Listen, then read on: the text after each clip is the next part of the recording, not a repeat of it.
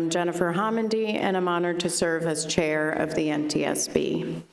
With me today are my board colleagues, Member Michael Graham, Member Tom Chapman, Member Alvin Brown, and Member Todd Inman.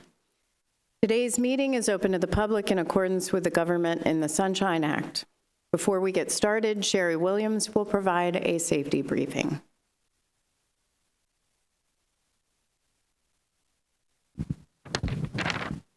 Good morning. My name is Sherry Williams. Welcome to the NTSB boardroom.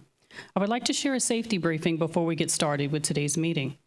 If you have not done so already, please silence your electronic devices. Restrooms are in the lobby to the left as you are exiting the boardroom. In the event of an emergency, we have designated NTSB personnel to certain roles. Please raise your hand and stand as I call your name and remain standing until the conclusion of the safety briefing. Rochelle McAllister will call 911 and meet emergency personnel out the front doors. There's a defibrillator in the lobby just outside the doors in front of me, and a first aid kit in conference room A, the closest room to the security area in the lobby.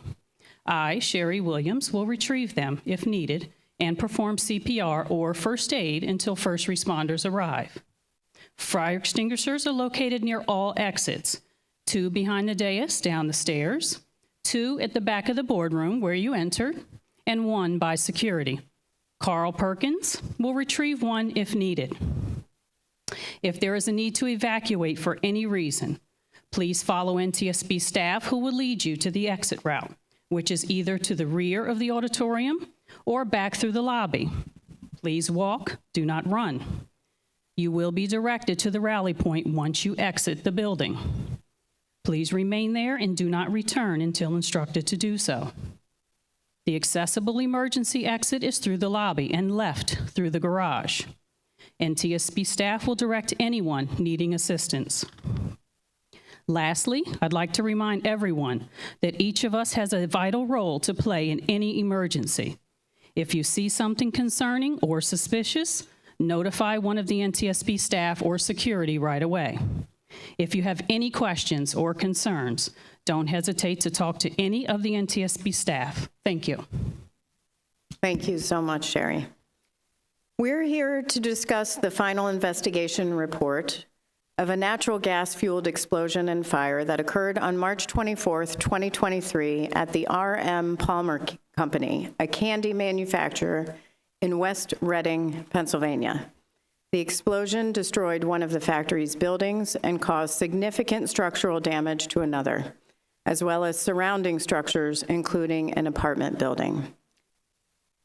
7 people were killed, all of whom were Palmer employees. 10 others were injured, including 7 Palmer employees and 3 bystanders who assisted the injured after the explosion. 3 families were displaced from the neighboring apartment building. I'd like to take a moment on behalf of the entire agency to address the families and friends of those who lost loved ones in this tragedy. I also want to express our sincerest sympathies and condolences not only to you, but to those who were injured in this tragedy and continue to suffer, and certainly for those survivors and for the Palmer employees who lost their colleagues. Certainly today is going to be a very difficult day, and our thoughts and our hearts are with you. We all want you to know that our work today doesn't end with adoption of the final investigation report. These safety recommendations that we adopt today, we will continue to work for days, months, years, sometimes decades, to make sure that those are implemented. Let's now turn to today's meeting. Each board member has studied the draft report and met individually with the investigative team, but this is the first time we've gathered together as a board to discuss the report. In a moment, NTSB staff will present the pertinent facts and analysis and summarize their findings in detail. After their presentations, board members will examine the key safety issues uncovered during the investigation.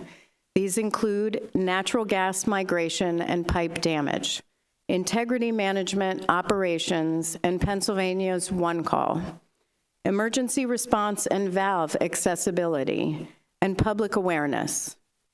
Staff will then propose the relevant findings, probable cause, and safety recommendations for board consideration.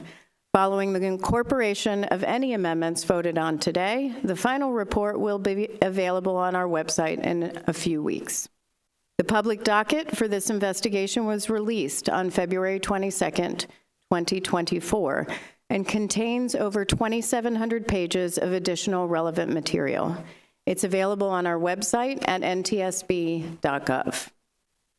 As we know all too well, emergency responders are key to significantly reducing injuries, minimizing property damage, and facilitating a quicker recovery by enabling prompt action and coordinated efforts during critical moments of a crisis, potentially saving lives and protecting communities when disasters occur. Proper planning and response can be the difference between life and death in emergency situations. A total of 30 fire and rescue companies, 15 law enforcement agencies, 9 emergency medical services, and 2 local search and rescue companies responded to this tragedy. I want to thank the dedicated professionals from each of these organizations. Before I turn it over to Mr. Curtis, I'd like to acknowledge the Pipeline and Hazardous Materials Safety Administration and its more than 500 dedicated employees. In addition to serving as a party to this investigation, PHMSA is celebrating its 20th anniversary. PHMSA was created in the Norman Y. Mineta Research and Special Programs Improvement Act of 2004, the first public law that I worked on as staff director of the Subcommittee on Railroads, Pipelines, and Hazardous Materials in the House. And that law was signed, went into effect on November 30th of 2004. The law made clear that in carrying out its duties, PHMSA must consider the assignment and maintenance of safety as its highest priority, recognizing the clear intent, encouragement, and dedication of Congress to the furtherance of the highest degree of safety in pipeline transportation and hazardous materials transportation. Safety as the highest priority. PHMSA and NTSB have pursued that goal together over the last 2 decades, which have seen remarkable safety improvements. The creation of 811, the National Pipeline Mapping System, operator qualification, hazardous liquid integrity management, gas transmission integrity management, gas distribution integrity management, excess flow valves, automatic and remote controlled shutoff valves and new pipelines, control room management, integrity verification, gas gathering lines, hydrogen pipelines, I could go on.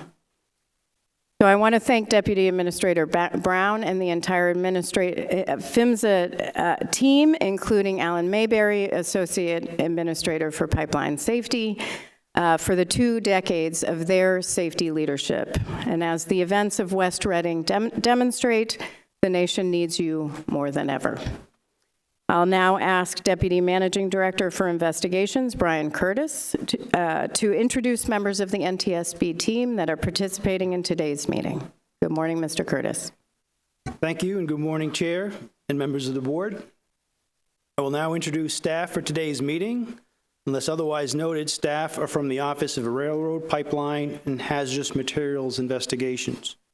In the front row to my right, Patrick Warren, Director for the Office of Railroad, Pipeline, and Hazardous Materials Investigations, or RPH. Sarah Lyons, Acting Deputy Director. Kim West, IIC Investigator in Charge and Pipeline Operations. Dr. Donald Kramer, Materials Laboratory from the Office of Research and Engineering. And Dane Spillers, Pipeline Integrity Management. Second row behind me, left to right, Tom McMurray, General Counsel for the NTSB.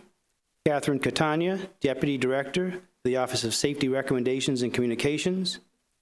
Michael Badinsky, Deputy Director for the Office of Research and Engineering. Scott Rainey, Safety Recommendations from the Office of Safety Recommendations and Communications.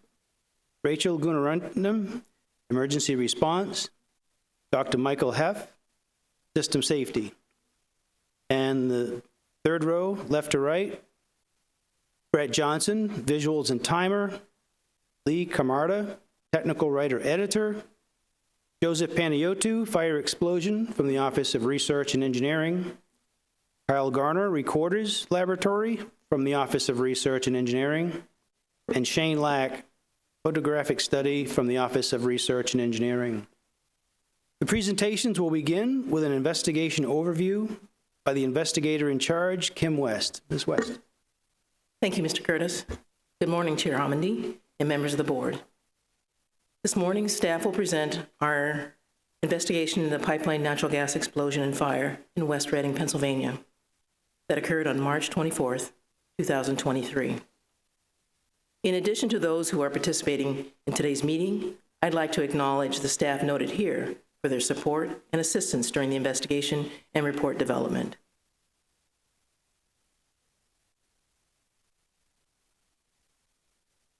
The NTSB was the federal lead agency for the pipeline investigation.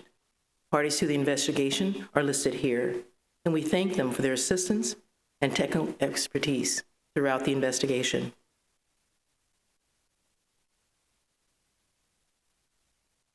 This is a map showing the relative location of the accident in the borough of West Reading, Pennsylvania. In the lower corner, you will see the inset showing the natural gas system at the intersection of South 2nd Avenue and Cherry Street. The red line shows a natural gas distribution main that served the R.M. Palmer Candy Factory buildings. This location will be discussed later in investigation staff. This is an overview of the affected area showing before and after the explosion. The natural gas system was owned and operated by UGI Utilities Incorporated, a subsidiary of UGI Corporation. The natural gas pipeline system delivered gas to both Palmer buildings from a gas main that ran lengthwise underneath Cherry Street, a public right-of-way, as shown in the picture on the right and indicated by yellow paint. Near the intersection of South 2nd Avenue, the Cherry Street main transitioned from a short section of steel and then reduced to 1 1/4-inch all-delay main, which was installed in 1982. All-delay is the trademark name of a polyethylene plastic gas pipe product manufactured by DuPont Chemical Company, using a proprietary polymer resin. The all-delay gas main had been inserted into an existing bare steel main that was first installed in 1911 and abandoned in 1982. You will hear more about the all-delay in Dr. Kramer's presentation. In 1958, Palmer moved to the current site in Building 1, and a short time later in Building 2. Building 1 had company offices and candy production. Building 2 was primarily candy production. Palmer owned pipes buried below the road surface in a conduit that ran between the two buildings. The right-hand image shows about where the conduit was located, as well as the excavation of the pipes after the accident. The Palmer-owned pipes were a steam pipe, condensate pipe, and 2 conduits, containing 6 chocolate supply lines between them. On Friday afternoon, on March 24th, 2023, at about 4:55 p.m. local time, a natural gas-fueled explosion and fire occurred at Palmer's Buildings 1 and 2 in West Reading, Pennsylvania. The emergency response required a 4-alarm response. As a result of the explosion and fire, 7 employees were killed, 10 people were injured, and 3 families were displaced from their apartments. The explosion leveled Palmer's production Building 2 and caused significant structural damage to Building 1. The accident caused an estimated $42 million in property damage. Excuse me. Initially, Palmer employees reported smelling gas or a strange gas odor in both buildings around 4:20 p.m. 3 of the victims entered Building 2 just before the explosion in an apparent attempt to find the source of the gas odor. At 4:55 p.m., Building 2 exploded. After the explosion occurred, alarms went off throughout Building 1, and employees inside the building ran toward the exits. All 7 people killed in the accident were inside Building 2 at the time of the explosion. Around 4:56 p.m., personnel from the City of Reading Fire Department, who were about a half a mile away from Palmer's building, heard the explosion and self-dispatched to the accident scene. Multiple agencies from the federal, state, and local jurisdictions, as well as UGI, responded. Around 5 p.m., the City of Reading Fire Department requested that UGI respond to the accident. UGI responded by shutting off the gas at around 6:15 p.m., and the fire began to extinguish.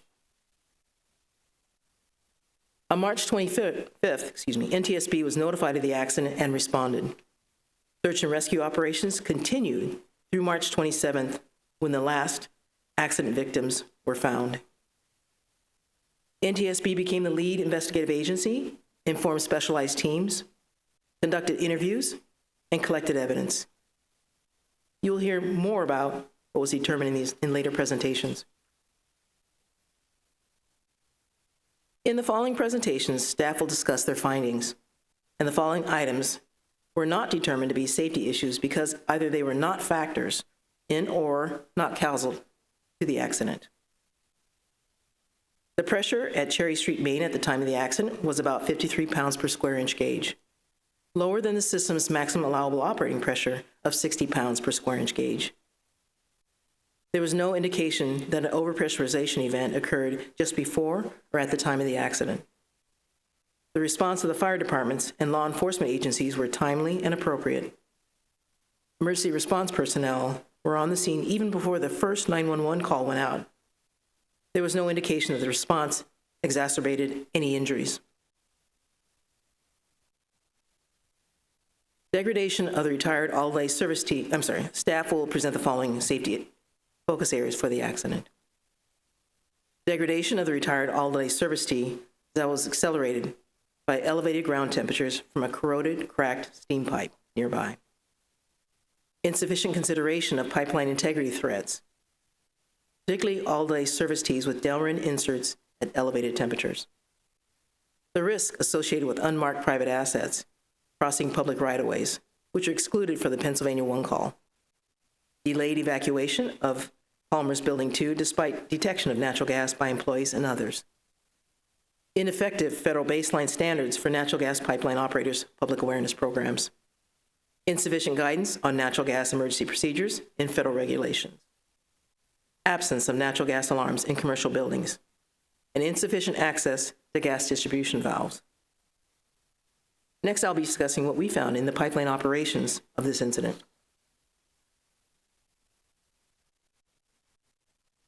In addition to presenting the overview of this accident, I held the role of the operations group chair and will be presenting the pipeline operation aspects of this accident. In my presentation, I'll be discussing the following topics.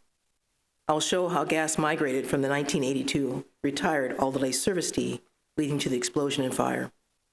I will also discuss membership in the Pennsylvania 811 Center, Pennsylvania 1 call, and how Palmer's pipes were not registered with the Pennsylvania 1 call system.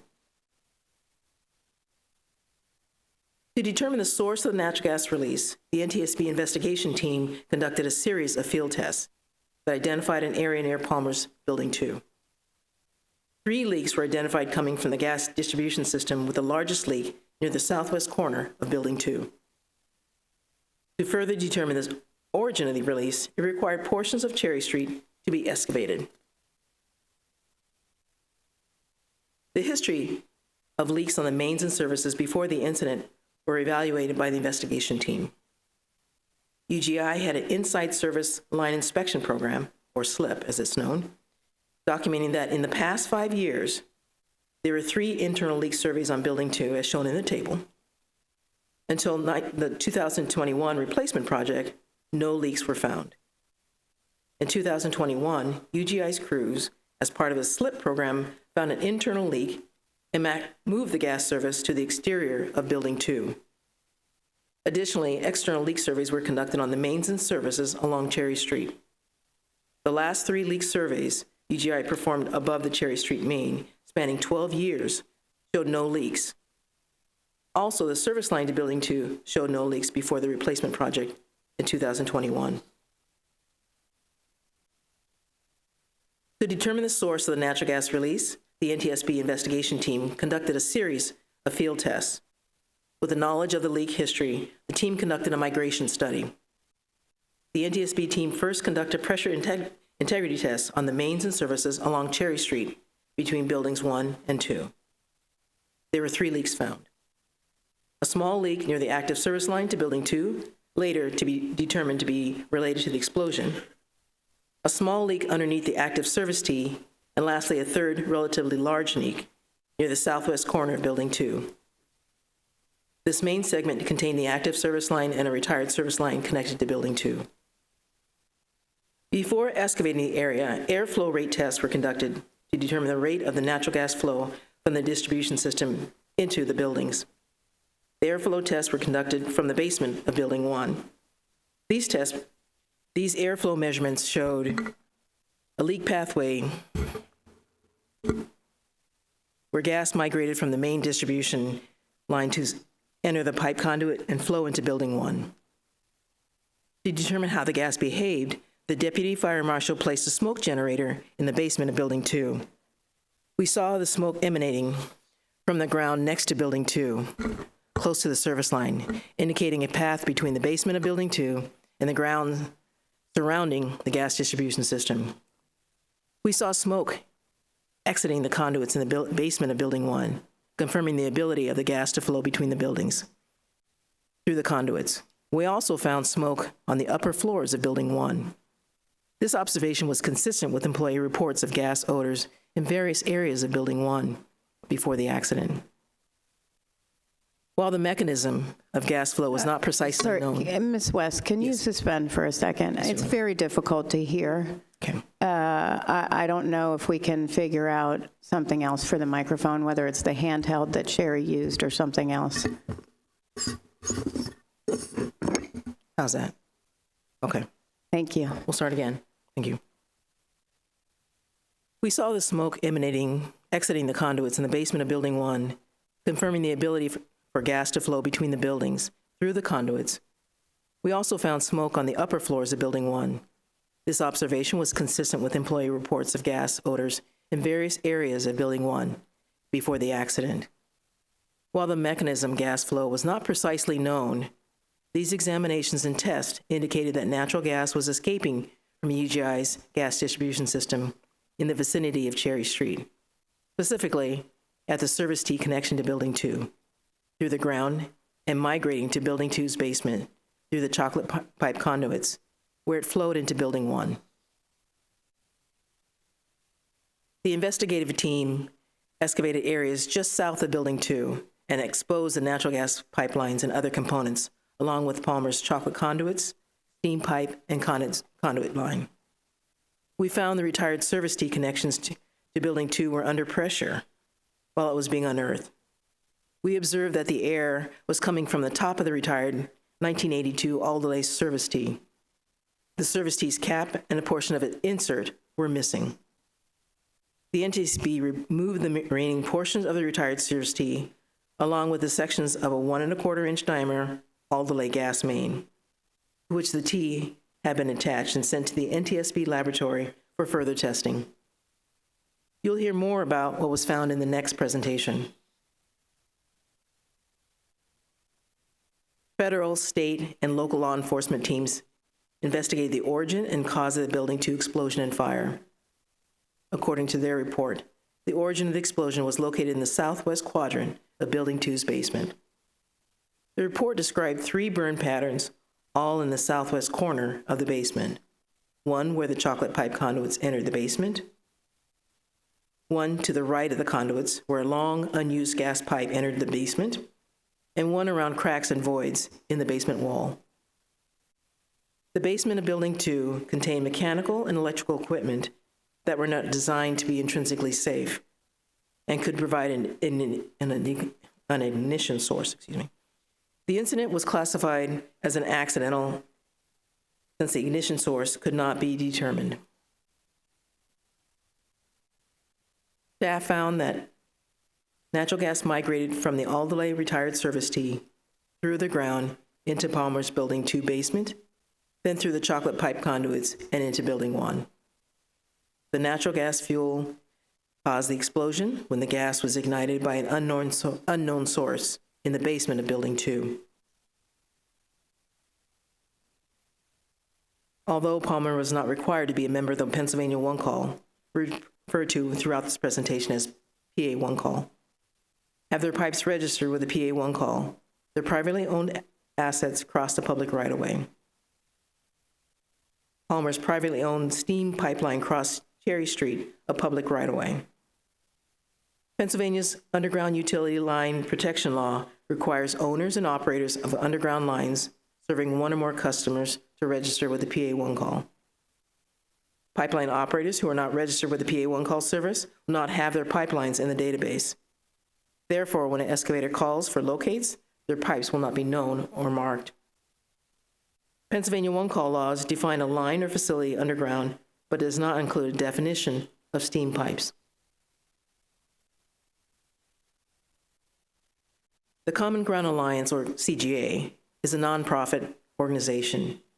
It promotes underground facilities damage prevention and damage prevention best practices to all stakeholders, including the public, facility operators, utility locators, excavators, farmers, and one-call organizations, with the goal of encouraging adoption of damage prevention best practices.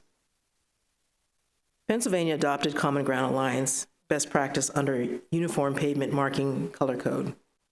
The code includes steam pipelines along with other potentially dangerous materials transported by pipeline, such as gas, oil, petroleum, and other gaseous materials. The guide recommends marking the location of underground steam lines with a yellow pavement paint. In CGA's best practices, a member of the 811 Center consists of anyone who transports products to a third party for its use or consumption or for internal use by means of an underground facility that crosses a right-of-way or utility easement. Staff found that had Palmer's privately owned steam pipelines been registered with the PA One Call, their assets would have been identified and marked with a uniform marking code. However, the Underground Utility Line Protection Law does not require owners and operators of pipelines transporting steam underneath public rights-of-way to register their assets with the PA One Call.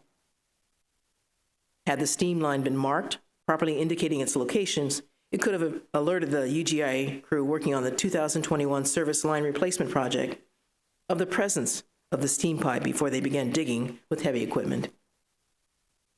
By increasing awareness of the underground private assets, like some steam pipes that cross public rights-of-way, broad national adoption of the Common Ground Alliance recommend best practice on the 811 Center membership can help prevent accidents similar to this one. Staff proposes one new recommendation to the Commonwealth of Pennsylvania and one new recommendation to the Common Ground Alliance. This concludes my presentation. I'll now turn it over to Dr. Kramer, who will discuss the NTSB's laboratory examination and research.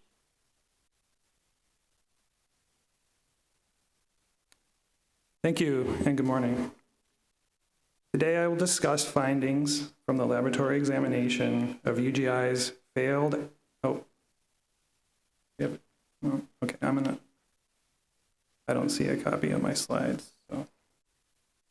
All right, thank you. Today I will discuss findings from the laboratory examination of UGI's failed out-of-lay service T, as well as other UGI and Palmer assets that were in the vicinity of the T. First, I will describe the construction of a typical T assembly. I will then show how the accident T's tower assembly failed by slow crack growth of its outer polyethylene shell and by thermal degradation of its polyacetal insert. I will also show findings of thermal damage to nearby components that were placed in the ground during a 2021 UGI project to relocate the gas meter and replace the service line in T to Palmer Building 2. I will then turn to Palmer's nearby steam pipe. I will show that this pipe corroded, deformed, and ultimately fractured, allowing the direct injection of steam heat into the surrounding environment. I will conclude with a study in which the lab considered the heat emitted by an intact steam pipe. These images of the Building 1 Adelaide service T, installed at the same time as the accident T, illustrate the T's construction and operation. The purpose of the T is to branch off the gas main and connect to a service line. The T is fused onto the gas main, and after the service line is connected and inspected, the gas main is punctured, allowing gas to enter the service line. This is done using a cutter that is housed in a tower assembly, as shown in cross-section on the right. Adelaide tower assemblies consist of an outer shell made of polyethylene and an insert made of polyacetal, which was marketed by DuPont under the name of Delrin. The tower is sealed on the top by a cap, also made of Delrin. The image on the left shows what the tower insert and inside surface of the outer shell look like after disassembly. The surfaces have interlocking ribs that keep the insert from rotating or pulling out of the tower. These images show the post-accident condition of the damaged Adelaide service T. The T was originally installed in 1982 to provide natural gas service to Building 2. In 2021, the service line was retired and capped, and new gas service was installed nearby. Natural gas was still present in the T and the service line stub. The T's outer shell had a longitudinal fracture that extended from the top of the tower toward the base. The insert was fractured near its base, and only about the bottom 30% remained. The polyethylene outer shell and Delrin insert exhibited features indicating exposure to significantly elevated ground temperatures. The fracture through the outer shell, shown here, had a flat appearance with fracture features that were consistent with slow crack growth, a time and temperature-dependent failure mode that is known to occur for this material. The fracture features were traced back to an origin on the inner surface of the shell in a longitudinal groove near the top of the tower. Much of the fracture through the Delrin insert had a coarse granular appearance, while the insert's outer surface exhibited multiple cracks and small voids. The features were consistent with thermal degradation of the Delrin insert from exposure to significantly elevated temperatures. Other UGI assets installed as part of the 2021 Service T replacement project also showed signs of a significantly elevated ground temperature. As indicated on the left-hand image, the Adelaide gas main underneath the 2021 Service T had a through-wall crack. Also, the seam on a marker ball, a polyethylene sphere containing fluid and a passive antenna, had ruptured, allowing the contents of the ball to escape. This then caused the ball to collapse from subsequent local temperature fluctuations. Staff determined that the primary source of heat that elevated the surrounding ground temperature was Palmer's nearby steam pipe. This pipe was 4 inches in diameter, laid perpendicular to UGI's gas main, and was located about 23 inches west and about 15 inches above the top of UGI's retired Adelaide service T. The outside of the pipe had corroded in one region, reducing its wall thickness to between 17 and 19% of its original value.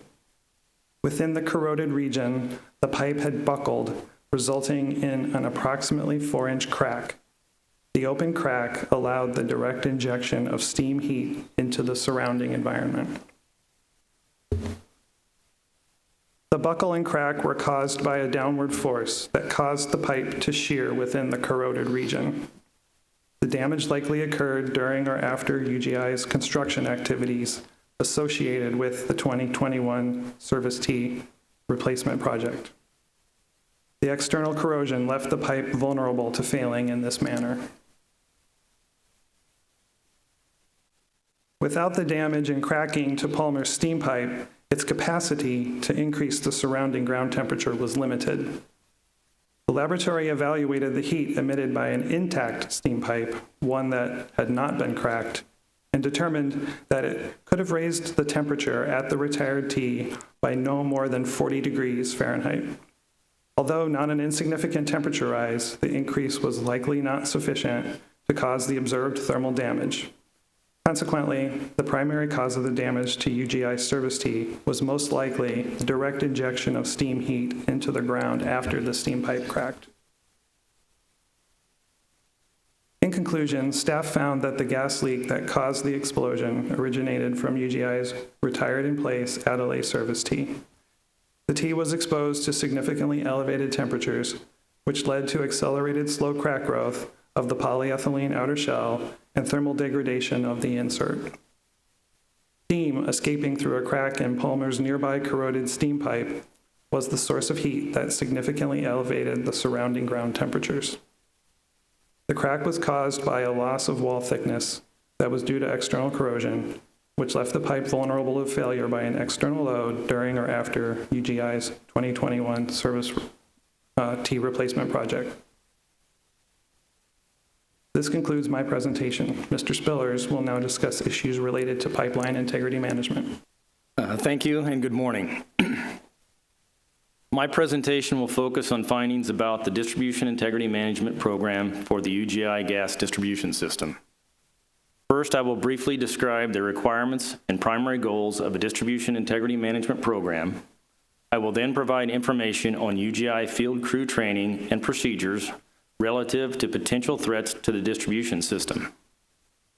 I'll describe the field crew discovery of a steam line near UGI Adelaide piping, and I will finish with a short review of UGI practices related to Adelaide service tees with a Delrin insert.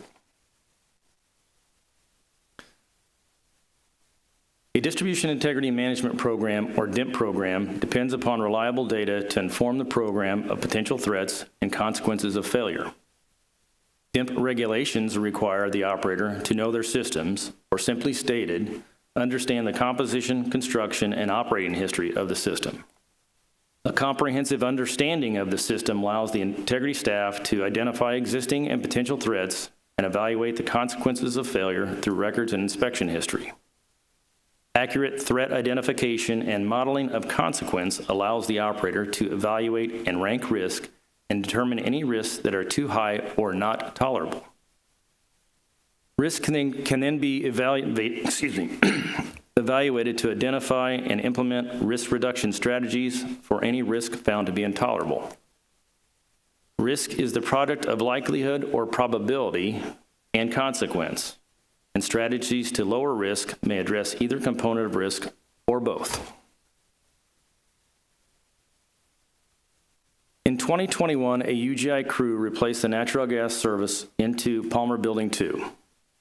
During the excavation of the original service, the crew noticed a white powder in the excavation and asked a Palmer employee if they could help identify the powder.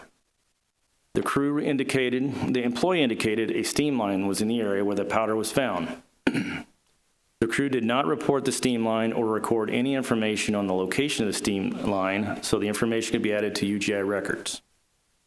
UGI procedures and field crew training did not include any reporting requirement for recognized or potential threats to the distribution system when discovered during field work.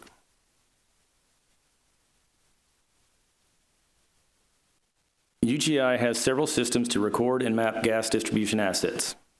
Many original records include only generic descriptions of the asset and do not include the specific material name or description. After the accident, UGI provided the NTSB with the total miles of Adelaide distribution mains and services installed in their system according to the records. UGI also evaluated the original generic records and developed an estimate of the potential miles and numbers of services installed from 1965 through 1986. The evaluation indicates the UGI system includes about 600 miles of mains and 86,000 services labeled as polyethylene that could be Adelaide.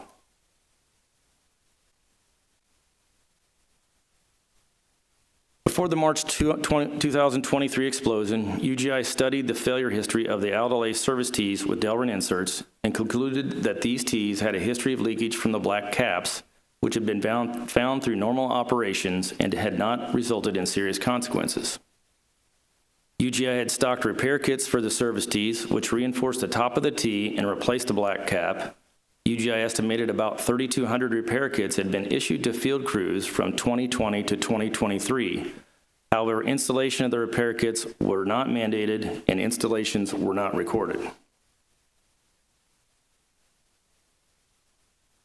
Staff found UGI did not address the threat posed by the steam pipe, and their DIMP was not effective in preventing the accident. Without sufficient threat information, UGI's DIMP was not able to effectively evaluate the risk from elevated temperatures near outlay piping or identify risk reduction strategies. With proper procedures and training for field workers, UGI's DIMP could have been aware of the steam line near their gas piping and could have evaluated the potential threat. The severity of this accident and the history of failures of outlay tees with Delrin inserts indicates the continued use of these fittings has risk. Outlay piping was first installed more than 50 years ago when asset records were unreliable. Operators with poor records may not be evaluating threats accurately, and appropriate risk reduction actions may not be implemented. Additional industry guidance on the threat to plastic pipes from elevated temperature can improve the awareness of the threat so other operators can effectively manage the integrity of their assets.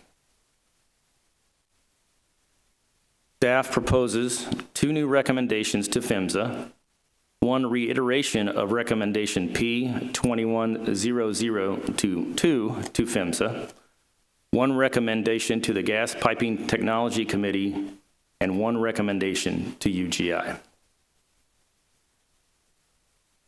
This concludes my presentation. Ms. Gunaratnam will now discuss emergency response. Good morning. My presentation will focus on the emergency response to the incident. I will be reviewing the actions of RM Palmer, local emergency responders, and UGI. On March 24th, natural gas was detected during the second shift at Palmer's West Reading facilities. The second shift started at 3 p.m., and gas was detected over an hour into the shift. Several Palmer employees in Building 1 told the NTSB they reported a gas smell to their supervisors. The employees reported estimated times between 4:20 through 4:46 p.m. One supervisor told employees they could go home early. However, some of the employees were concerned that if they left, it would count against their workplace attendance record.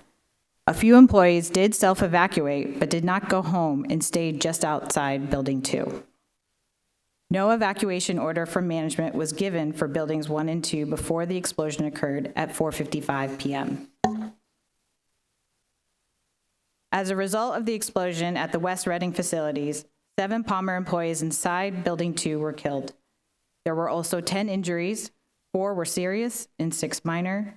Those injuries involved 6 Palmer employees, 1 delivery truck driver, and 3 bystanders who were assisting the injured.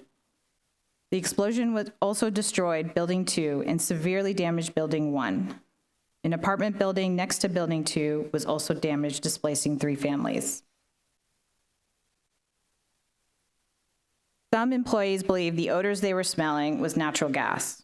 However, they were never trained on natural gas hazards and how to respond to a leak. Employees were typically trained on safety concerns within their job duties. RM Palmer had an emergency response manual called the Red Book that they included an evacuation procedure and listed a number for UGI. Although employees were not familiar with the Red Book, they were trained on the evacuation procedure because the company conducted evacuation drills. However, the Red Book did not include a procedure on how to respond to a natural gas leak. Since the March 24th incident, Palmer has installed natural gas alarms in their other buildings. They have also required annual training in both English and Spanish on their new emergency response procedure for natural gas that says to immediately evacuate when a smell of gas is detected or a natural gas alarm is triggered. Staff reviewed health and safety regulations and codes that would address emergency response for a natural gas leak.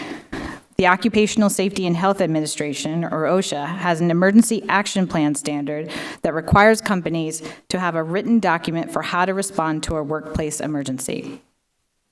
After the March 24th accident, OSHA issued several violations to Palmer, one of which was under the Emergency Action Plan standard.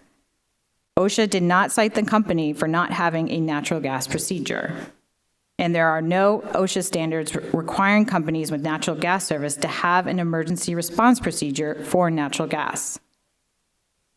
The local fire and building and fuel gas codes that were required in Pennsylvania and in the borough of West Reading also do not require an emergency response procedure for natural gas. According to the American Gas Association, 5.6 million businesses receive natural gas service in the U.S. Employees or building occupants in those businesses may be unaware what steps to take when they smell natural gas. A requirement to include a natural gas procedure in the company's emergency response plan would reduce their risk of being affected by a natural gas explosion or fire. Therefore, staff found that had the company trained their employees on the hazards of natural gas, the employees and managers could have evacuated to a safe distance.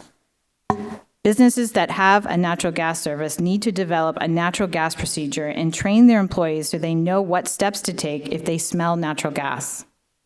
Staff proposes one recommendation to OSHA to address this safety issue. The first responders on scene were the City of Reading Fire Department. Fire personnel were just half a mile away when they heard the explosion and arrived before the first 911 call came in at 4:57 p.m.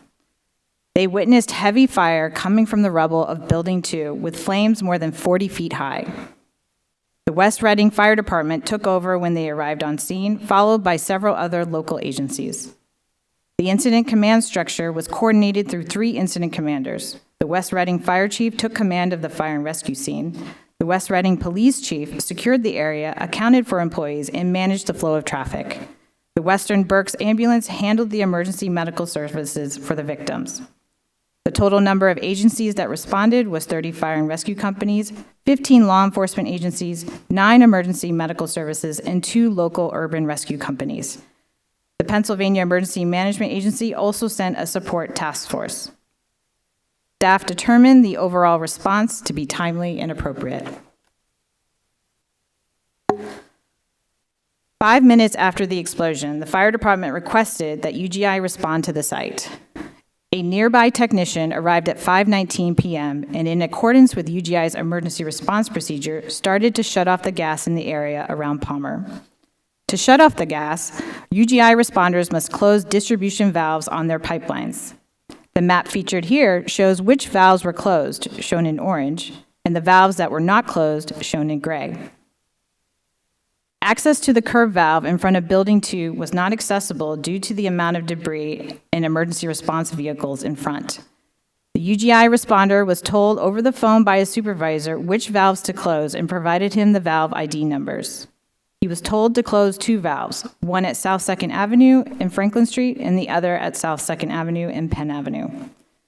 The UGI responder was able to close the first valve on Franklin Street around 5:30 p.m. with no issue. He then went to close the one at South 2nd Avenue and Penn and told the NTSB that the valve ID on the valve box didn't match UGI system records. He and other UGI responders were not able to locate and close the valve. UGI later reported that this valve had been paved over. Per UGI procedures, he was to go to the next closest valve. However, by moving further back in the system, gas feeding into the system from another direction required responders to close an additional valve. The responders closed the valve at South 3rd Avenue and Penn at 5:50 p.m., and the last valve at South 4th Avenue and Penn Avenue, which needed a vacuum truck to remove dirt and debris in the valve box, which was closed around 6:15 p.m. This stopped the flow of gas to the affected area and the fire extinguisher soon after. During the time that UGI was closing the valves, firefighters reported flash fires over them while searching the rubble for the injured, as well as flames underneath the sidewalk near the exploded building. Staff reviewed publicly available images that appeared to show a paved-over valve that would have prevented access to inspections, while UGI records show that the valve had been inspected 2 years before the accident. The presence of a nearby water valve with a similar valve lid suggests that UGI inspectors may have inspected the wrong valve.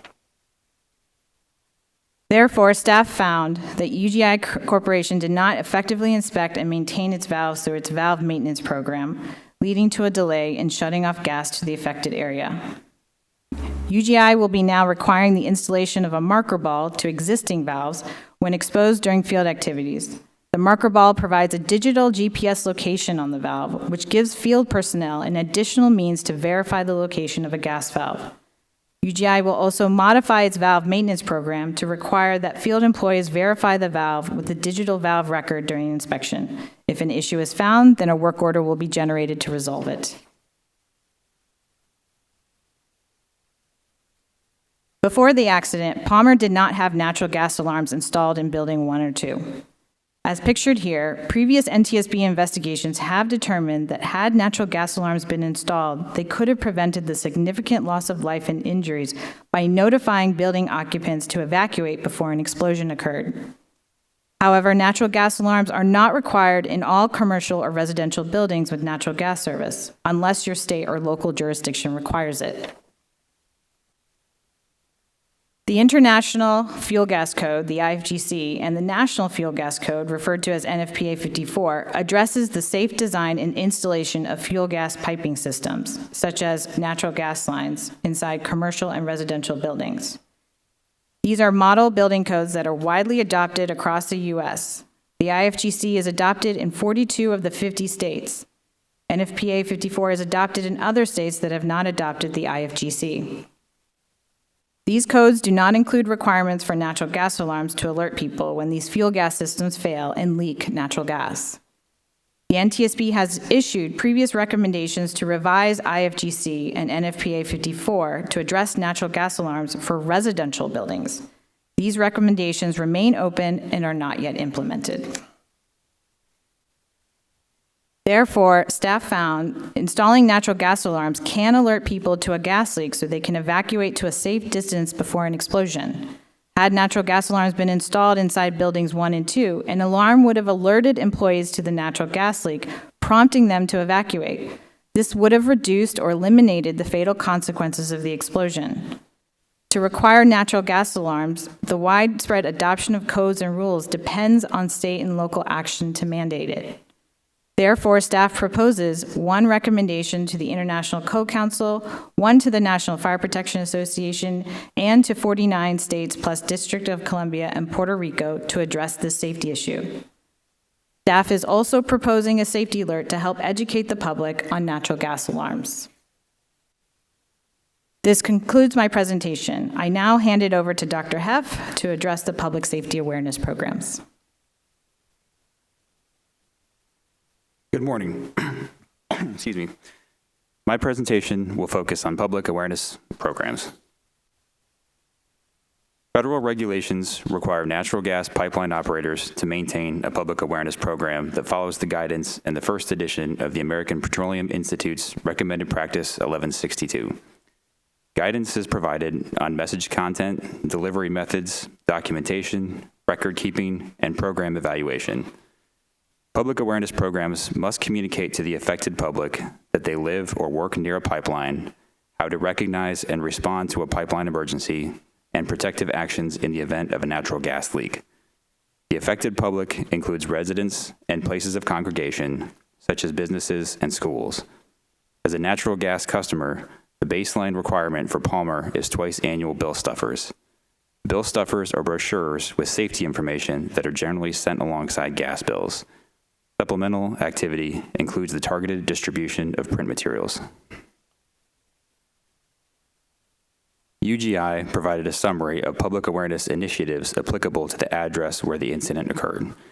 These included mailings of scratch and sniff brochures in English and Spanish in December 2022 and January 2023, an advertisement in a local newspaper, and a presence at several community events. Ongoing efforts include gas safety classes at local schools, on-hold messaging at the UGI call center, social media posts, and bill stuffers. NTSB reviewed UGI's Public Awareness Program Effectiveness Reports, which contained survey data. For one question, 36% of respondents did not recall receiving information from a pipeline company within the past 2 years. For another question, 21% indicated that they just scanned UGI's bill stuffer. 38% did not know whether they had read it, and 8% had not read it. For a question about what respondents would do in a pipeline emergency, 38% did not indicate that they would evacuate. This data shows that many responders had not read UGI's bill stuffers and lacked critical knowledge about natural gas safety. Palmer Management did not recall receiving natural gas safety information from UGI through any means. They believed that their West Reading facilities were at a low risk for a natural gas explosion and that employees would have time to react to a leak. They based this assessment on the gas usage in Building 1 and 2. However, this is not an accurate way to gauge risk. All gas leaks should be recognized as dangerous. In deciding not to evacuate after employees reported a gas odor, Palmer Management showed that they were inadequately informed about natural gas safety. Bill stuffers are a one-way communication, as are most of UGI's public awareness program initiatives. There is no guarantee that customers review the safety information contained in bill stuffers or that they act on it. Business mail that includes the gas bill and stuffers generally goes to a dedicated department at an organization, such as accounting. The result can be that safety information contained in bill stuffers is not seen by all employees. The circumstances of this accident show how a lack of employee awareness can increase the severity of a natural gas incident. Greater public awareness is needed to mitigate the risk of another failure to evacuate a place of congregation during a pipeline emergency. Natural gas alarms can alert people of a leak so they can evacuate the area. However, many people are not aware that they're available. Palmer did not have natural gas alarms installed in their facilities. The American Petroleum Institute's recommended practice 1162 does not require safety messages about natural gas alarms. UGI distributed safety messages about smoke and carbon monoxide alarms, but not natural gas alarms. Staff found that natural gas pipeline operator public awareness programs may not reach members of the public in places of congregation or multifamily residences, so these members of the public may be unaware of natural gas safety guidance to immediately report a natural gas odor. More effective methods are needed to educate businesses, schools, and other places of congregation about natural gas safety. Staff also believes that public awareness programs should promote the implementation of natural gas alarms. Thus, we propose 3 recommendations to the Pipeline and Hazardous Materials Safety Administration and 1 to the American Petroleum Institute. This concludes my presentation. This concludes staff's presentations. We are now prepared to answer any questions that you may have. Thank you to Ms. West, Dr. Kramer, Mr. Spillers, and Ms. Gunaratnam, and Dr. Hoff for your excellent presentations. We're going to go to board member questions that are focused on 4 major safety issues that NTSB identified in the investigation. First, natural gas migration and pipe damage. Second, integrity management operations and the Pennsylvania one-call system. Third, emergency response and valve accessibility. Fourth, public awareness. Certainly, if there's any other issue that needs to be raised or asked of questioning, we will do that in a catch-all round at the end. And then before we consider the draft, or during that discussion, we'll have a focused deliberation to highlight those areas where we believe we can make the most difference to improve safety. Some members, just as a reminder, might have comments on all these areas, some may not. So we're going to go ahead and begin the discussion on the first issue, which is natural gas migration and pipe damage. And we will start with Member Graham. Thank you, Chair. And I want to thank the team for their great work on this investigation.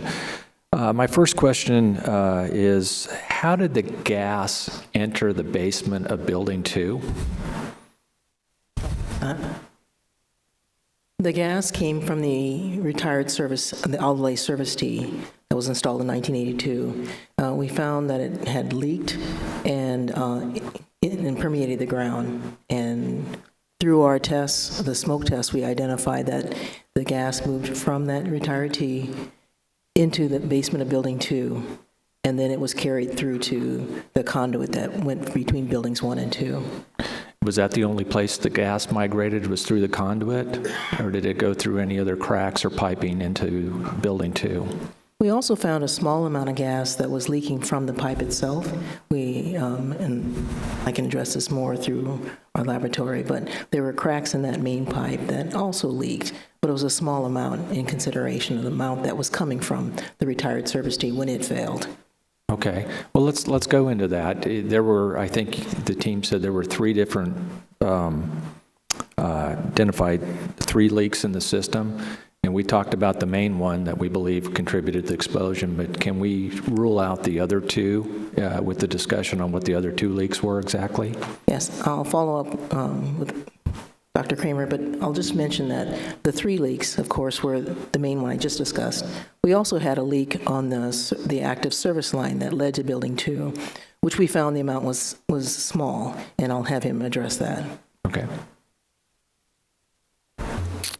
Yes, thank you. So in addition to the main leak, there was a small through-wall crack in the gas main under the 2021 service T. That was characterized as a small leak. That would have been there prior to the gas explosion. The leak that was found on the service line was directly attributed to the explosion. Okay, thank you. The retired service T's Delrin insert had a through-wall fracture that showed crazing on the side closest to the steam pipe and porous and granular features elsewhere. What is crazing? So, crazing is essentially a method of deformation for polymers under a constant applied stress or load. The material undergoes a sort of a form of creep, and so under that continuous load, it will deform over time. Great, thank you. What are the main factors driving that drove the slow crack growth? Well, so slow crack growth requires a material that is susceptible to that deformation mode, and so that condition is satisfied for both polyethylene and for the Delrin. Particularly in the case of Adelaide polyethylene, that is a failure mode that is, especially for early vintages of Adelaide, is widely known and understood. So once you have a material that is susceptible, the other 2 factors are stress, time, and temperature. And what was the biggest factor out of all those that created the crack? Well, so of course, I would absolutely, in this instance here, it's the temperature. The temperature? Okay, thank you. If you could pull up slide 21 really quick for me, please. And I think it's good that we point out, it's kind of tough in the picture, but could you tell me exactly where the retired service T is in relation to the steam pipe? How far away? Sure. Is that retired service T from the steam pipe? Do you want me to? Yeah, it is difficult to see in that picture. All the components are labeled, but the retired service line is, we measured it as 23 inches to the east of the steam pipe and about 15 inches below. And then the 2021 replacement service line is about an additional 9 inches to the east of the retired service line. Okay, pretty close vicinity and below the steam line then. Okay, real quick, the new service T line, what kind of material was that? That is also polyethylene, but it's made of a modern resin. Okay, thank you for that. I see my time's up. Thank you, Member Chapman. Thank you, Chair. First, I'd like to echo the Chair's opening comments. This was a terrible tragedy, and I want to offer my sincere condolences to the loved ones and the friends and the colleagues of the victims. Some of you I know are here today, and others are watching. I'm sure this is a difficult day. We're working very hard to help ensure that a tragedy such as this one can never be repeated.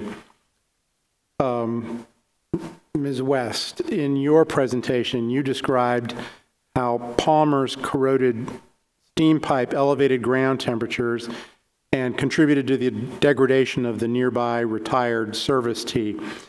And that allowed gas to leak and migrate underground.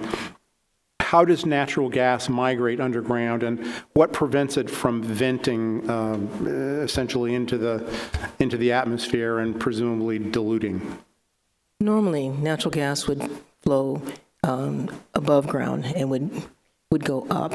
However, when it's capped by either dense soil or, in this case, asphalt, it's being forced to spread. And it often seeks an area that has least resistance in the soil or whatever conditions are there. In this case, it might follow a pipe, or it might follow loose soil and find its way directed in another area. In this case, it can follow an old pipeline system, or it can just move through the soil that's been, is loose soil, and gets into building 2 through those openings in the base of the building. So in this case, the concrete sidewalks and the paving on the street prevented the gas from venting into the air. Correct. It may allow some gas, but the majority did not. I understand that bar hole tests were performed 6 days after the accident and about a month after the accident. First, can you just very briefly explain what a bar hole test is for those that don't know? But what was found in each of these tests? One 6 days after, and then tests done a month later.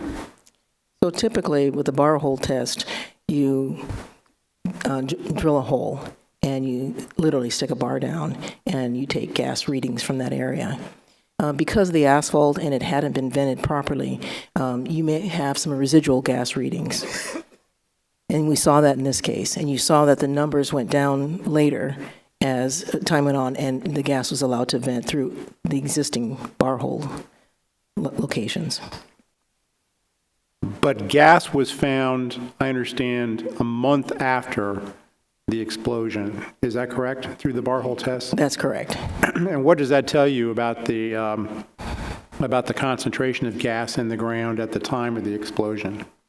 What it does say is that the gas at the time of the explosion, we look to bar hole testing to normally identify where, or pinpoint where the source of the gas is coming from. But we also take into account the conditions in which you find the gas. So if it's air if it's vented directly up, it can tell you directly where that source is. In this case, because we had a cap or asphalt and it was beginning to spread along the ground, it didn't make it easy to pinpoint where that gas leak was coming from. And we, as a team, we were trying to discover where that origination of that leak was coming from, which made it difficult. How did you and the investigative team determine that it was the service T, that was the source of the leak? As I mentioned in the presentation, we went through a series of tests to identify where the gas was coming from and looking for, as an elimination method, finding where the gas could have come from. We did leak tests to determine where the gas was leaking from. And when we excavated and we found that the service T, gas was coming, a lot of gas was coming from that service T. Now that pinpointed where the team was discovering where the origination was. Thank you. Chair, I have a few more questions. I'll just hold on to those. Thank you. Thank you. Member Brown. Thank you, Chair. I just want to follow up on the remarks the Chair made earlier this morning. I want to start by extending my condolences to those families and friends and to those who were injured and impacted by this tragedy. As it was mentioned, some of the family members are here, some of them online. I want them to know that, they're not forgotten. They're not just a number. They're human beings. And we take our job very seriously. Our whole mission is about making safety better. So I want to thank them for being here and thank them for being online. My first questions are on the topic of natural gas migration, as my colleagues started off with. I want to follow up on Member Graham's question because I had the same, almost identical question. The reports indicate that the natural gas entered Palmer's Building 2 in the basement where the chocolate conduit entered through a crack in the building foundation and where an unused gas pipe entered the building. So the gas was coming out of 3 places. Is that correct? Is that the position? Correct. It can come into the building through the ground into wherever there are openings in the building foundation. In this case, we did have an existing 1911 steel pipe that was connected to the foundation. That was a good source for the gas to enter Building 2, as well as cracks and other sources. During previous reports by employees of smelling gas or visits from UGI, for example, the scheduled leak survey in February 2021, which found a leak inside Building 2, were any of those leaks in the same area where the gas was entering the building just prior to this explosion? The leak that UGI found or discovered during the 2021 replacement project as part of their program of internal leaks. They identified a leak coming from the meter and service into the building. This poses a higher risk, obviously, of gas getting into a building and filling up. So they took a high priority to this investigation. If a leak is found externally, it has, as we discussed earlier, it has the ability to vent to air. It's still serious, but the risk is higher for the internal leak, and that's why they went in and removed the internal service and moved it exterior to the building. Are scheduled leaks surveys standard practice? Yes, they are. Do we know how often UGI conducted scheduled leak surveys and when the most recent one prior to this explosion? The internal,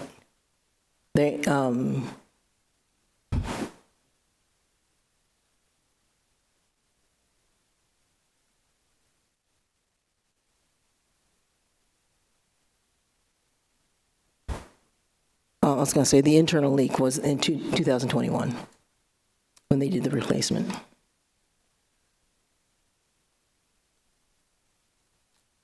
During previous leaks, reports from Palmer's scheduled leak survey or repairs from UGI, did UGI advise Palmer to evacuate employees? In the previous leaks that they had found, they were above ground leaks found off the meter, and these were leaks coming from the meter that they could simply adjust. That would not require them to evacuate the building.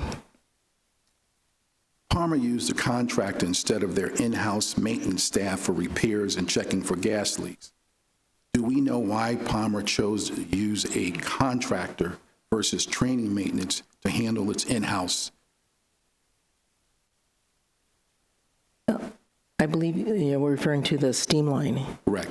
Yes. So they had used a contractor for their main steam boiler. And their staff, normally their maintenance staff, took care of most of the machinery, anything external to that. They brought in a contractor to do that kind of work.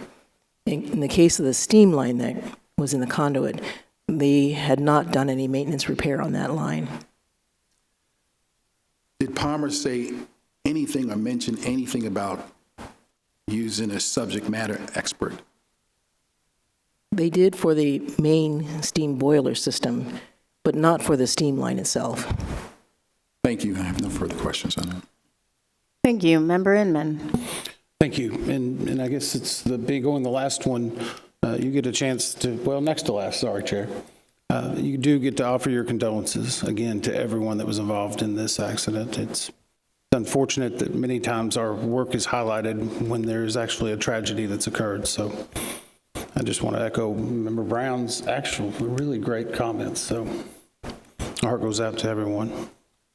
I want to point back to, I guess, the one thing I found in my first year on the board is we often are revisiting subjects pretty significantly sometimes. And especially I want to go back to San Juan DuPont incident that occurred in 1996. 33 people killed, 69 injured. And in the summary of that report, we found the following safety issues: adequacy of employee training, need for an excavation damage prevention program, adequacy of maps and records of buried facilities, adequacy of public education on what to do when the odor of gas is detected. Now, this is 1996. 33 people died, 69 injured. And we're sitting here again today and probably going to deliberate the exact same issues again. Sometimes you think we can learn our lesson, or at least the operators can. So I would suggest the public take a look at that report. It's very exhaustive. They've done a great job. It echoes a lot of what we see today. I'm going to go with some of my questions specifically. How many times was UGI called to the Palmer facility prior to this accident?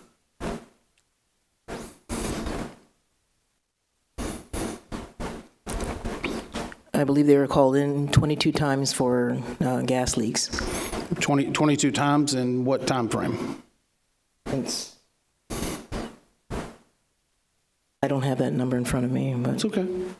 But is that a large number of times? Is it a small number? Is it considered average? Because to me, 22 times for gas leaks seems like a lot.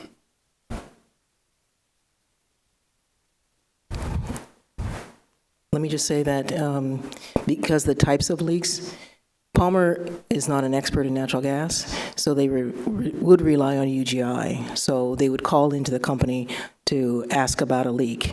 And a lot of leaks that they had identified were on the meter near the boiler room. So this would require the company to do small tweaks to the gas system to make adjustments so the gas didn't leak. Again, they were lower risks because they were above ground and located on the meter set assembly. We've said this a couple of times, above ground is a lot less dangerous. Is there a way to detect for below ground? Yes, they have methods for determining gas leaks underground. Part of it is the boreholing. There's other methods. Were any of those methods employed around RM Palmer, or did UGI employ them for other businesses that might be having similar type of gas leaks? I can't speak to UGI, but that's not untypical to, when you get a leak report, to go and investigate, and it may be underground. And that's very typical that they would bring in equipment to specifically address underground systems. The Adelaide piping that was involved, it was installed, if I'm correct, in 1982? That's correct. Yeah, I'm going to point back to San Juan again. The piping, which was also made by DuPont, was manufactured in 1982. The incident occurred, of course, in 1996. At that time, I know that there was a certain standard, and Dr. Kramer, I'm not going to try to hold you to something that we did a long time ago, but I noted that we actually did a specific special investigation report in 1988 around brittle cracking in plastic gas for brittle-like cracking in plastic pipe for gas service. And in that study, we actually talked about similar things where crazing or brittle type. Is crazing and brittle type fractures similar? Yes, they are. That's correct. So this has been a long-term industry issue?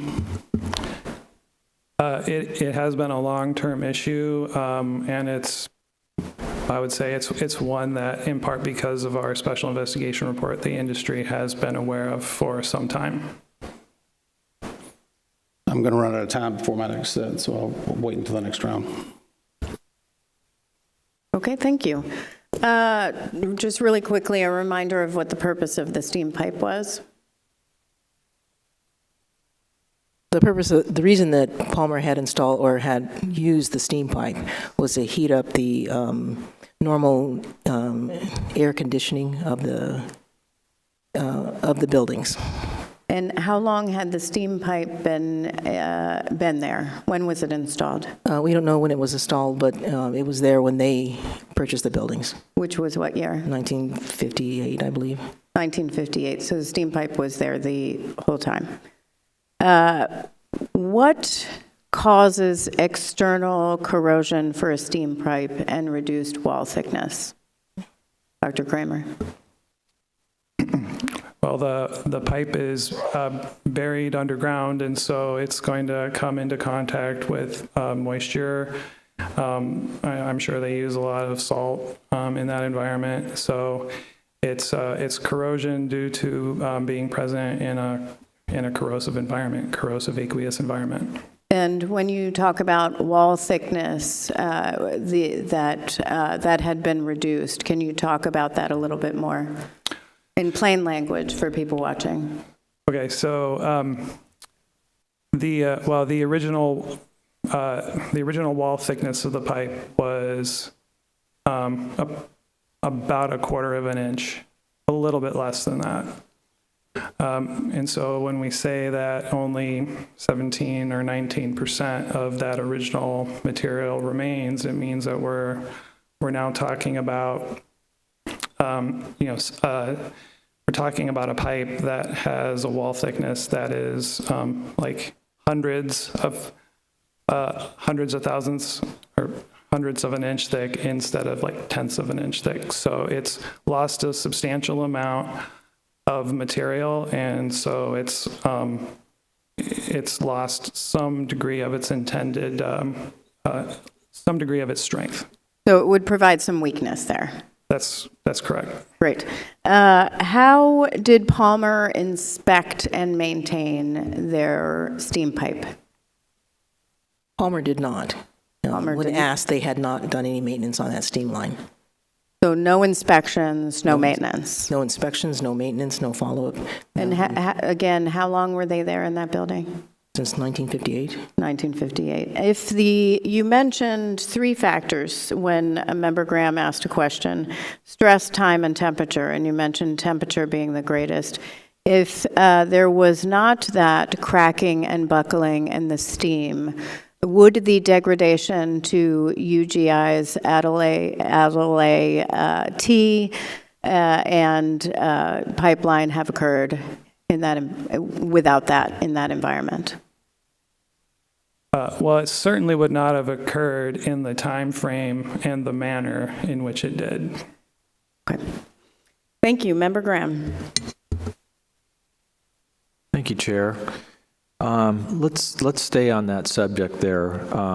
So the steam pipe had degraded over a period of time, but we believe the crack happened in the due to an external force. Is that correct? That's correct. Do we know exactly what that force was? No, we don't know exactly like what vehicle or what apparatus caused the damage to the pipe, but we know that it was a downward force that came from the road surface. Okay, thank you.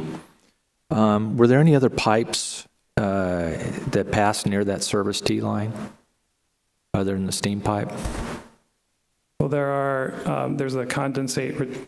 So as far as Palmer's assets are concerned, in addition to the steam pipe, there's the condensate return line, and then there are 2 conduits that house chocolate pipes. Are any of those transferring liquids at an increased temperature? Yeah, the conduits, the chocolate pipes are carrying chocolate and are at the liquid chocolate, which would be at an elevated temperature. Would that temperature be enough to raise the temperature of that service T line or the retired service T area? We considered that, but we felt that it was very unlikely, primarily because the temperature of the chocolate pipes themselves are not very high compared to the steam pipe. We're talking about maybe 100 to 110 degrees Fahrenheit for the chocolate pipes themselves. And those pipes are not in direct contact with the ground. They are air gapped inside this conduit. And of course, the conduit itself is not a great transmitter of heat. So when we looked at the situation, we just felt like it was probably not the primary source of heat. Now, it would potentially emit some heat into the environment, but I think we're talking about a relatively small amount compared to the steam pipe. Okay, thank you for that. Do we know if the steam leak had begun before February 16, 2021? Or do we have any indications that it had began before that date? I think staff is pretty confident that the pipe was not cracked. It was not emitting steam prior to the 2021 service T relocation project. Okay, and how would we have known that the retired service T wasn't degraded at that point? I think that if it had been substantially compromised, I think that the crew simply would have had a very difficult time performing their task and getting a gas-tight seal on the T. Okay. Do we have any other indications that the steam leak may have happened after the service there at this February 16, 2021?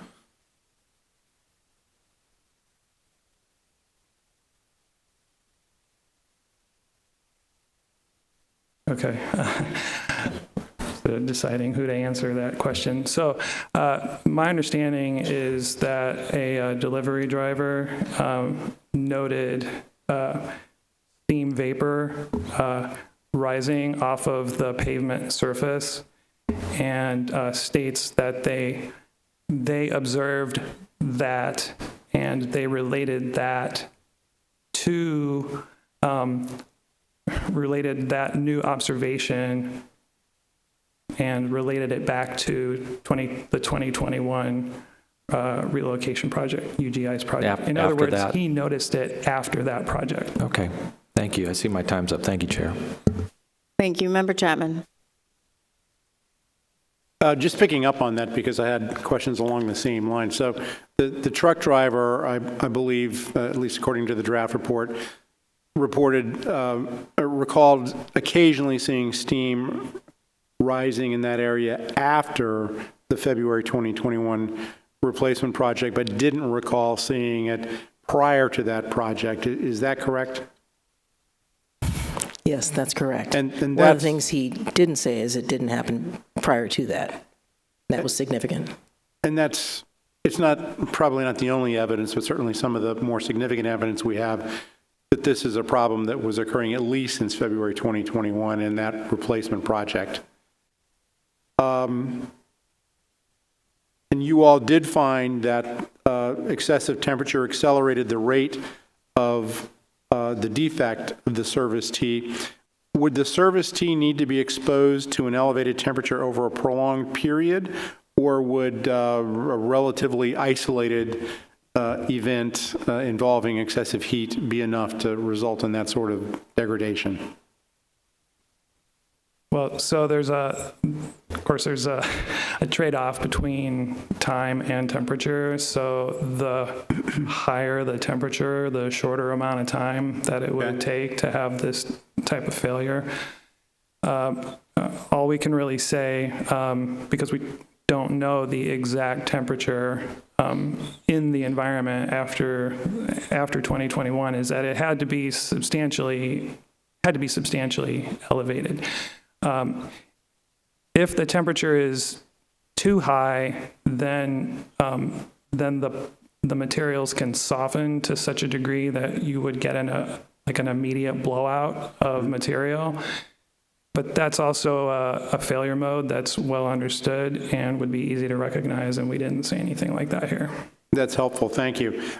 Building 1's service tee was also installed in 1982, and it was made of the same material as the service tee from Building 2.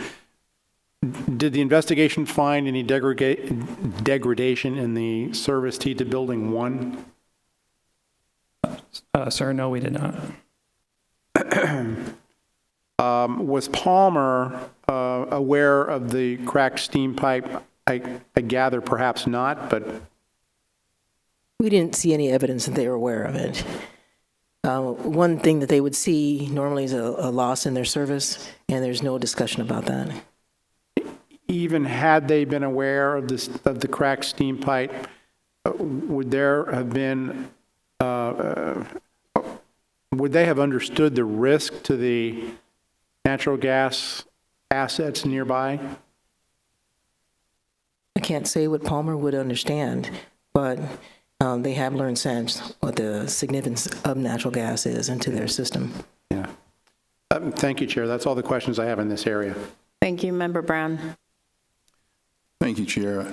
We can gather that Palmer placed importance on proper maintenance of natural gas systems at their West Reading site, even in its limited use, and determined it required outside expert to help through contractors to manage it. How did Palmer identify these contractors and assure that they were qualified to assume the responsibility? And who did the contractor report to? I don't think I'm an expert to suggest how they would find a contractor, but they did hire a contractor to look at their steam system, and that may be the basis of where they would find and whether that contractor would be aware of pipeline systems versus tank and other utilities that they had. Palmer did use natural gas fuel appliances, but the contractor who maintained them said he hadn't performed work on it for over 3 years before the accident. Would inspections on these appliances be routine, or only where they would be identified a problem? In our discussions with Palmer and looking at their natural gas appliances, they had hired that externally to perform that service. So they would have to depend on that contractor to get that information, because their maintenance shop did not work in this area or have expertise in this.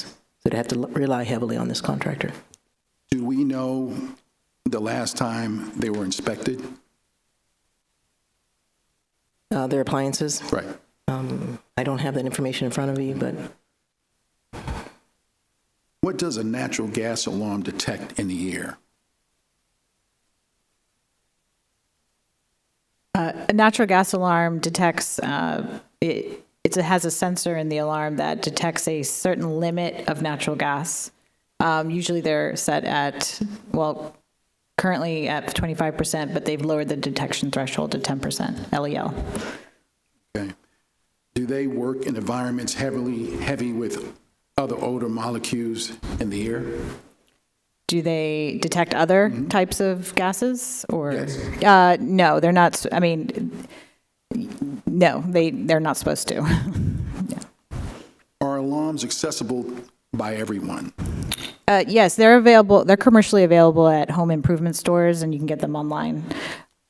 What I mean by that is some people may have lost their sense of smell, something we saw during COVID, and why alarms are important. Yes. Yes. Alarms help as an additional safety feature because you can't rely completely on your sense of smell. Odorization is added to the natural gas as a safety feature so that people can detect leaks. But because of medical conditions, or you may have an impaired sense of smell, or you get used to the smell called olfactory fatigue, you may not easily detect that smell. Yeah, because some may not be able to hear an audible alarm Do alarms make noise and flash when activated? Yes, so depending on the type of device. They do have very audible alarms that alert the occupants in the building to evacuate immediately. Thank you. I have no further questions on that. Thank you, Member Inman. I'd like to go back to 1982 when this was installed and manufactured. Am I correct that the standard at that time was that the Adelaide A or the polyethylene had to meet a testing requirement of 73 degrees Fahrenheit? Does that seem correct? Yes, there were specifications for the temperature that influenced the pressure rating of the material, and 73 was a standard number at that time. And it looks like, and so in 1982, when that's installed, 73 degrees, and I think earlier we said that the retired T would be impacted by the steam pipe if it was intact, 27 to 40 degrees. Is that correct? That's correct, yeah, Okay. that was the result of the study. I'm going to where the industry actually, I think at the time it was called the Plastic Pipes Institute. That would have been the trade association that probably monitored a lot of this. They actually made this recommendation in 1982 that the ASTM increase the minimum acceptable hydrostatic strength at 140 degrees. Were they learning at that point? They already knew that higher temperatures caused more brittle-like failures? I believe that they did recognize that polyethylene is a temperature-sensitive material, and that qualifying that at higher temperatures for the pressure rating was an important concept. So this T in the pipe that we found would have been manufactured under the lower temperature threshold, because it appears it wasn't adopted mandatory until 1988. Yeah, the temperature rating for the hydrostatic design basis is applicable to pipe. Fittings were sort of outside of that specification. So that while the material was the same, the qualifications of fittings were not within that standard. So is it suffice to say the fittings are at a lower standard than the pipe? No, there was I think an absence of standards for the fitting qualification to temperature and pressure. Okay. Were there recommendations, or do you know anything at the time? It sounds like this pipe would have been grandfathered in. Is that appropriate? It was not required to be removed. That's right. Generally, these specifications are not retroactive, and so the change in the hydrostatic design basis per pressure would have caused a different value for the maximum service pressure that the pipe could see. If that material is if that pressure is now below the maximum allowable operating pressure of the system, for a new installation, they would have to use a material that had a thicker wall that would allow it to operate in that higher temperature rating environment. Okay.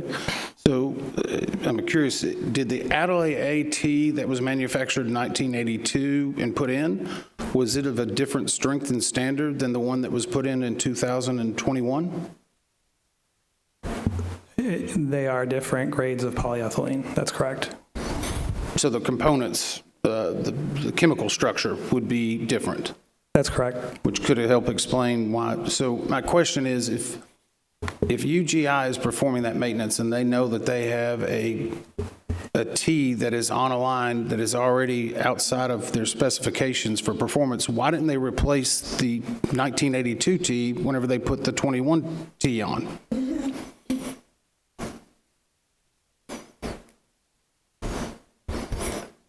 Okay. You know it's bad when the two doctors are looking at each other. Well, it's a bit of an operational question, so I wanted to make sure I deferred to Mr. Spillers. But in essence, making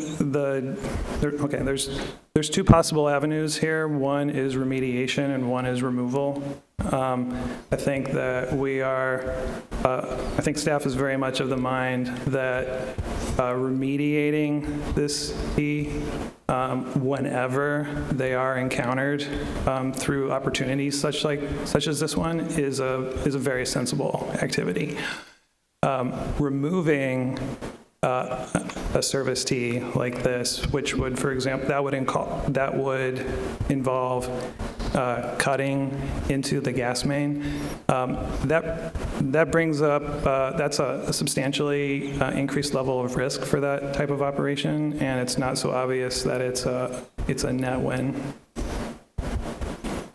I guess what I would add is that the industry is very much aware of the limitations on the performance of this material, and their integrity management plans should account for that and examine risk in accordance with that. I see I'm out of time. Thank you, and we'll get into integrity management shortly.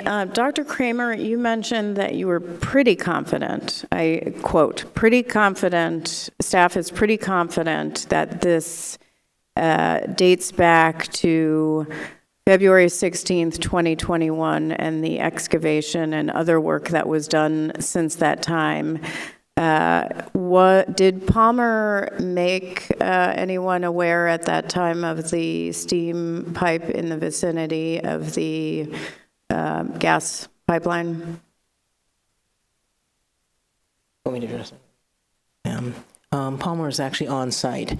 The crew went in and talked to Palmer to ask him about the steam line that was there. So they were aware that they had a steam line, and the crew became aware that the steam line was there. Okay, and so the UGI crew became aware, correct, as Palmer informed them of the steam pipe. I guess what I am asking is, what evidence do we have that it dates back to February 16th?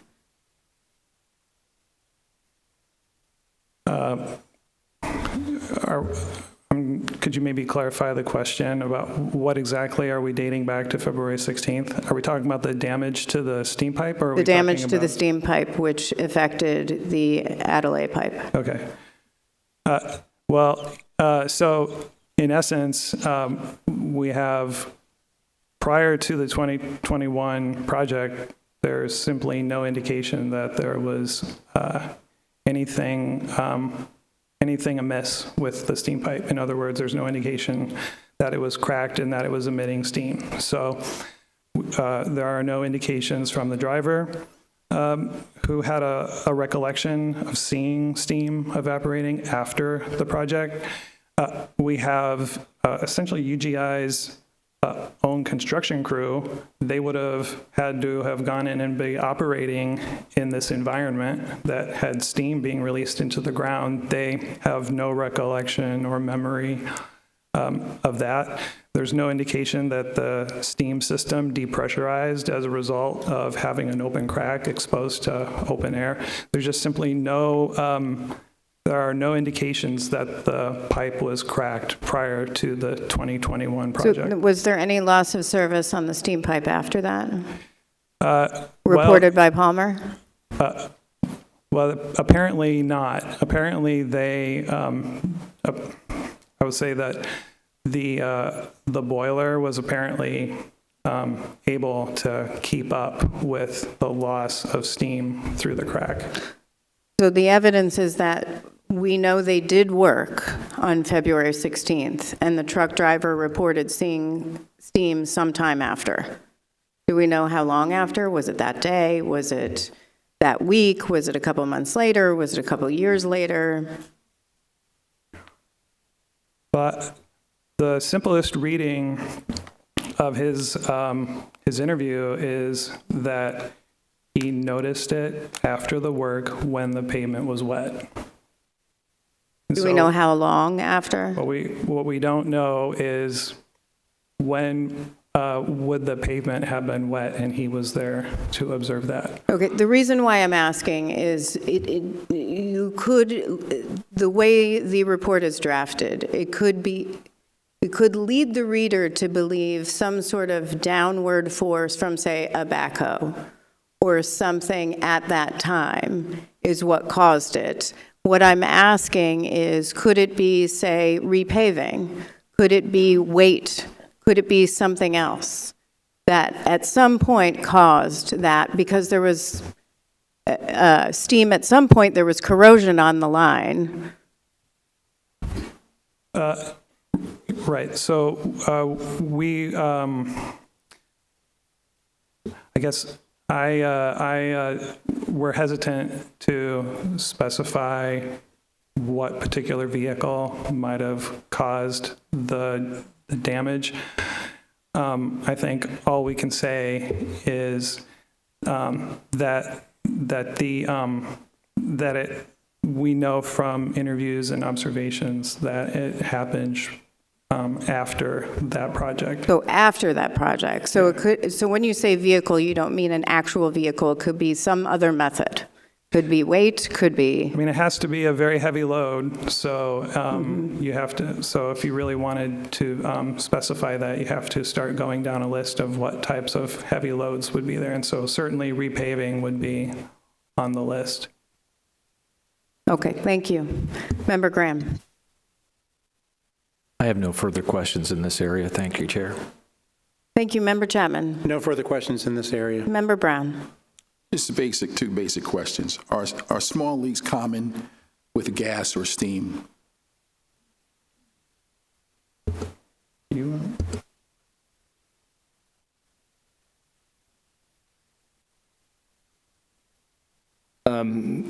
Small leaks may become common or can be common on gas systems for above ground assemblies like meters, the meter to the boiler, which is behind building 1, or the above ground meter that was serving building 2. There are many connection points that are mechanical in those locations, so can be much more common for those to leak. Steam systems have various spots throughout the system where small amounts of steam might be leaking. I think that we've all experienced that in our life or early life when we're around steam systems. So are small leaks a concern? Well, small leaks on steam systems probably become nuisances for those systems. For natural gas systems, even small leaks are a concern to be isolated and repaired so they don't become larger leaks. Thank you, Madam Chair. No further question. Thank you, Member Inman. I just want to go back to something that was said, I guess, earlier in regard to the chocolate pipes. It was mentioned that they're air-gapped, which would be a form of an insulation or a barrier, at least, for heat absorption. Is that correct? That's correct.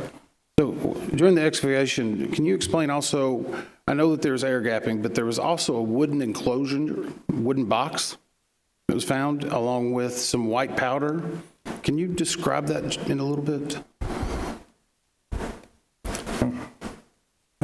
Well, so the white powder was identified as calcium carbonate, and it's my understanding that there was essentially like a wood box that was built around the steam pipe, presumably to contain the calcium carbonate as it was being poured in around the pipe.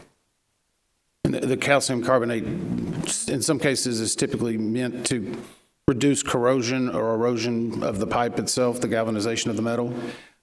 But it's not that's something one use, I'm sorry. Yeah, it's not something that I'm familiar with or that I've come across, but yeah, it is going to, it's going to buffer acids. So having steel encounter a very acidic environment would be very detrimental to it. And I think the calcium carbonate is probably just there to prevent a very acidic environment from forming. So my question, I guess, would be, if you have a wood enclosure box and calcium carbonate, is that also acting as a buffer or basically a insulator, which wouldn't allow for the increase of heat, kind of like the air gapping on the chocolate pipes? So it will have its own insulating value. But when we did the modeling, we considered very wide ranges of insulative or conductive soil types. And so I think regardless of whatever it is, I think we captured the worst case scenario there. Would you say wood is a greater insulator than air itself? Than air. Now you're putting me on the spot. If you don't know, just say I don't know. I actually don't know. I wouldn't want to speculate. Yeah, I have an intuition about it, but I actually don't know. That's fair. It's okay. a fair enough answer. That's all I have, Chair. It's okay, Doctor. Yeah. Thank you. The corrosion that you saw on the steam pipe, is that something that would be developed over a period of 4 years, or would it be developed over a longer period of time? Over a very long period of time.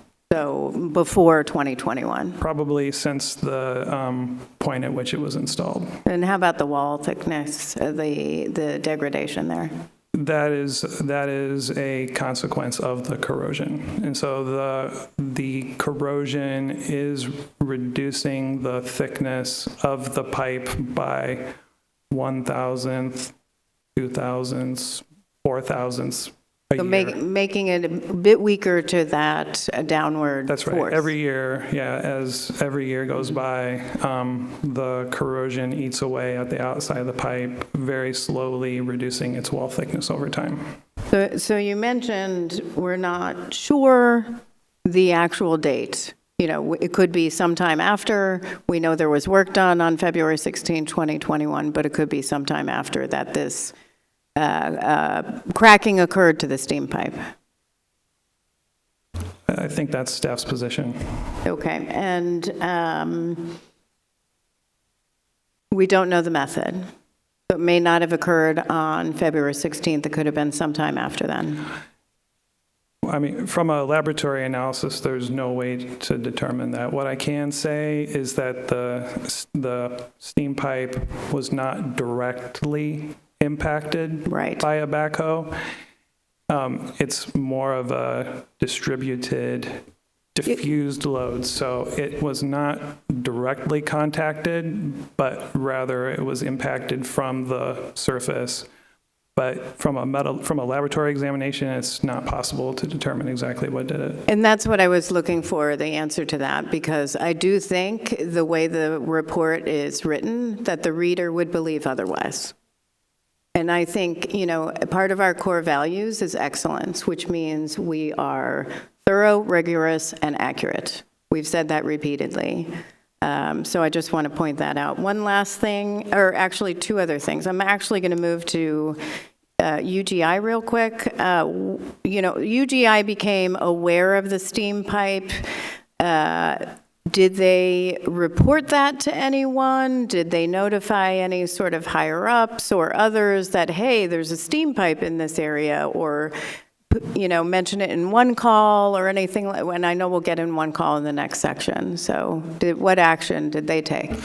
Yeah, the crew became aware of the steam line as informed by Palmer during the 2021 replacement project. They did not convey that information to anybody. The integrity program was not aware of the steam line. They didn't record that information anywhere, so that could be added to a map or record. So there was no information shared after the original discovery. So what have they done now, being aware of this? What have they done now? And I guess also what has Palmer done with respect to their steam line, but then also what has UGI done now to ensure that when they become aware of such assets, that's reported and incorporated into their program? Yeah, UGI is trained and revise their procedures and train their field crews to report anytime they find a potential threat or an issue like this in the field, that they would report that. They're creating a mechanism to get that information to the proper people to evaluate. The steam line is no longer in service, and building 2 is not there, so that's not an issue anymore. Okay, great. And I do want to ask, we note that UGI's standard and common industry practice for replacement of a service line NT is to cap the T and leave the T attached to the main, which exposed the full gas system pressure. What are the dangers of this practice, and is this something that should be changed or evaluated? Yeah, it's a standard practice across the industry. You do remain with a short segment of piping that is off of the gas main that has gas pressure in it. From a operations perspective, that it represents a difficult to mark that during a one-call operation, that there is a stub off of it. It also represents a problem that creates, that is complex to cut that out the way you would do that. Squeezing off would be a typical way that they would squeeze the polyethylene pipe to allow the removal of that full piece of pipe and T and replace it with a new section of pipe. Squeezing the pipe introduces stress concentrations on the pipe, which is something we're trying to avoid now because of its implications of causing failures in the long term. So it's not quite a simple operation to do that. There are some risks by leaving that T. If it is short and close to the pipeline, it's less of a risk than if it's a longer segment. Okay. Thank you. Member Graham. Member Chapman. Member Brown on this section? Nope. Okay. And just because we've had extensive conversation, I mentioned this to staff yesterday. The title of the report is UGI Corporation Natural Gas Pipeline Explosion and Fire, and clearly we had this conversation just now. There wasn't a pipeline explosion, so that needs to be changed. Okay, we're going to move on to the next discussion on the next issue, which is integrity management operations in Pennsylvania one call. And we will start with Member Graham. Thank you, Chair. Can you discuss the findings of a 1998 NTSB Special Investigation Report, brittle-like cracking in plastic pipe for gas service, as it relates to this investigation? Yes, in 1998, the NTSB recognized through investigations and other industry reports that they had failures of the polyethylene gas services or gas piping, and began an investigation to determine what might be the causes and what actions could be taken to prevent reoccurrence. The study was quite comprehensive. The Puerto Rico failure that Member Inman mentioned is included in the report, as some other accidents. The NTSB investigated in several other ones that they gathered through industry contacts, whether that's PHMSA or state partners who had done investigations. The result of that is they found that there was a slow crack growth problem that was found on early vintages of some of the polyethylene types, aldelay being one of those.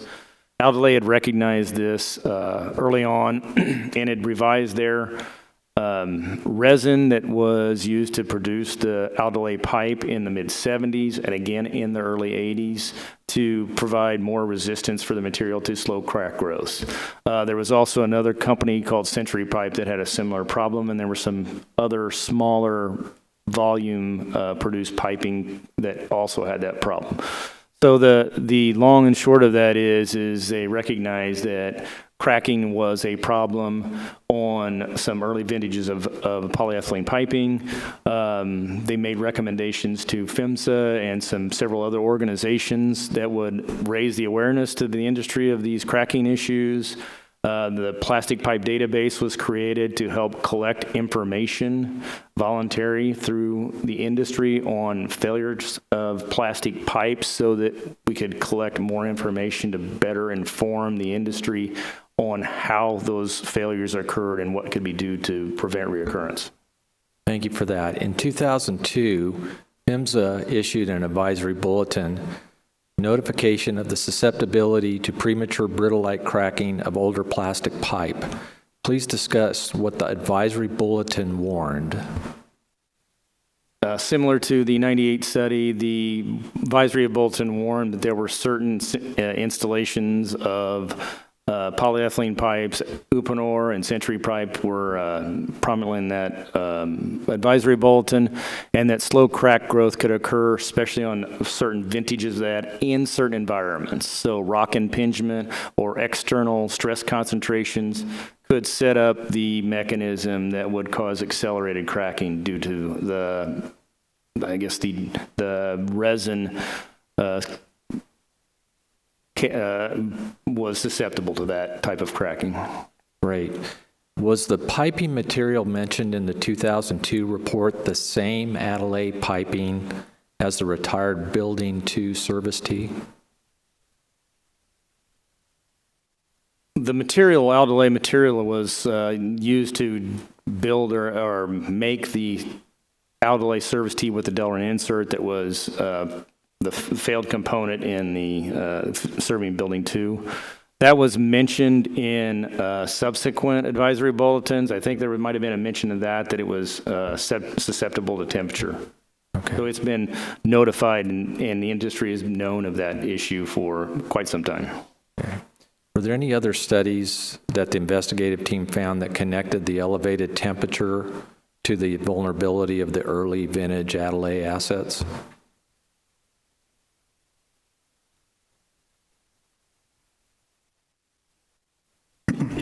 So what I would say is that this failure is unique, and so we've never seen a T that failed in this manner before.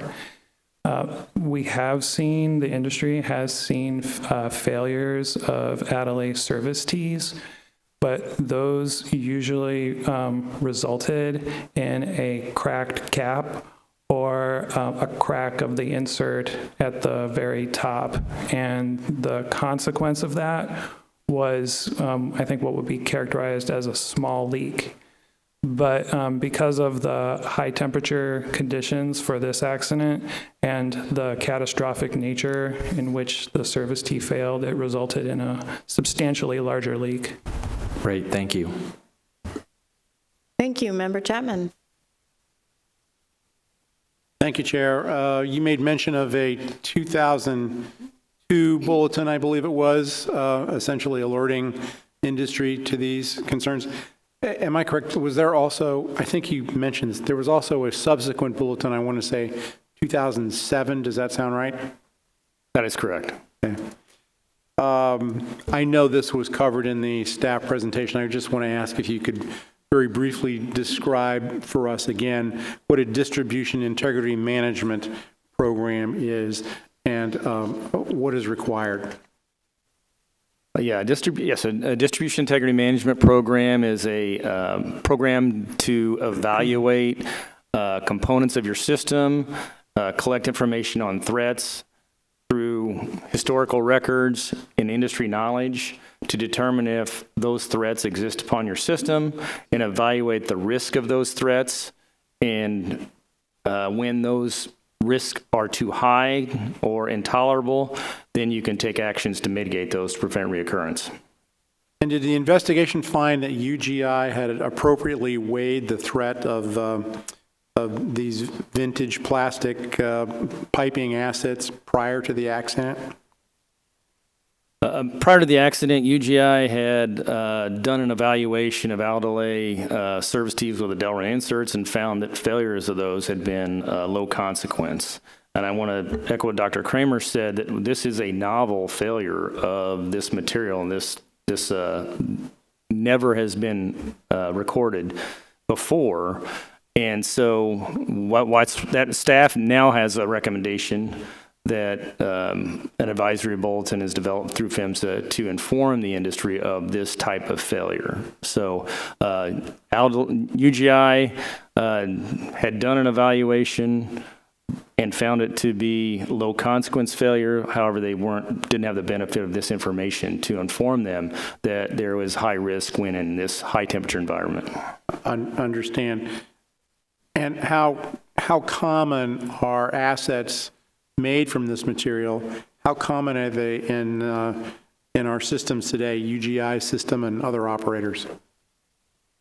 The service tee with the Delrin insert produced by Aldelay was discontinued in about 1982. So since that time, none of those tees have been essentially installed in the system.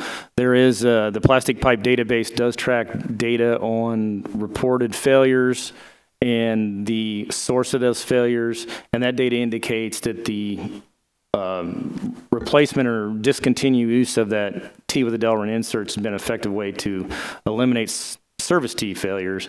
However, there is a significant population of those tees in service today. Yeah, and are operators aware of where all those assets are? Often operators are not aware of that, as discussed in their presentation. Many companies have legacy systems that did not include detailed information about the assets that were installed. Also, many companies have merged and acquired other companies, and records may be unavailable or just inaccurate.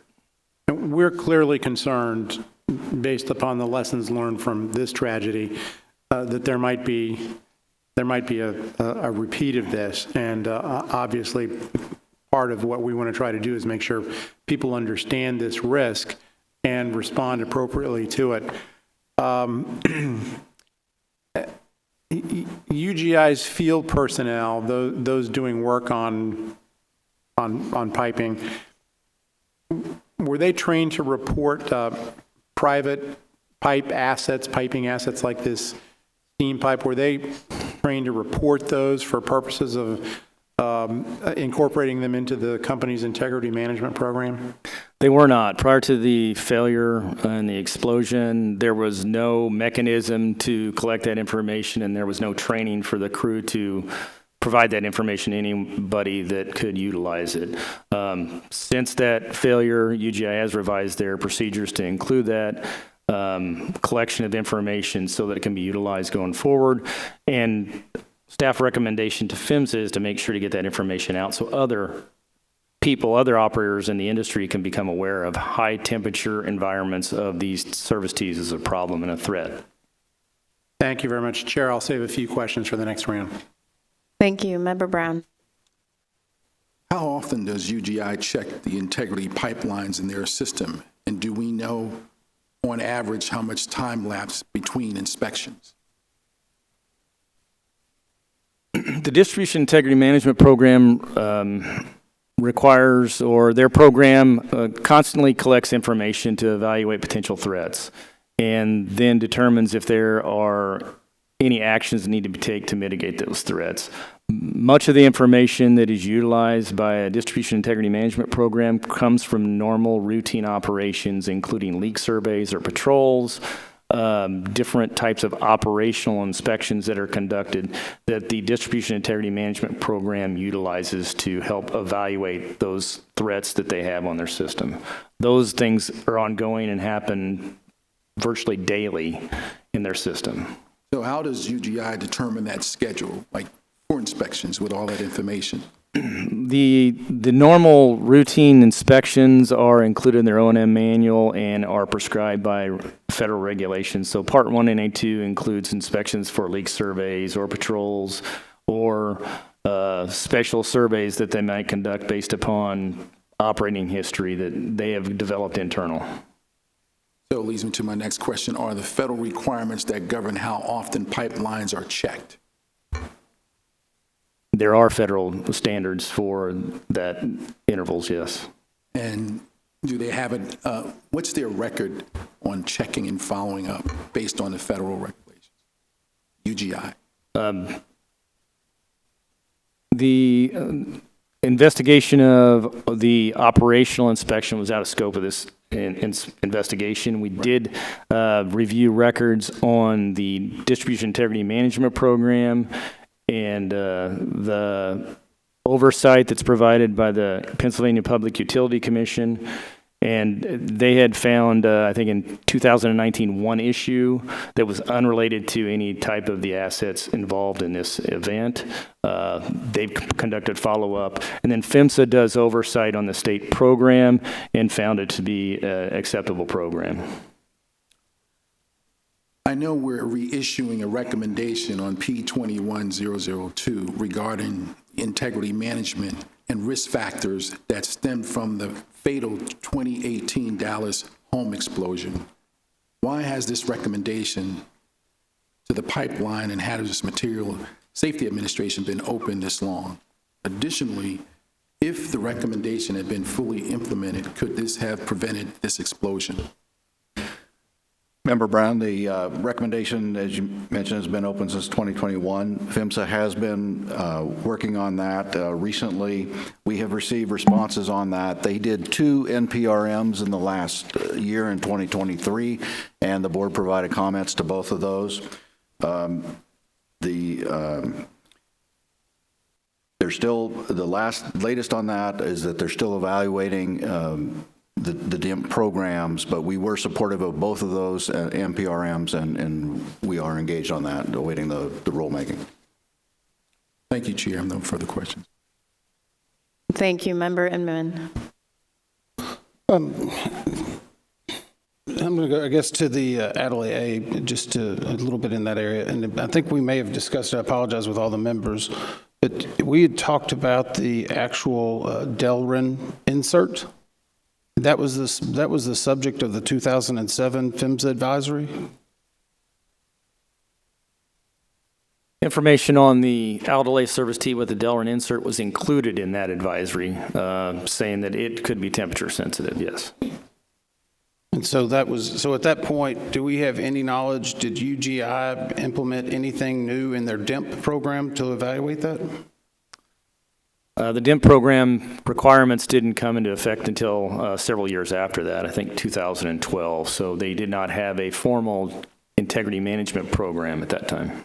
But this would have been probably something that should have been incorporated, past lessons.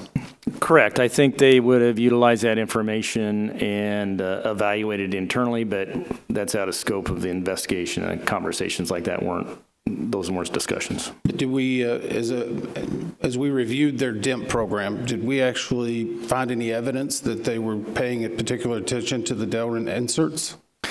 We did ask them about the service tees with Delrin inserts. They said they had done an internal evaluation of those installations and found them, they had found cracks on the black caps through normal operations and found those to be of low consequence.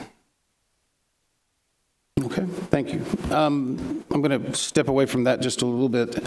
I know at one point we were discussing the heat tape that was surrounding the chocolate pipes. And as I understand it, the fire department was previously called to the main building regarding an issue on that heat tape. Can you expound on that? I can. The fire department did respond because there was I guess a fire at the facility because of the heat tape. They, when they inspected the heat tape, they didn't, it was 2 years before the accident in 2021, and they inspected it and didn't say anything was out of compliance with the heat tape, but they weren't the building code enforcement, so that's all we know right now for that incident. Okay. What would they constitute as a fire? Because that seems like something pretty significant.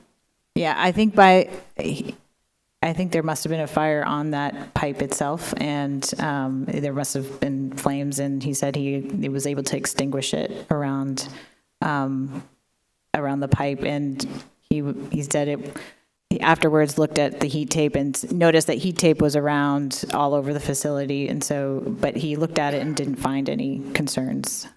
So was the heat tape replaced, or was it still in operation after that 2021 incident?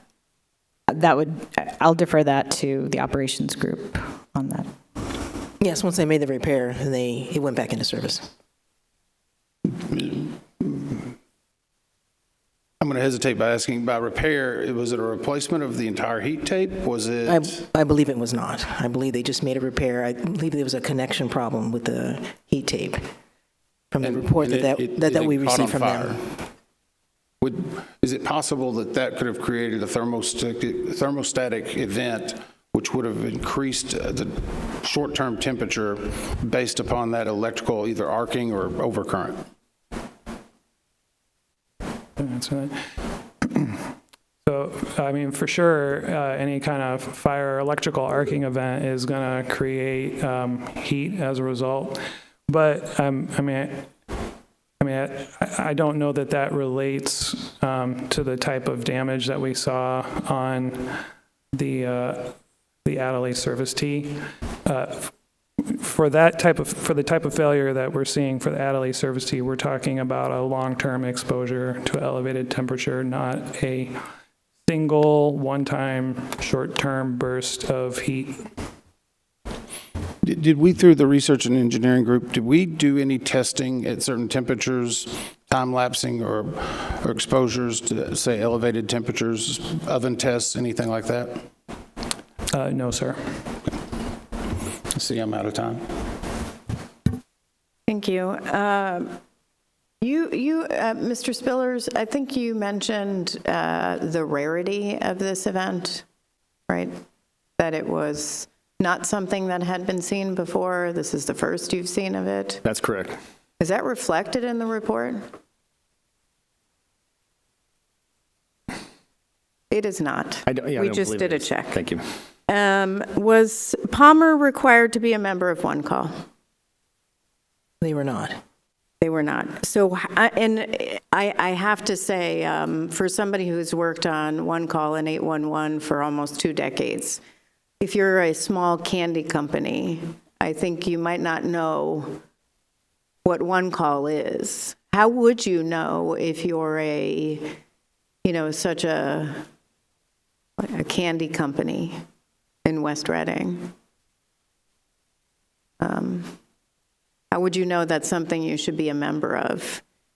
They may not know, and other transporters of materials that are not typically found in the One Call system may not know.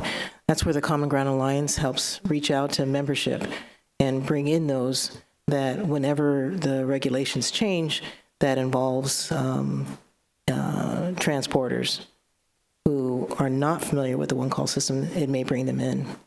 And we reached out to Pennsylvania One Call just to see if they, if it was a requirement for them to be a member, and we got a little bit of conflicting information. But in the end, they issued a legal opinion that technically no. And just reading, excuse me, their law, the Underground Utility Line Protection Law, the definition of facility owner is any public utility or agency, political subdivision, municipality, authority, rural electric cooperative, or other person or entity who or which owns or operates a line, excuse me, and the underground line serves one or more customers or consumers in Pennsylvania. But the term does not include a person serving the person's own property through the person's own line if the person does not provide service to any other customer, which essentially is Palmer. But then also the definition of line and facility mentions natural or artificial gas, petroleum, propane, oil, or petroleum and production product, sewage, water, or other service to one or more transportation carriers, consumers, or customers of such service. So could have been maybe under other service, but it's vague. But certainly they're really not consumers or customers of that service. So that's why we are recommending some improvements to Pennsylvania One Call. I will mention, we became aware of so Philadelphia actually has a much stronger requirement.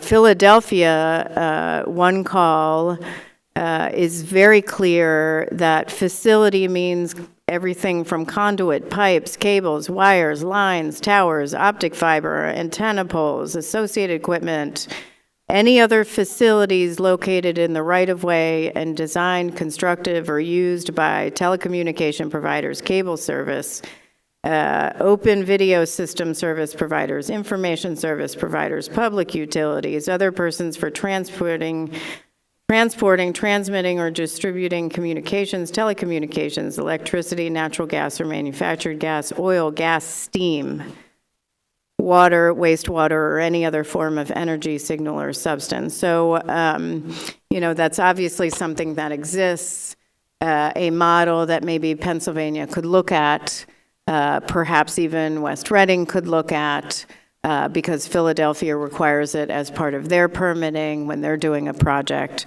I would just point that out. A question, do other states have this issue other than Pennsylvania? 811 is national, but do other states potentially have this issue? Yeah, we didn't explore that, what other states, but it's an area that needs to be pursued. I would agree.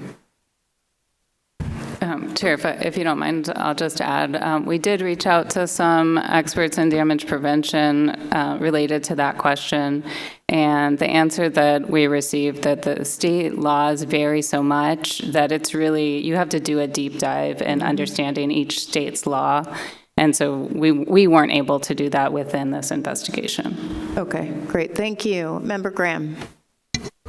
Thank you, Chair. For a natural gas operator's integrity management plan, should there be a difference in threat evaluation between early vintage Adel A compared to other polyethylene fittings? Yeah, I think that's an excellent observation that different vintages of polyethylene materials have different characteristics and can become a problem or threats arise in different environments. The early vintage Adel A has crack growth issues that external stresses can cause that are not resonant in later vintages of even Adel A pipe.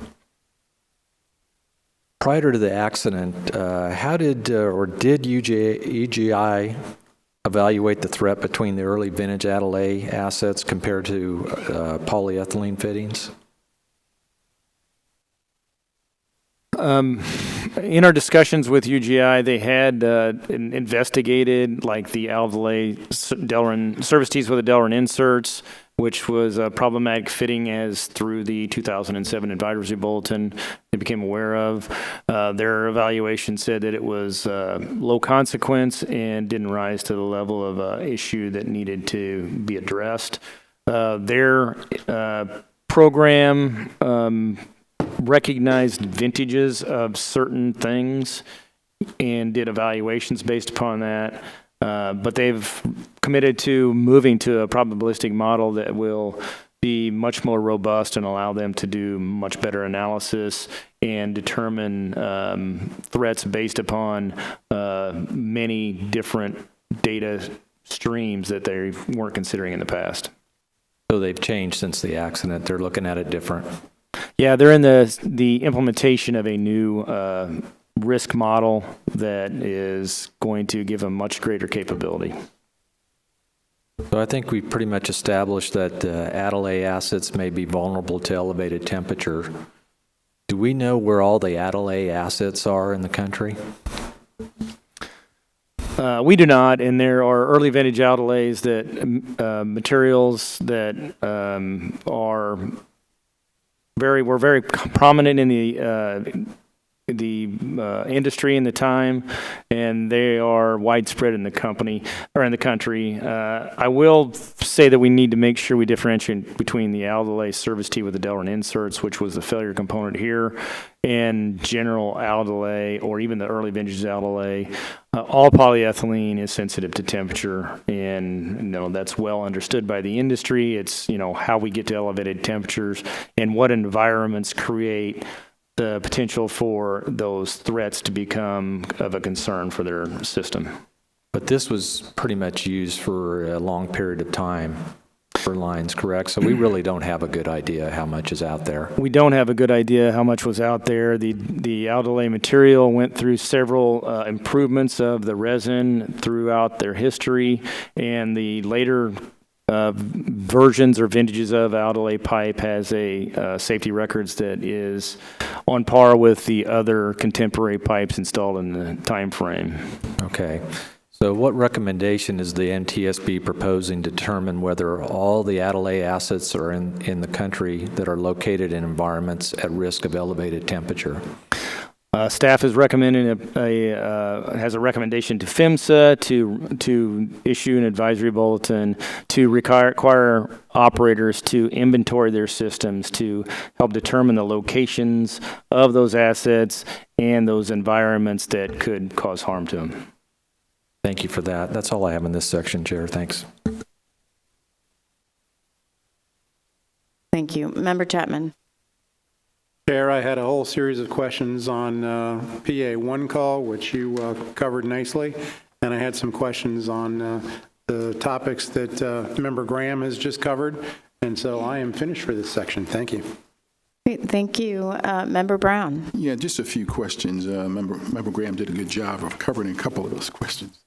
But one question I have on one of the things Member Graham referenced, but can they prioritize those lines that are near heat sources and therefore may be particularly vulnerable? In other words, do we know how long it would take for UGI to check the integrity of their other add-on fittings in their system? That's one. Two, does UGI plan to recheck all of their systems? So in other words, can they prioritize? And will they focus on following up and checking in with systems? I know Member Graham got some of the answers, but I was just curious to those basic questions. UGI has investigated in their service territory to find other sources of heat that could be near their pipelines. They've surveyed customers and done some other actions to help identify those locations so that they can investigate those, determine if that threat is resident anyplace else. So they're well on their way through that process to do that. We also we expect the rest of the industry will end up adopting a similar stance in the future. Who regulates one call system at the federal, state, or local levels?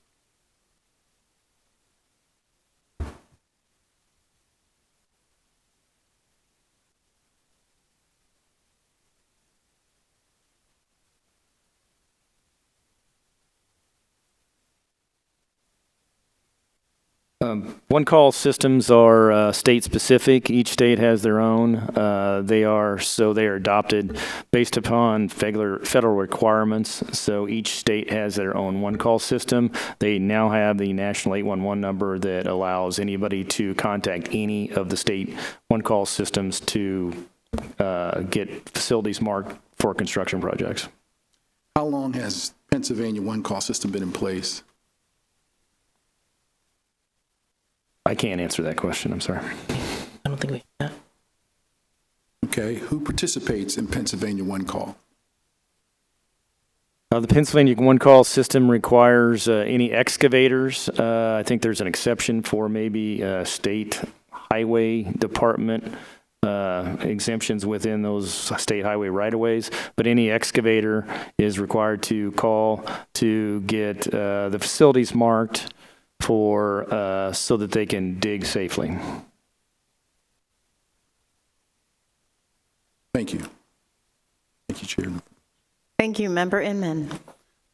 Maybe this is too simplistic of a question, because I know we've talked a lot about one call. If this steam pipe had been marked on the one call system, would it have changed the outcome of what we found in this investigation? I'll answer that. Yeah. You want to answer it? During the 2021 replacement program, the field crew became aware of the steam line, and that information went no place. So I believe that if Palmer had been a member of the one call system and had marked that facility when the crew arrived to the scene, it would have made no difference in their reporting of that information up to the UGI Integrity Management Program. They may have slightly altered the location of their excavation. However, they needed to excavate the service T, the 1982 service T, so that portion of it probably would not have changed. So I'm going to ask it again, maybe a little bit less technically. If it had been a member of the one call, if Palmer or if that steam line had been marked, it sounds like it was identified, it just wasn't through the marking. Would it have changed the outcome of where we sit here today? Can I add something on this topic? I'd like to have him answer first. Thank you. I don't believe that I would anticipate a material difference in what the outcome was based upon membership or no membership. Okay. Hey, sorry, Sarah. No, I just wanted to add that, if the steam pipe had been marked, then, as Dane mentioned, they would try to stay away from that steam area, where in the photo that we saw, they had actually removed pavement over that area and were working in that area without the knowledge that the steam pipe was there. So when the materials lab reviewed this work and found that, disturbance of the soil around the steam pipe was necessary for that crack to occur, which is why we discussed that February work in a lot of detail in the report. There may have been a change if they were trying to avoid that area more clearly, that area where the steam pipe was, if it was marked on the pavement surface. So the photographic review lends greater credence to a likely cause of that disturbance being the rupture, the reason for the rupture in the steam pipe.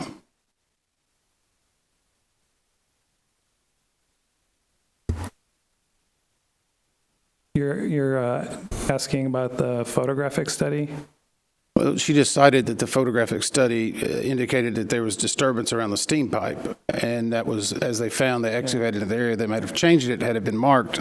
I'm just trying to eliminate the variables, I guess. Correct, yeah. There's a little bit of a misunderstanding there. So the materials laboratory, we did not perform a photographic study. There was another part of the Office of Research and Engineering that did the photographic study.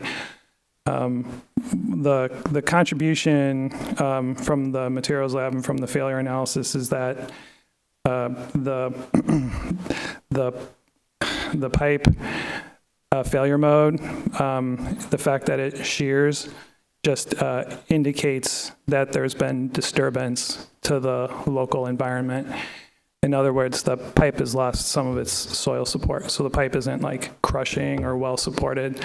The pipe can shear. Doesn't have the right amount of compaction? That's essentially correct. But as far as what work is being performed, where just be clear, the materials laboratory did not do that work. That was done as a separate study. Right. So that's, I guess the issue would be, did UGI state if that had been marked, did they definitively say that they would have moved? Because it sounded like they had to operate in that exact area because of where the original T was. We didn't ask UGI what changes may have been taking place had they known of that steam line prior to the 2021 work. But whenever they started to excavate, they were aware of it. So whenever they finished, by the time the work was done, they did know it was there, and they made whatever remediation they needed to? That's correct. Okay.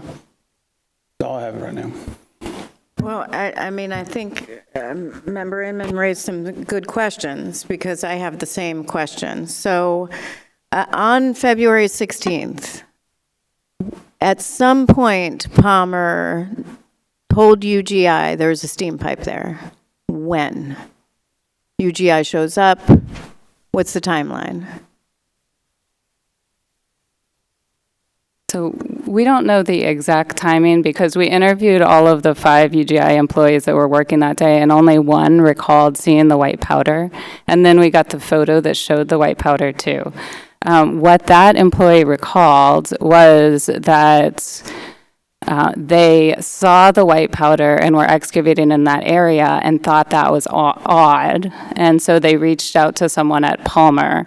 They thought the person that they reached out to might have been the maintenance supervisor, who we also interviewed, and he didn't recall it. But based on that one person's testimony, it appeared to be after they had visibility of the white powder, which was around the steam pipe, the condensate line, and the 2 conduits with the, is that correct? Does that help? Okay, so we have a steam pipe that is corroded. or years beforehand that has a reduction in wall thickness is clearly susceptible to whatever damage. We have no idea when the damage occurred. We know there was work on February 16th. We can't necessarily correlate it with that damage. I guess I'll go back to Member Inman's question, and my guess is his question came from slide, I can't see him, 53, 26. It's very tiny. Had Palmer been a member of Pennsylvania One Call, the risk of damage to the steam pipe might have been reduced. What are we basing that on? I mean, I'm not arguing the fact that it would be advantageous and especially beneficial to safety for pipeline operators to understand what assets are near their pipeline, especially if it's steam. But that seems to indicate something different may have been done. You're saying that maybe the excavation would have been different, maybe the disturbance of the soil. Definitely the excavation should have been different if the steam pipe was marked before they started excavating, because they would have awareness that the steam pipe was there. They may not have used mechanized equipment to dig in that area. They would have been using, 18-inch offsets to hand dig. They likely would have had Palmer there also witnessing the work as they were doing it. They likely would have tried to stay as far away from that area as they could. Admittedly, they did have to access the service T.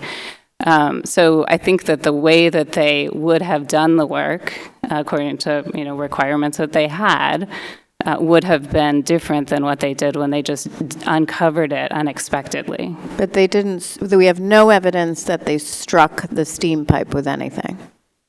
Correct. And that's Dr. why I was Kramer, trying to... Is that accurate? Yes. That's correct, Chair. Okay. No direct contact. Okay. Thank you very much. Member Graham. I'm going to jump on this too. So the way I understand it was that excavation had already begun when they determined there was something else there. Would that be correct? That's correct. So we don't know if they would have excavated farther away or would have been pretty much the same, or it sounds like they would have been a little more ginger around that area had they known the pipes were right there beforehand. Yes, that's correct. That'd be safe to say? Okay. Yeah. Thank you for that. That's all I have in this section. Thank you, Chair. Member Chapman. Just real quick, and this is the significance of the white powder. It was when they essentially turned up the white powder that they became aware that there was something there. Is that right? Yes, that's something that they normally wouldn't encounter. So when they saw the white powder, they needed to stop and evaluate what was going on. And this is the calcium carbonate, which likely would have been installed around the piping to help reduce corrosion, right? That's correct. Okay, thank you. That's all the questions I have. Thanks. Member Brown. Just on Palmer, is Palmer now a member of Pennsylvania One Call? Palmer is currently not a member. One of the main reasons is they no longer have pipes. When the building exploded, and it's still not under construction. Kim, could you repeat that? Currently, they are not members of One Call. For one thing, their pipes that are attached to Building 2 is no longer there, and they have not rebuilt the building. So the use of those pipes is no longer in service.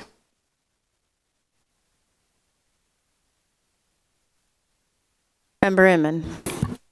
Was this is this a road or alleyway? How would you describe this in between the two buildings? It appears to be an alley, but it is a genuine road. So it is. And street. So it's owned by the state? I believe it's by Borough of West Reading. So it's owned, that property is owned by the borough, right? The road. The road. And I don't want to get into the law, but is Palmer have an easement then to have a steam pipe and two chocolate pipes underneath of the borough's property? Unless someone else on the team knows, I'm not aware that they are, but that would be typical, what they would have to have. I'm sorry, right at that the would very be end. typical in a road to have an easement through the local official, but Okay. I don't know. So if that was the case, the easement would have to be recorded, I would suspect, of why the easement was there for the chocolate pipes and the steam pipe. Does that seem accurate? And maybe I'm delving into an area you haven't looked at yet, so you can say we don't know. Yeah, I was going to say, we haven't really looked at that in detail. Okay. The calcium carbonate was the thing that tipped them off, but earlier we talked about there's a wood box encasing this steam pipe. Is that something they would normally encounter? I mean, because we said it was this white powder which tipped them off. I would think a wood box running a trench might be indicative of something as well.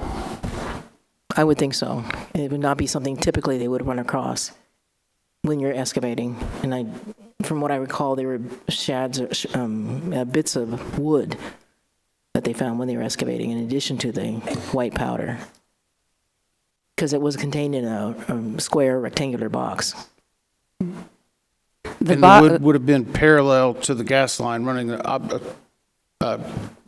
horizontal to a perpendicular gas line. It would be perpendicular, yes, because the chocolate lines, as long as the steam line, were running between the two buildings. So the gas line ran down Cherry Street, so they would be perpendicular to each other, if that makes sense. Okay. It appeared that the box was there to hold the white powder to me. So. But it seems like a box would be, a white powder, we've said, is something that tipped them off. To me, it seems like a box underneath there with white powder. The box might be a bigger indicator than white powder.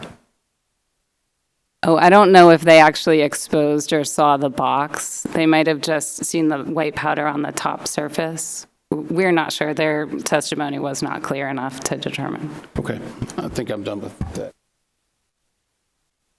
Just quick question. Do owners and operators of pipelines transporting steam only transport that steam underneath public rights-of-way, or sometimes it might be located in other areas of public rights-of-way?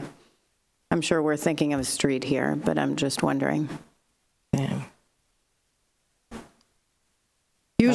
Typically, when you're talking about pipelines, you reference located in a right-of-way to cover above, below, around. Yeah, I think steam lines sometimes are buried and sometimes are in cross right-of-ways overhead as well. Yeah, the reason why I ask is because recommendation 8 says underneath, which is unusual when you talk about rights-of-way with a pipeline. Okay. No further questions from me? No. Okay. Let me go back to where we are. Do we want to take a quick break? Yes. You know, it's 12:30. Are you okay with maybe 30 minutes? Grab some.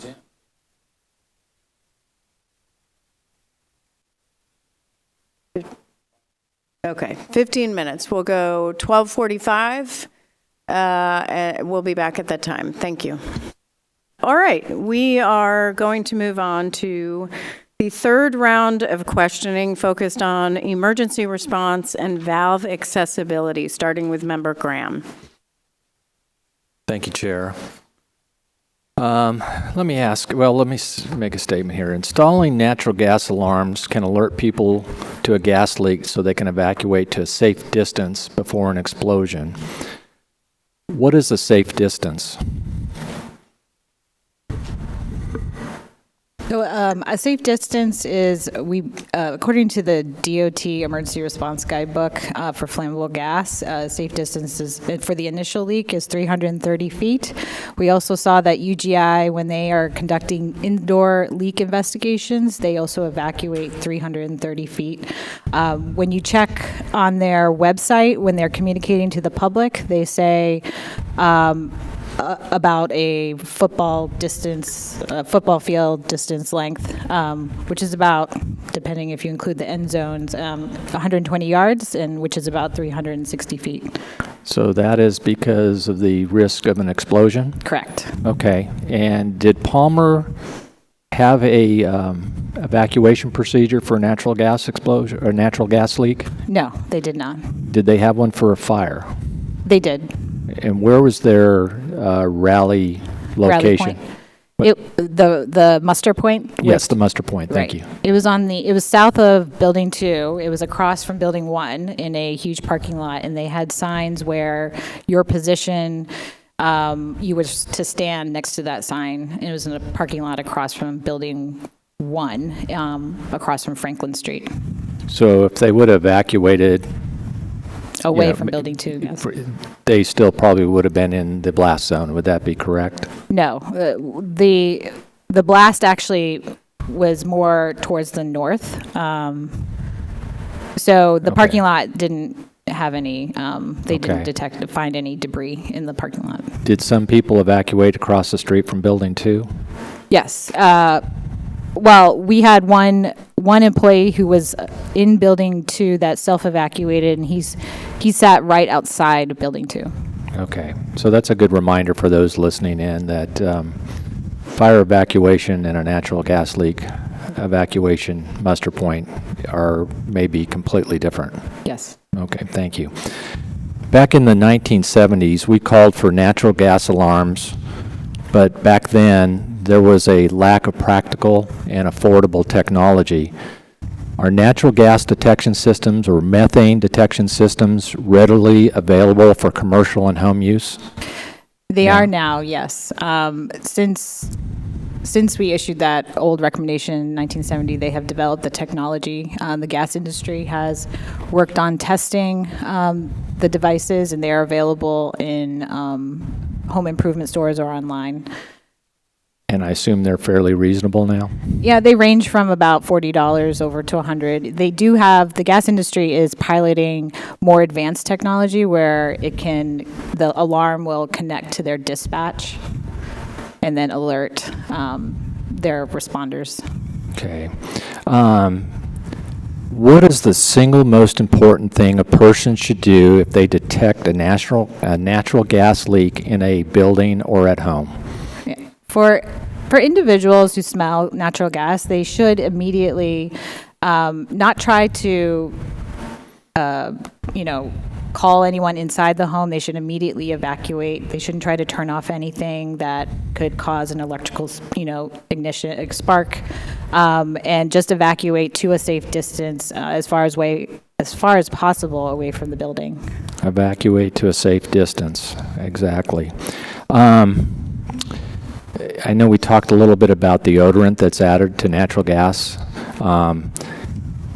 What can happen to the deodorant if the gas migrates to the soil? It can be stripped. It can be stripped from the soil, depending on the type of soil in that area. Certain soils have that ability to strip away the odorant, and so the gas can migrate without people smelling it. It can also get stripped within the pipeline itself, on the walls of the pipeline. So it can get stripped, and therefore people won't detect it. Yeah. We saw this in the Dallas home explosions, Atmos pipelines there, that nobody could smell it. So that's why it's important to get a natural gas alarm. Thank you. I see my time's up. Thank you, Member Chapman.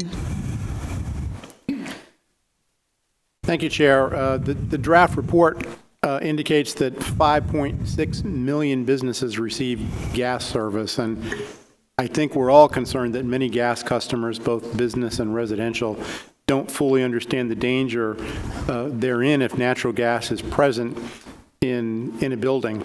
I think this is well known to all of us, but let's cover it anyway. What does natural gas smell like? So gas companies add odorant called methyl mercaptan, which has kind of an eggy, strong odor to it. And they do that so that people can detect a unique smell. Yeah, often described as the smell of rotten eggs. Yes, rotten eggs. Yeah. And again, just because it bears repeating, what should people do if they smell that odor or otherwise detect natural gas? Evacuate immediately. And immediately. To a safe distance, yeah. Don't wait around. Don't try to determine the source of the leak. Don't, investigate further. Get out. Correct. Call appropriate folks, gas company, or dial 911. Make sure you get out of the building and get away from the building. how important is it that businesses develop natural gas evacuation procedures and educate their employees on natural gas emergencies? It's extremely important so that employees can be aware of what to do when there's an unanticipated leak, and they start to smell it. They need to know what steps to take so that they can, because response time matters here for a natural gas leak. So you need to evacuate immediately, and they need to know what to do in those cases. Does OSHA currently require businesses to develop natural gas evacuation procedures? No, they do not explicitly require it. And we have a recommendation that we'll be discussing later today on that very issue. Yep. Ms. West, I joined you and our investigative team on scene at the site of a natural gas explosion back in May in Youngstown, Ohio, and I have to say, that was my first experience with that sort of firsthand, up-close opportunity to see the impact, the destruction that results from this sort of a tragedy. That one also resulted in loss of life and a number of very serious injuries. I was struck by the power of the explosion, and I think for people who have not seen it, it's just hard to describe, and it's the radius of the blast was just covered with what was essentially shrapnel. Very, very disturbing to see. Very dangerous. Even some of the adjacent buildings were damaged, and then ultimately that building in Youngstown had to be taken down because it was structurally unsound. So I just want to stress again, and I know this was it's not enough just to get out of the building. It's very, very important to either designate in a plan a muster point, which is an appropriate distance away, or if there isn't such a plan, or if you can't access that muster point, just get away, get far away from the building. Extremely important.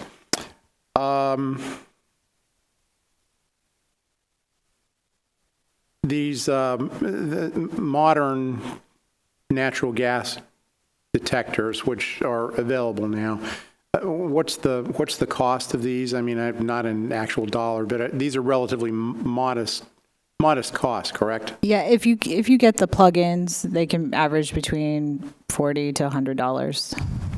And they're readily available. Yes. In fact, using any number of delivery services, we could probably have one delivered to our homes tomorrow, yes. If not sooner. Maybe by drone one of these days, we'll see. I'm going to admit to you, I didn't even know there was such a thing as a natural gas detector before coming to the board. I have become very sensitive to that issue as a result of this investigation and some of the other work that I've done with the board. They're very, very important to have if you live in or around gas utilities, and they're relatively inexpensive, certainly in terms of the risk involved. I just want to encourage anyone who doesn't have one or a couple, whatever is needed to cover the property, to go out and get one and make sure that you address this very easily addressable risk that too many of us live with today and aren't covering. Thank you very much. Thank you, Member Brown. Thank you. A few questions I have on who developed the Red Book of Palmer, a contractor or someone internal? Palmer said they developed it based off of guidance and their insurance company recommended that they develop it. Based on the insurance, you said? Yeah, the insurance company told them to. What's the experience level? Are they qualified to, in response to make recommendations? Do you know the level? I mean, you said insurance. I don't. I'm not aware of the... Did Palmer make any use? You answered the question of subject matter expert. In this process, you're saying insurance company is is the expert? Well, they told us the insurance company recommended that they develop a emergency response manual, and then they looked to OSHA, EPA as guidance to develop it. How did Palmer select members of their safety committee?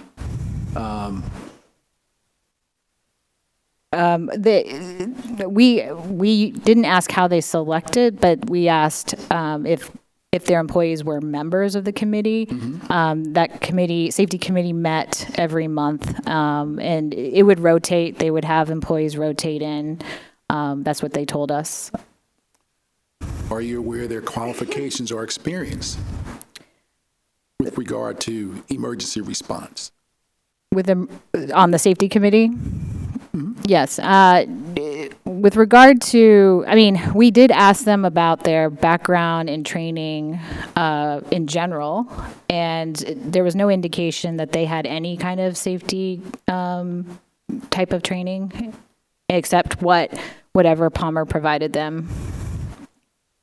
Well, Palmer has seasonal workers.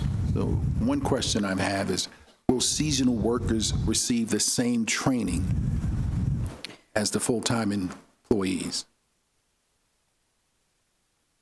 I wouldn't exactly know. They did say that when they had a safety committee meeting and there were findings from that safety committee, they would post those findings on a billboard, and that way it would communicate to all employees. It would be outside their lunch break room, and so employees, and then they would be informed by maintenance folks who would tell them how, if there were any concerns with their job tasks, they would communicate those issues if there were any safety concerns there.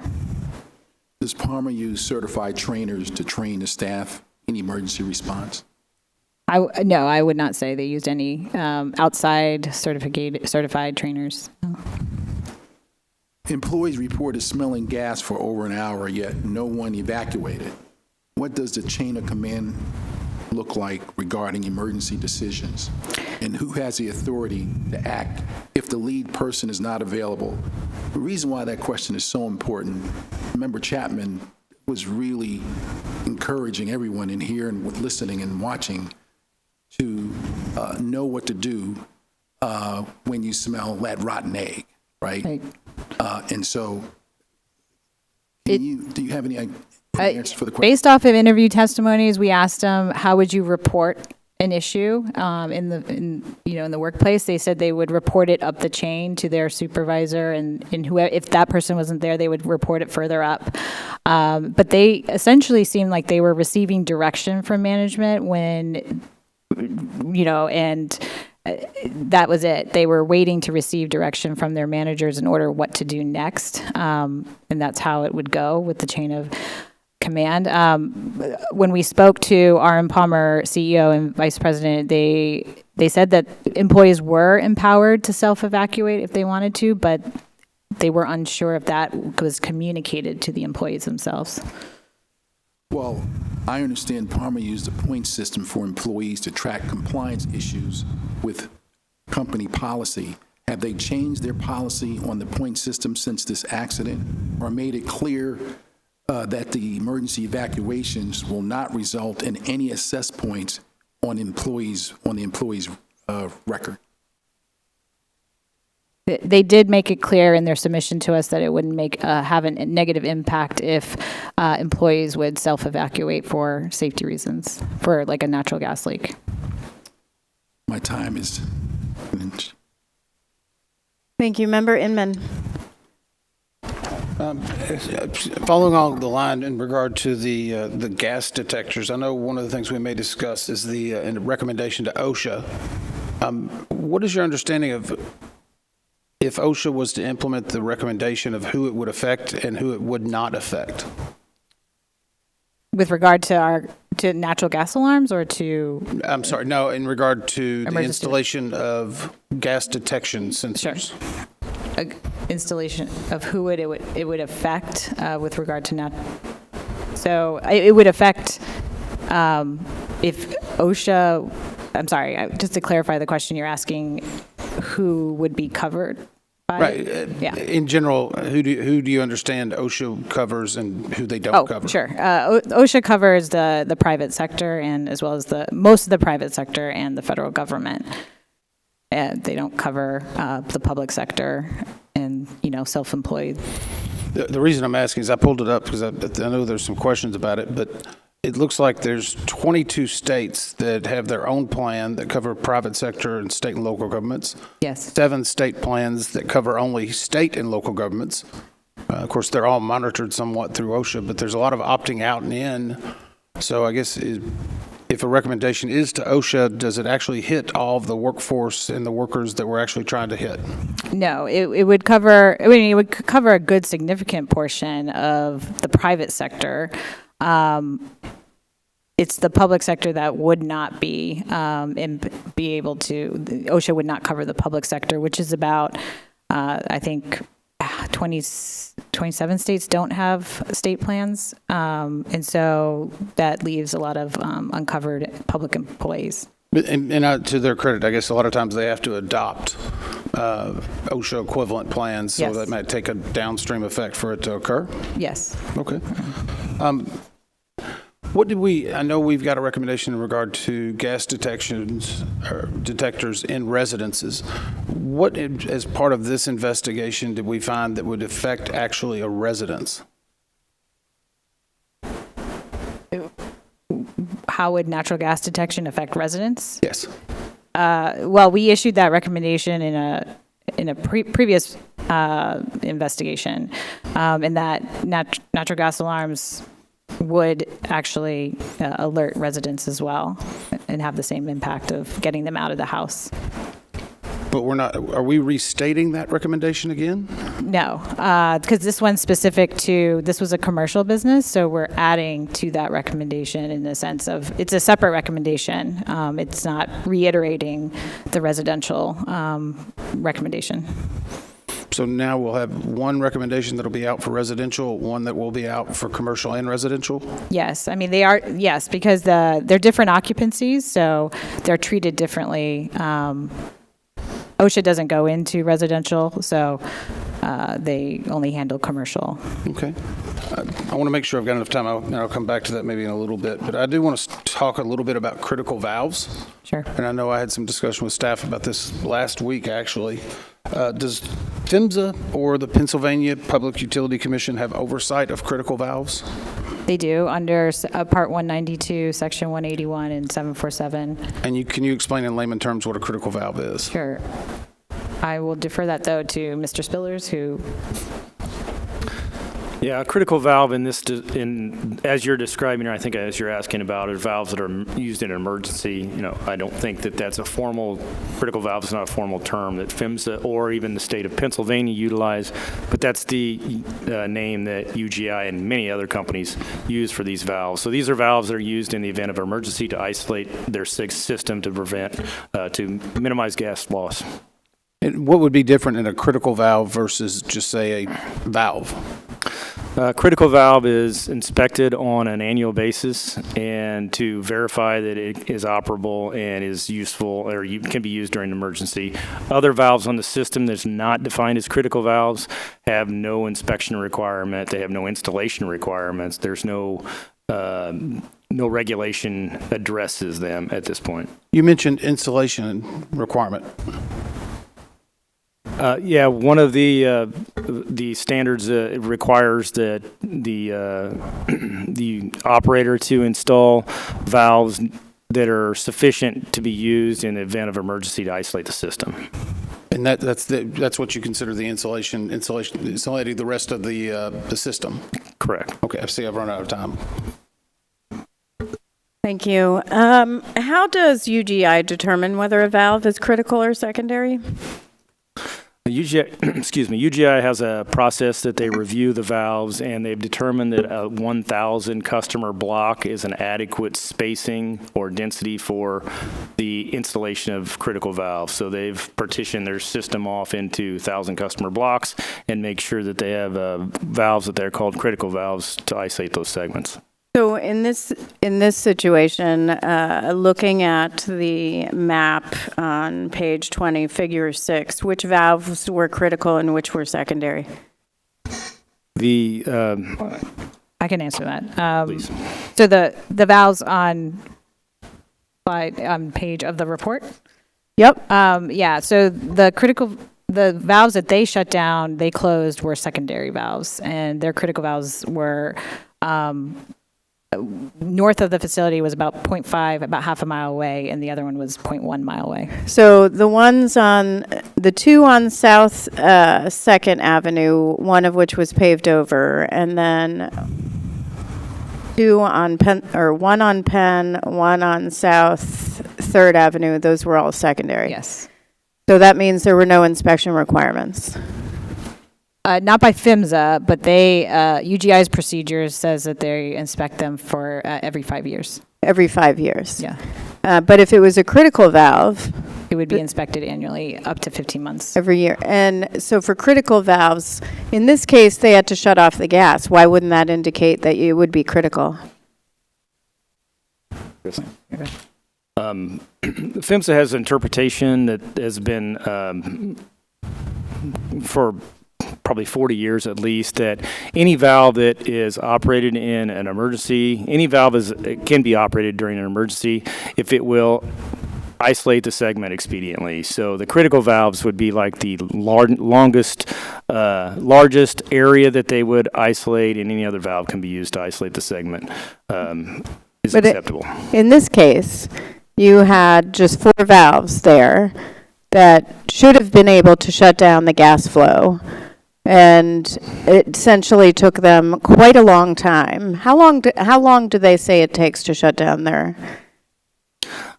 They don't have a target value. I thought they said an hour, even though this took longer. An hour is a benchmark that the industry has observed for a long time. It's a benchmark that is used to evaluate whether the shutdown was effective or not. Did you look at possibly a recommendation for the Pennsylvania PUC to do an assessment of UGI's critical valve or valve program? Yeah, there was some discussion about a recommendation like that. We reviewed information. We got additional information from UGI that described how they decided on what were critical valves, and that gave us the 1,000 customer block. We reviewed that, and with the response, the valve that was the most valuable valve that could have shut this down immediately was blocked by debris and was unable to be used. That was the valve at 2nd and Cherry. UGI then went south and operated one valve, went north and could not find that valve or couldn't find the appropriate valve, and went to the next valve and isolated that. The isolation from the time the responder arrived till the system was shut down was about just under an hour. So I believe that was an adequate response. We believe the procedure that UGI utilizes to identify their critical valves is acceptable, and the response with the shutdown in about an hour was acceptable as well. However, if you had an annual inspection, perhaps you would have realized one of them was paved over. It's possible that a different inspection regime would have resulted in availability of different valves. Yes. Okay. I'll just point out that in 1970, the NTSB did a report. Member Inman mentioned earlier about how things just continue to repeat themselves. This one called Special Study of Effects of Delay in Shutting Down Failed Pipeline Systems and Methods of Providing Rapid Shutdown. And we looked at 10 different pipeline ruptures, a lot of which were excavation damage and others, and really went in depth on the impact of not being able to isolate a leak or rupture, with a lot of information that, again, is repeated now. So with that, Member Graham? 54 years, huh? Wow. Same thing. Is it uncommon to have these valves paved over? I would say that is not a common practice, and we reviewed information on the valve location, and the information came to light that the valve was paved over. We can't really explain anything about that. UGI has modified their procedures to, enhance their inspection activities to prevent reoccurrence of actions like that. And wasn't one of the valves that they were looking for misidentified with the cap? Yeah, that is accurate. One of the valves that was checked to determine if that was a valve they could shut off had a gas valve on, but in fact was installed on a water valve. And do we have any idea how that happened? We don't, but I can tell you that if you went to that valve, you remove the lid, you look down into that valve, there is no way to determine if that's a gas valve or a water valve just by looking down the valve box. Okay, thank you for that. That's all I have, Chair. Thanks. Thank you. Member Chapman. No further questions in this area, Chair. Member Brown. No further questions. Member Inman. I want to go back a little bit, if I can, to the exact thing we were just talking about. I know we went back to 1970 on one of those, but I'm going back to actually some of my time whenever I was at the Department of Transportation. And I remember we were getting briefed at one point about the fact that with a pipeline that is larger than 6 inches, there is a time standard of under 30 minutes of being able to isolate it with a critical valve. Does that sound correct? I'm not aware of that standard. It came out of PHMSA rulemaking, so I'm just kind of curious of the 1 hour for the smaller lines. Is that a difference, or is it just because of the amount of volume on a 6 inch or larger? I think what you're referencing was the automatic shutoff valves or remote control valves on transmission lines, which is a study completely different than the system that where the failure occurred here. And I understand it's a different system, but if 30 minutes is good enough from an automatic valve, shouldn't be 30 minutes be whenever you can actually find the valve? Well, an automatic valve operates on a transmission system, has different implications if it shuts off. It doesn't serve customers, and so a fault in an automatic valve on a transmission line may not have a implication of losing hundreds or thousands of customers that are being provided service. Yeah, and I know there was some debate in regard to whether to even issue a recommendation that UGI reevaluate their critical valve.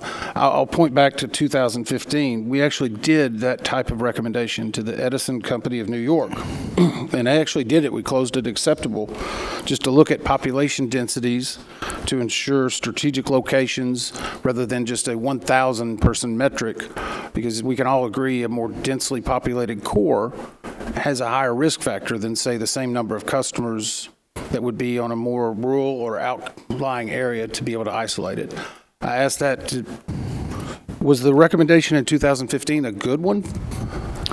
Yes, I believe it was. I think that the 1,000 customer block is just another way of saying customer density. And so if there was more more homes or businesses or people within a smaller area, they would have valves closer spaced than they are in their system today. Would a DIMP actually look at that to say we should look at our unique characteristics of manufacturers and others that use natural gas or liquid gas? A distribution integrity management program probably doesn't get into valve spacing normally. However, valve spacing might be a mechanism they use as a way to lower risk by lowering the consequence of failure. So it's something that they might utilize, but generally it wouldn't be something they looked at on a broad scenario. So just go back to also on emergency response plans. I know we had talked about OSHA at one point, and there was a discussion that OSHA originally instituted a violation against R.M. Palmer for not having a gas safety plan. Yes, they issued it under the general duty clause, which gives OSHA the authority to cite a company for failing to provide a safe workplace when there's a recognized hazard.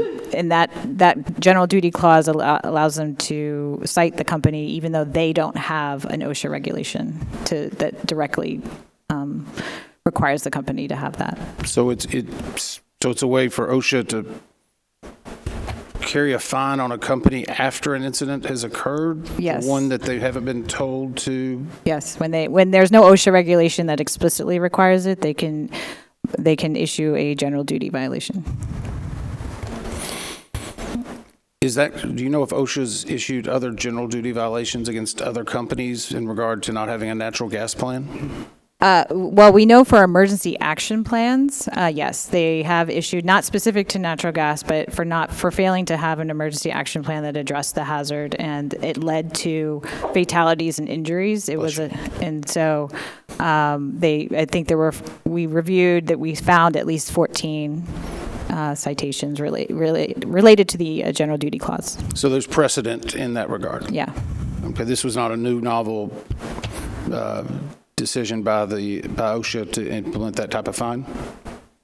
This was a new... this was not a new and novel approach to implementing a fine? Yeah, but they ended up withdrawing that citation and replacing it under the emergency, yeah. Okay, thank you. A couple of questions. Does PHMSA have the regulatory authority to require installation of natural gas detectors in homes? I would say no, they don't, because their jurisdiction is limited to up to the meter. Correct.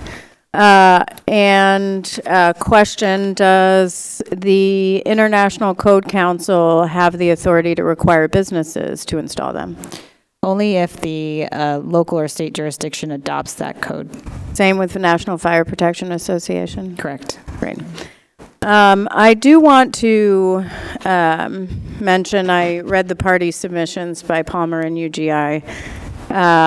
Palmer, in their party submission, had stated Palmer's use of natural gas was no different than an office building or residential home. Palmer states at the time of the accident, Palmer did not have, nor was it required by federal, state, or local law or regulation to have a natural gas leak or odor response procedure. Palmer is unaware of any similarly situated company in the area that had one. Palmer has, since this accident, nonetheless created a procedure and training, yet Palmer goes on to say that there were a bunch of leaks. 30 months prior to the explosion, UGI records reveal 12 leaks going back to September 2020. And then they say, while it is easy to assert after the explosion that these senior staff should have immediately evacuated both buildings, it is important to consider the chronic history of UGI gas leaks, which I'm certainly not discounting, and is certainly concerned that we can discuss. But they go on to say UGI's failure to order or recommend an evacuation in any of these circumstances was noted. I have natural gas service to my home. Columbia Gas services my home. If I smell natural gas, I'm out. You immediately evacuate. And it's my responsibility to get my family out. I don't wait for Columbia Gas to order me to leave. Right? And so it is, while you have over 500 employees at a candy company that it's your job to protect. You don't blame it on the employees for not self-evacuating. You look at your responsibility as a corporation, a company, to get your employees to safety. So one thing I will say is when we are looking at after every tragedy that we investigate, in the days after, it is really interesting to me the response by the entities, including the parties. Only once in over 6 years have I seen a party take responsibility immediately. Once. And that was Katie Farmer, president of BNSF. She stood right up in a press conference after Raymond, Minnesota, and within 30 minutes said, "This is our responsibility. We are sorry this occurred. We're going to take responsibility and we're going to take action." That was the right thing to do. So my advice is to companies where this has happened, you need to own that this happened. And you need to take responsibility, and including making sure your employees get to safety. Prior to this incident, what sense did you get about the safety culture that existed of Palmer? I know they had a committee, but just generally. So thank you for that question, Chair. The short answer to that question is that a complete safety culture evaluation of Palmer was outside of the investigation. Sure. However, we would certainly view the behavior and the decision-making that we saw as evidenced by the lack of evacuation, absence of a gap in their safety plan for natural gas as reflecting negatively on their safety culture. Yeah, and employees seemed overly concerned with being punished for leaving. Did you get the sense that the company's messaging about safety was being drowned out by performance and production? Indeed, some of the employees reported a fear of losing their job, and they had a reluctance to evacuate. So even though we did evaluate the point program and there was no necessarily immediate negative consequences, there was still a perception that there could be negative consequences, and that likely influenced their behavior. Do you know if Palmer has a voluntary confidential reporting system for safety issues? We are not aware of such a program. The reason I ask is on safety, we have recommended it for numerous entities, and it's led to improved safety. In fact, when I became chair, I was surprised we didn't have our own. And so we immediately instituted a voluntary confidential reporting system. You can provide your information if you want to call back, or you can do it confidentially for safety. I'd probably recommend the same thing. Okay, Member Graham. I have no further questions in this area. Thank you. No questions. Inman.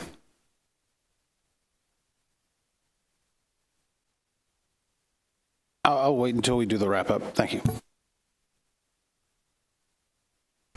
All right, with that, I do have one question. On page 28 of the draft report, it's a bit unclear because on line 1 it says the valve location for valve inspections on South 2nd Avenue and Penn Avenue was last inspected on March 23rd, 2021, and that the valve box or pit was cleaned.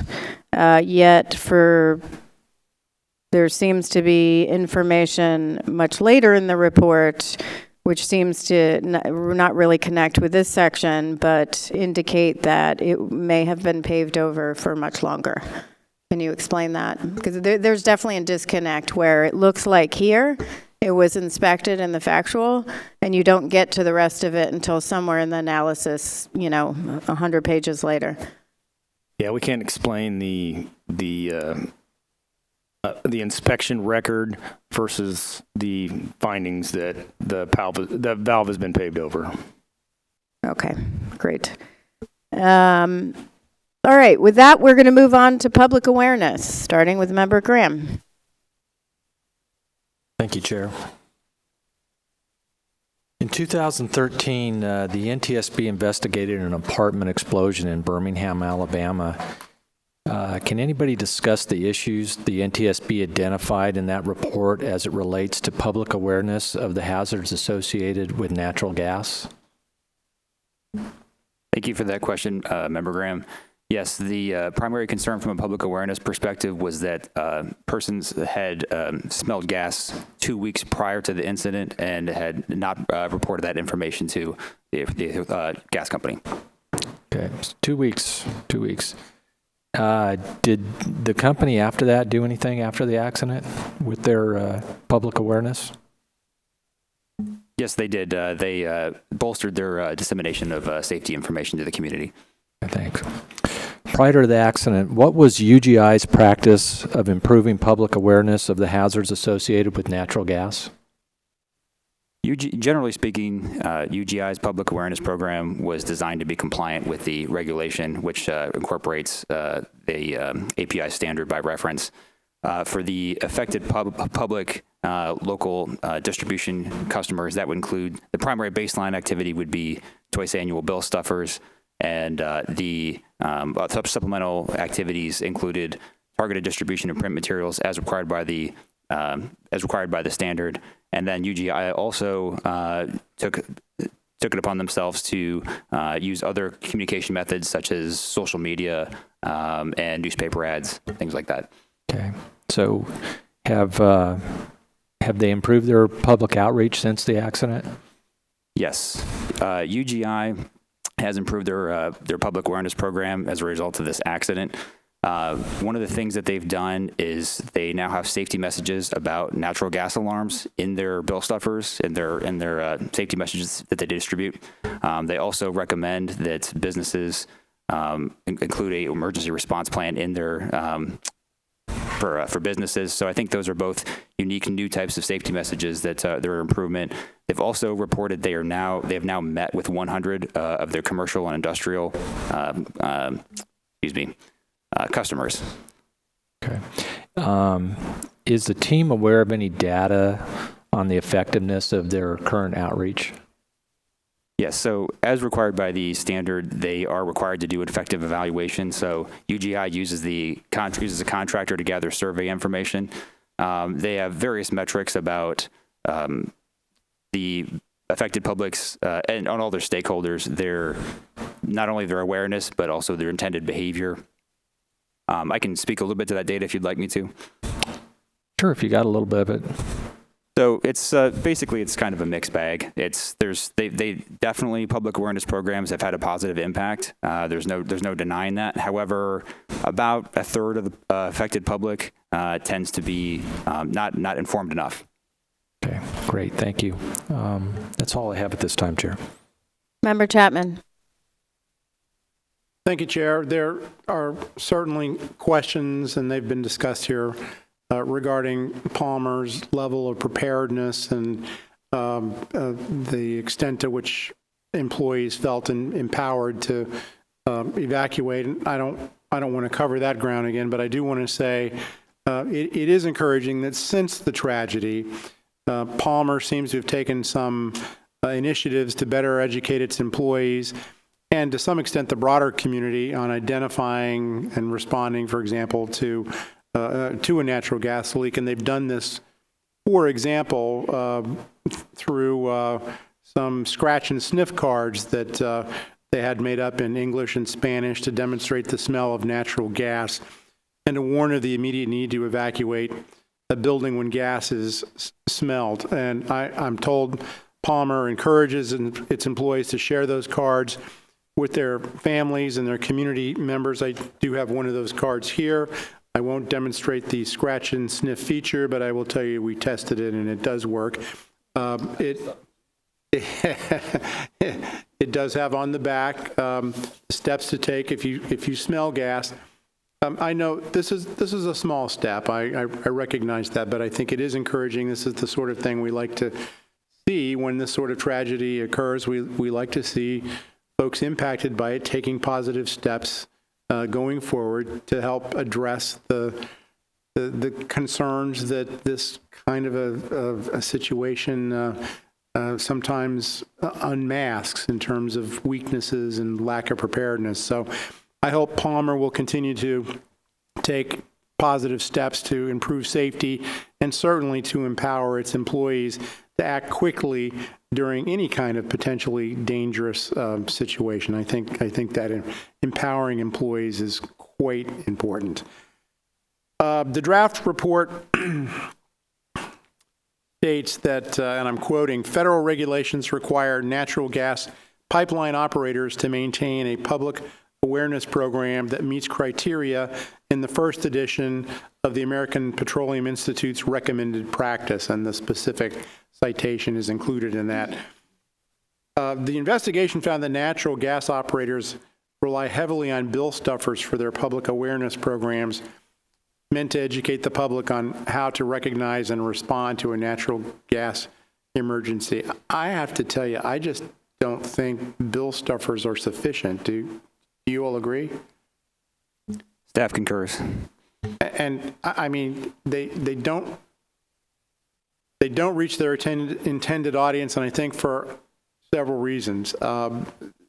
They often go to whoever, well, they always go to whoever opens the mail. In the case of a business, that's going to be probably the accounting department or whoever's handling the financial stuff. They're not likely to reach, certainly not likely to reach all the employees or even those most responsible for managing safety. When it comes to residential a lot of us these days are receiving, our billing information electronically, so I'm not sure how much good a bill stuffer would make, but even an old school guy like me who still gets the mail, everything I open, paper stuffers fall out, and I get a daily haul of junk mail with all kinds of advertisements and people trying to sell me stuff, and I don't pay attention to that stuff. I throw it out, and I'm sure many of us do the same. So I'm very concerned about that, and I know we're gonna make some recommendations on that or address that, discuss it further, but I just don't think bill stuffers get us where we need to be. In the case of multifamily residences, like large apartment buildings, many who are using gas utilities may never see a bill to begin with because they're not the billed party. So this idea of bill stuffers is very concerning. Did Palmer Management recall receiving any natural gas safety information through bill stuffers or otherwise? They did not. And did Palmer tell us that it believed it was at low risk for a natural gas explosion? Yes, that is correct. Why did they believe that? They based their assessment on the gas usage for the customer piping, which is their usage, and they didn't consider the impact of jurisdictional piping. Natural gas wasn't used in any part of their manufacturing process. It was used essentially for heating and that sort of thing, correct? That is correct. Yeah. Thank you, Chair. I'll have a few more questions. Thank you, Member Brown. Thank you. I just want to build on what Tom was saying, Member Chapman was saying. UGI cited several methods of sharing natural gas safety messages, including, which he just mentioned, bill stuffers, newspapers, social media. Many of these methods may not be accessible for all, whether it's lack of smartphone access, language barriers, or knowledge of opportunities to learn about natural gas safety. Communities vary in who they trust with regard to communication. Identifying key stakeholders who in turn have a deeper reach in the community can be helpful. For example, we often look to working with schools, churches, or universities, but we may not be thinking about to include the Chamber of Commerce, merchants associations to reach small businesses, or using large nonprofits like AARP, United Way, or service clubs like the Rotary, or consider local government may have in place to be helpful, such as neighborhood associations, boards, and commissions. These groups have direct links to the people. They are the closest, in general, have high level of trust. And so the question I have is, do you know if UGI works with, let's say, the local responders, first responders, in the leadership of a city or a county? Thank you for that question, Member Brown. So the requirements for the public awareness program vary depending on the stakeholder audience. So primarily to this point, we've been talking about the affected public, which includes both residents as well as places of congregation. The requirements do vary for the other three classes of stakeholder audiences, which include excavators, local officials, and emergency responders. One of the things that I think is a strength of the first edition of the 1162 is that it identifies, at least for on the transmission side, that personal contact is preferred when working with the emergency responders. And I think that speaks to the importance of working with those that class of stakeholder because, as you alluded to, their involvement with the community. No further questions. Member Inman. I want to echo Member Chapman's we get bills and pieces of paper all the time kind of comment. So I wanted to also call out our Palmer just for starting with the cards. They brought them in for us too and showed us. So I think any steps like that are good. And apparently scratch and sniff has been the one way to deliver that smell at some point. Are there any companies now, because I know whenever I've moved, I typically have to show up and provide an ID to get utility services. Are there any companies that do that as part of their initial customer interaction when someone signs a contract versus just the bill stuffer later on? Do you know of any?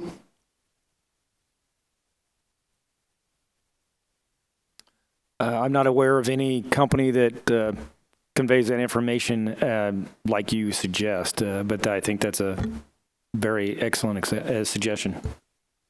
Just something to consider. You also mentioned that they had 100 UGIs reached out and met with 100 of their, I believe, 100 commercial and industrial customers. Is that correct? Yes, that is what they reported in their October update. Do we know how many total customers they have that are considered business? I'm not sure of an exact number. I know that they've said that they've reached out through another 70,000, so quite a few. They've reached out to another 70,000? I'm sorry. And they said in September, over 70,000 commercial and industrial customers received a brochure containing similar information to the UGI safety kits. 70,000? Yes. I hate to repeat that. They've met with 100 and they consider that a success out of 70,000?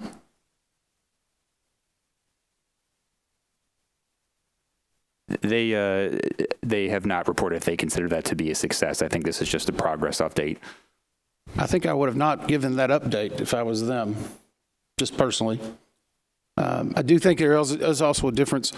Do they categorize risk differently based upon, I know Aaron Palmer said that I believe their risk was lower because they just used it for heating. I know there's other industries and organizations that may use a much higher demand in their actual manufacturing processes. Does UGI categorize those in a different risk and provide them increased, I guess, surveillance and interaction? The Distribution Integrity Management Program does not require any special treatment just because of the demand use or the use of gas. It's threat-based upon threats to their system. So it's not threats to their customers, but it's threats to their system? Consequence to customers would be a different consideration, I think, and it's not part of their Distribution Integrity Management Program. Okay, I think that's the first time I heard that, but okay.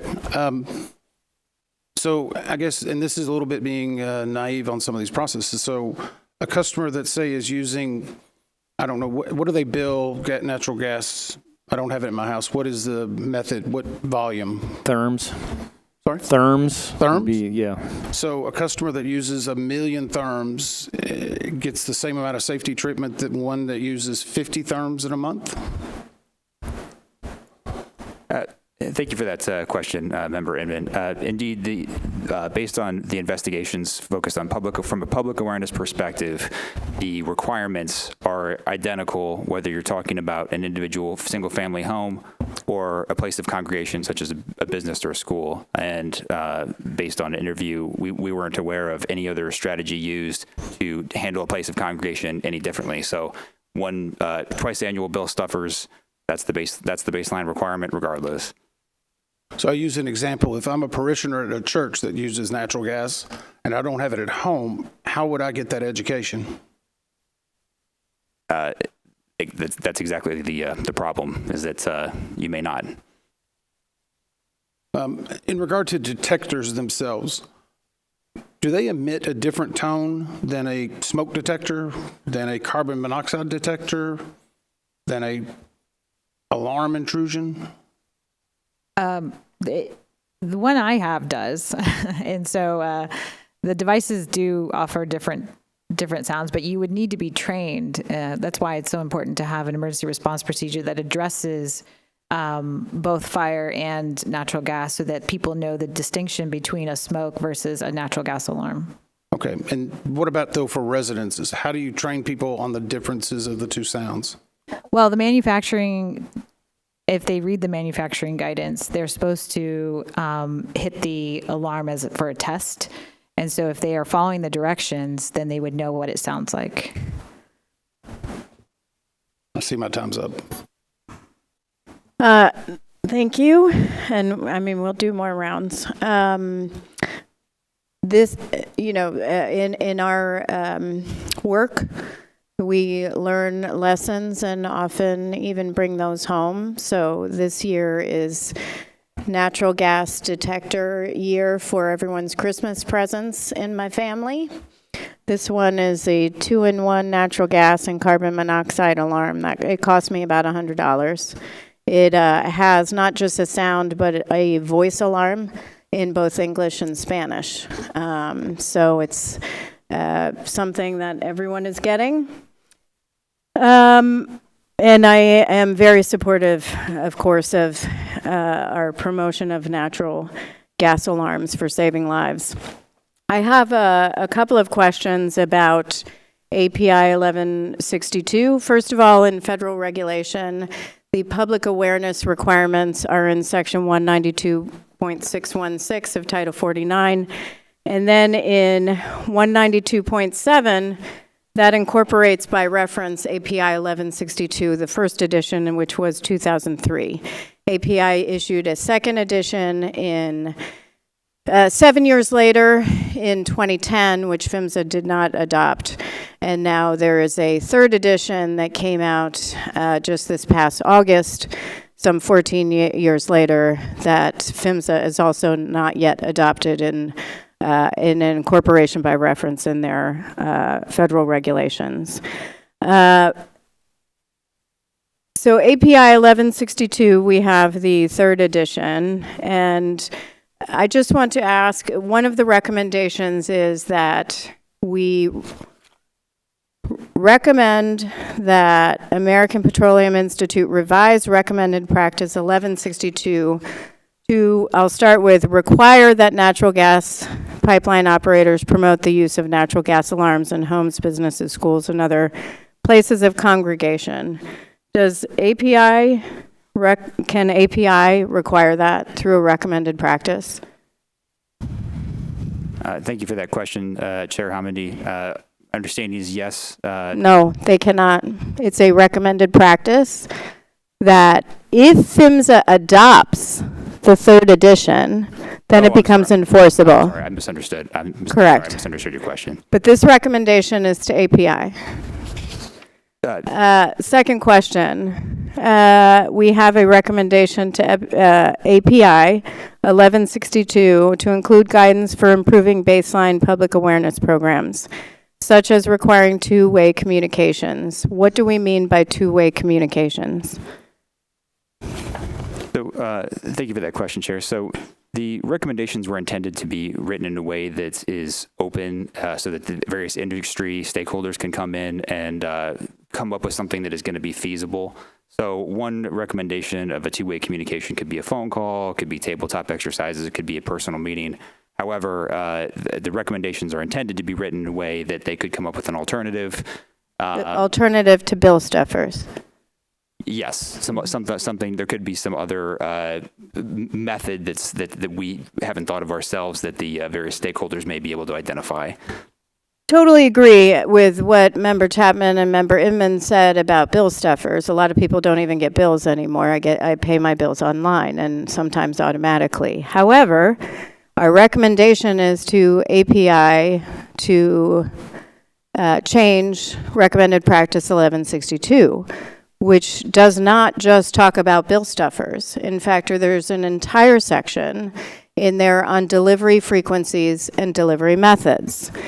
Delivery methods just under personal contact include face-to-face interaction, door-to-door contacts, meetings, virtual or other, open house events, facility tours, telephone calls, community events.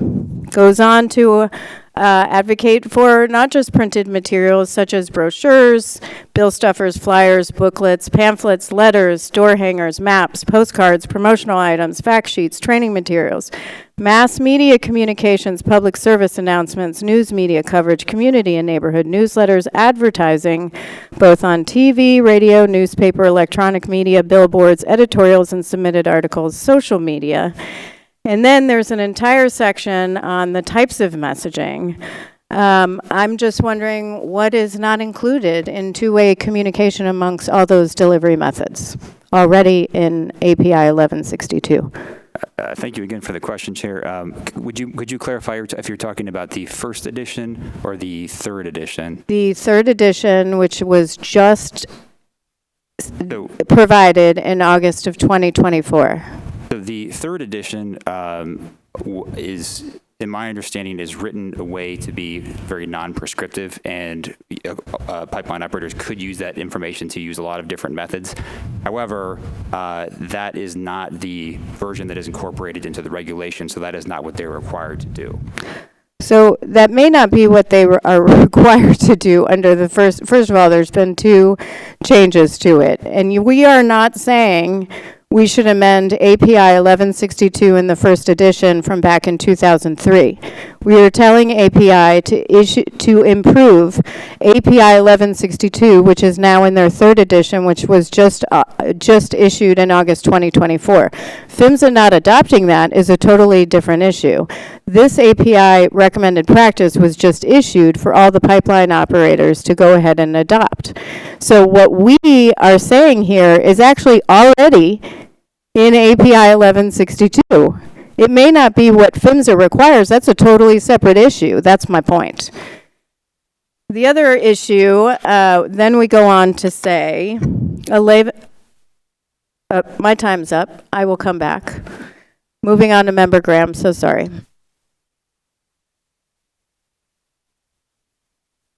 I defer to you, Chair. You're on a roll. Thank you. So while I'm moving over to 4, where we say, actually 3 says that we should recommend that PHMSA adopt API revisions on the Public Awareness Program standard and issue an advisory bulletin to pipeline operators to adopt the latest standard, even though we've not seen the standard, wouldn't have reviewed the standard. PHMSA wouldn't have reviewed that standard. We're going ahead and endorsing the standard blindly with not even considering what's in it. But then in recommendation 3, we are telling PHMSA to adopt a standard that they currently have 2 issues with. Excuse me. I didn't ask for a response. Recommendation 4 then tells PHMSA to, while that's being updated, issue an advisory bulletin to pipeline operators to include safety messages about natural gas alarms in their public awareness program. So pipeline operators should include safety messages about natural gas alarms. I'm a supporter of natural gas alarms. However, in their safety messaging for public awareness, it goes in API 1162, which is in the pipeline operators implement commodity types transported and possible hazards for unintended releases, pipeline purpose and reliability, facility purpose, sharing pipeline safety information, right of way, pipeline maintenance construction activities, goes on to add damage prevention, then goes on to public safety priorities, emergency response plans, emergency response drills, leak recognition and response, pipeline markers, pipeline mapping, risks to pipelines. Does anywhere in API 1162 recommend a certain safety device that you're aware of? Not that I'm aware of. Right.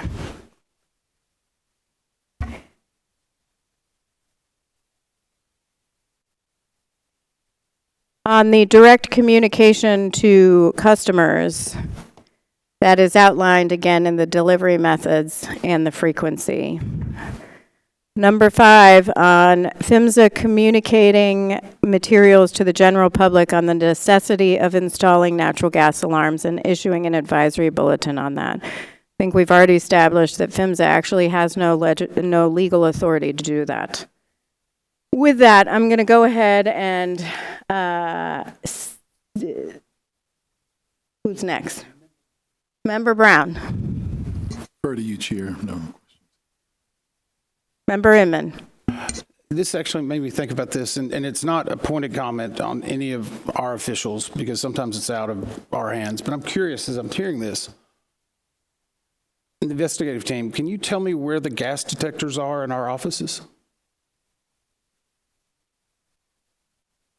I can speak. Oh, come on, speak to Brian. that. You didn't want to leave it to somebody else? No, I can speak to that. So the building is equipped with devices that monitor the air quality. That includes natural gas detection, and that's wired into the building automatic alert system. So it is built into the system in this building. And we also have an occupant evacuation plan, and we're actually currently updating that. And one item we're updating in there is to add a scenario for the evacuation plan for natural gas detection and storm. So I guess the point of that is, for businesses and people that are watching this, it may not always be a round object that's sitting on the wall that you would see, but it might be better for you just to inquire and ask if your business or employer or location of worship has that. Yes, sir. Is that fair? Okay, one other point I wanted to just kind of bring up, because this actually came out in the conversation with the IIC, and I appreciated her telling us this. We've talked about the PUC a couple of times, and them being, and I will direct this to Tom McMurray, about them and their work and their oversight. And I think it's notable that they're not a party, but I would like to point out, I believe, if I'm correct, if I'm speaking for the IIC, their staff and the members were very helpful to us in a lot of our work, and that the hindrance that came out of them no longer being a party had to do with the state law that they had an interpretation that said could affect the release of records. Is that an accurate synopsis, Tom? Yes, that's accurate based on us. Tom, would you mind if we come back to this in the catch-all round? Sure. Okay. I didn't know sorry. which one we were in now. Oh, we're still in public awareness, if you don't mind. Sure. Sorry. I do want to come back to that because I think that's an important issue, and yeah. Okay. All right. On public awareness, I have one more question. Are you familiar with the contents of API Recommended Practice 1185? I am not. I don't know if the rest of the API Recommended Practice 1185 is pipeline public engagement. Pipeline public engagement. Now, this recommended practice is only applicable to transmission pipelines. It does not include distribution pipelines because it's relatively new. And so it's gas and hazardous liquids on public engagement. It goes on about different ways of engaging the public, both in prior to construction, during operation, everything from town halls, public hearings, multi-stakeholder meetings, you name it. I think hopefully at some point when it comes to stakeholder engagement, this would also apply. PHMSA would also extend this to gas distribution pipelines as well. With that, now we will move into that section. Member Graham on the other. I have no other questions for other. Member Chapman. Brown. Member Brown. No question. Now I definitely want to have this conversation. Member Inman. I won't go back to this. I guess I'll go back to Tom McMurray. It was noted at one point that the PUC was no longer a party, and we have a very important party process, and we need to maintain it to the best we can. It's critical for our success. It's worked for us for 68 years. I think we also have to be careful to make sure we're not assigning blame and just looking at probable cause, but those are other questions. But in this case, can you give us the quick history of why the PUC is no longer a party? Yes, they were a party and refused to share certain information on their audit of the DEMP reports that they had. We had the DEMP reports, but not their analysis and audit of the DEMP reports. They refused to provide those under a state law that prohibits them from disclosing confidential security information. And we disagreed that their state law overrode our ability to obtain that information by federal law and our practices and procedures and administrative subpoenas. And it took several months to iron that out, and eventually we were able to take court action to obtain the information that we needed. But meanwhile, and except for that, the PUC was a very responsive party, and the IIC could further address how they were responsive during the course of the investigation. So is this something that, I know we don't have a recommendation, but is this something we either need to educate PUCs about or ask for Pennsylvania to change the laws to where they could actually give us valuable information when we need it? I think educating is probably the best thing we can do. It wasn't something that directly contributed to or was causal to the accident, so not something we would normally, include as a recommendation, but certainly something that we need to take note of and educate. So hopefully states, if they have similar laws, will make exceptions for, or either recognize or make explicit exceptions within the state laws that permit the NTSB to have the information that we need. But we do have the subpoena power in the Department of Justice, and they intervened on our behalf, correct? That's correct. We coordinated with them and filed an action to enforce an administrative subpoena. And then investigator in charge West, I'm going to use your official title there. How did you find your interactions with their staff and the work that they did in regard to the investigation leading up to that? What I found is that the staff, the PUC staff, worked very well out in the field. Matter of fact, at the beginning, prior to us getting there, they were gathering information. They were extremely cooperative in providing information and sharing information. And in areas where we were running thin, they can oversee portions of our investigation as well. So they were invaluable out in the field and extremely cooperative in helping us. I've spent a lot of time with people in Pennsylvania on several campaigns, and I don't think their intention is ever to harm or to impede. They just sometimes get caught up with maybe one person's interpretation of a law or rule. So I just wanted to point that out. So I appreciate the ability. Are we going to continue with a couple more catch-alls? Okay. Go ahead, Alf.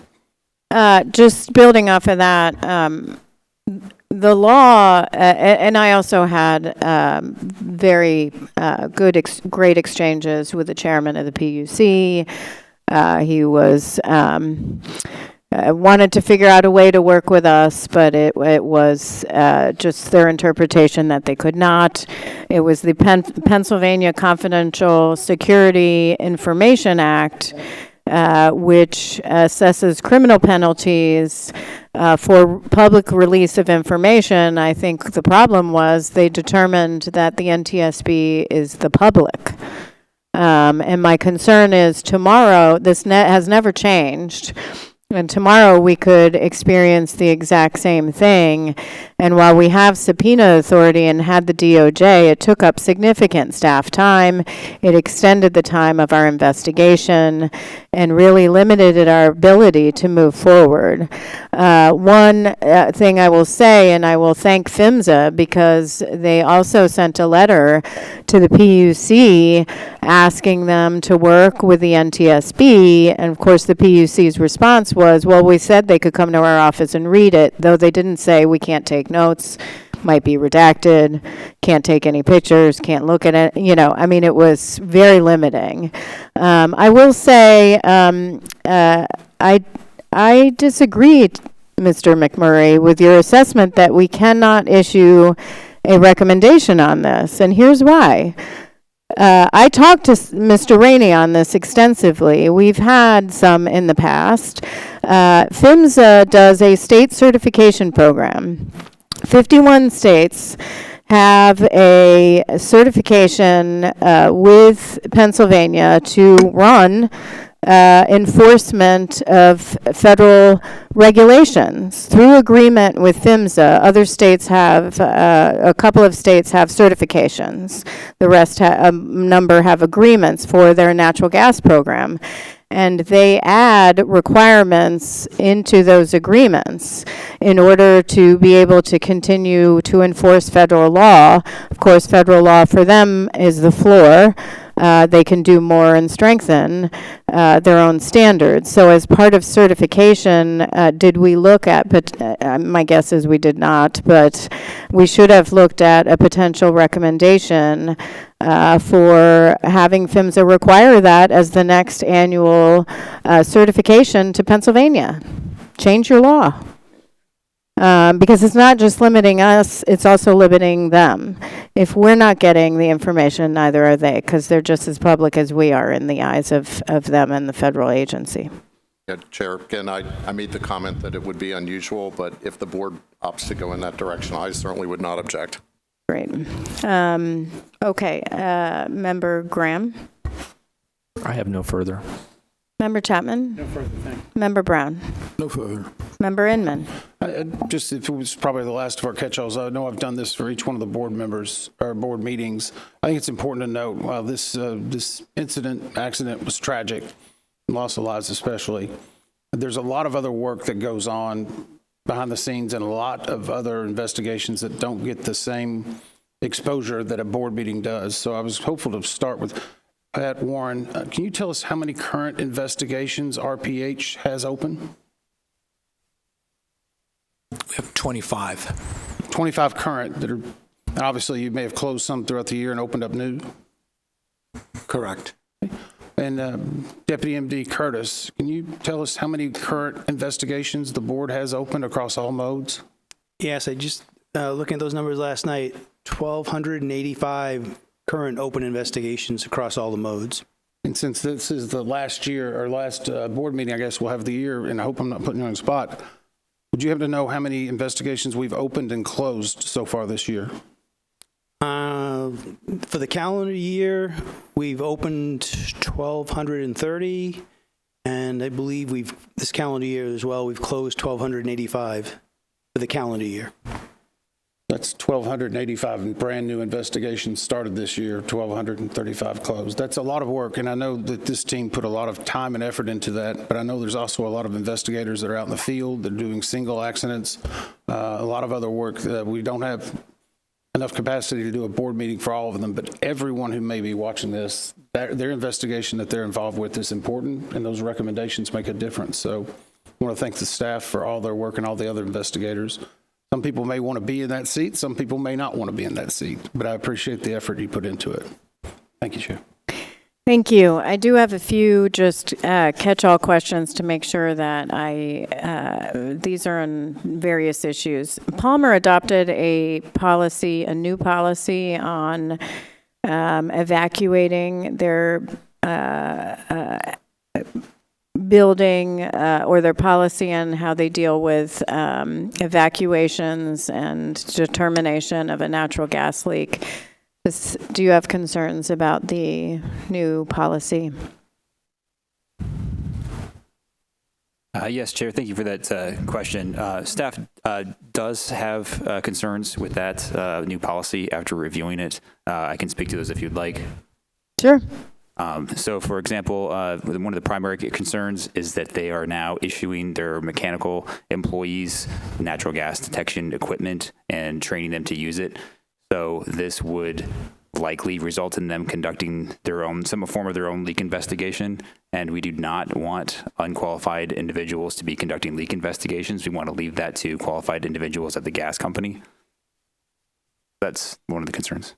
Great. I mean, and just to note, one of my concerns is that if you smell something unusual, immediately stop what you're doing. If you're not sure what the smell is, quickly assess the situation and determine if evacuation is necessary. If you determine that the odor could be potentially dangerous, stop all work activities and evacuate the building. If you determine that the smell does not pose an immediate health or risk, imminent health or safety risk, continue to investigate the odor. I think this is not new to what already existed. What they basically said was, if you think you smell something, go investigate. And if you think it's natural gas, leave. That's exactly what they did in this scenario. No, you leave. Now, their response is they have other smells in their building because chocolate is being made. You know the difference between natural gas smell and chocolate. Get out immediately. So I think this actually provides significant confusion for their employees, and they should change it. On UGI, is there a reason why we did not consider a recommendation to UGI to evaluate the effectiveness, or gas companies overall, to evaluate their effectiveness of public awareness programs that they implement? Because there's certainly an entire section in API 1162 about how they would evaluate effectiveness of programs. Yes, thank you for that question, Chair. So you're absolutely correct. The standard 1162 does require that pipeline operators conduct effectiveness evaluations, and UGI does do that. I think the problem that we see here is not unlike the San Bruno investigation, where there's not necessarily any response to that. So they have done the evaluation as required, and then you still have weaknesses, in terms of a lack of education. But then things don't change. So potentially the monitoring and taking action portion after you evaluate the effectiveness is a problem with UGI and maybe others. If I could add just briefly, Chair, it's the perspective that the team came to was that UGI was basically similar to other operators, and that they didn't stand out as a poor performer in regard to public awareness, and this is likely an issue with other operators as well, which is why we directed it toward the regulation and the standard. Last question. Do you know how much a backhoe weighs? Actually, that's not my last question. How much does a backhoe weigh? I think there's a lot of variability between what size of a backhoe, but I think 20,000 pounds would probably be a good estimate. What is it? 20,000 pounds, that might be a good estimate. 10 or 20,000 pounds. How about a tanker truck of chocolate? I would believe in excess of 70,000 pounds. That's right. PHMSA determined that the tanker trucks running over the road, where this was 70,000 pounds, with repeated truck movements every day, all day long. Okay, great. Did you still want to? Can I clarify one thing on that? I just think it's important. I guess it is. 70,000 pounds spread over how many axles versus a excavator or bulldozer that's spread over 2 sets of axles? Yeah, that's correct. I don't know what the configuration of the tanker trailers they're using for the chocolate moving, but it would have different axles, and that weight would be spread over that, which would be different than the amount of weight would be placed over axles on, say, a four-wheeled backhoe or some other equipment. Okay. That's right, except repeatedly over years with a heavily corroded pipeline. Correct. Which was my point. Thank you. We're going to take a break. Did you still want a break? Yeah. Okay. We'll take a break until 2:45 and see you then. Our deliberations are there any other questions before we move forward with presentation of the findings, probable cause, and recommendations? Okay. So those deliberations have concluded. Again, I want to thank my fellow board members for their preparation and participation, and of course all the staff. We discussed important topics that will benefit the final report. We're going to move on now to the presentation of the findings, and I will turn to Mr. Curtis for that. Certainly, Chair. As a result of this investigation, staff proposes 20 findings.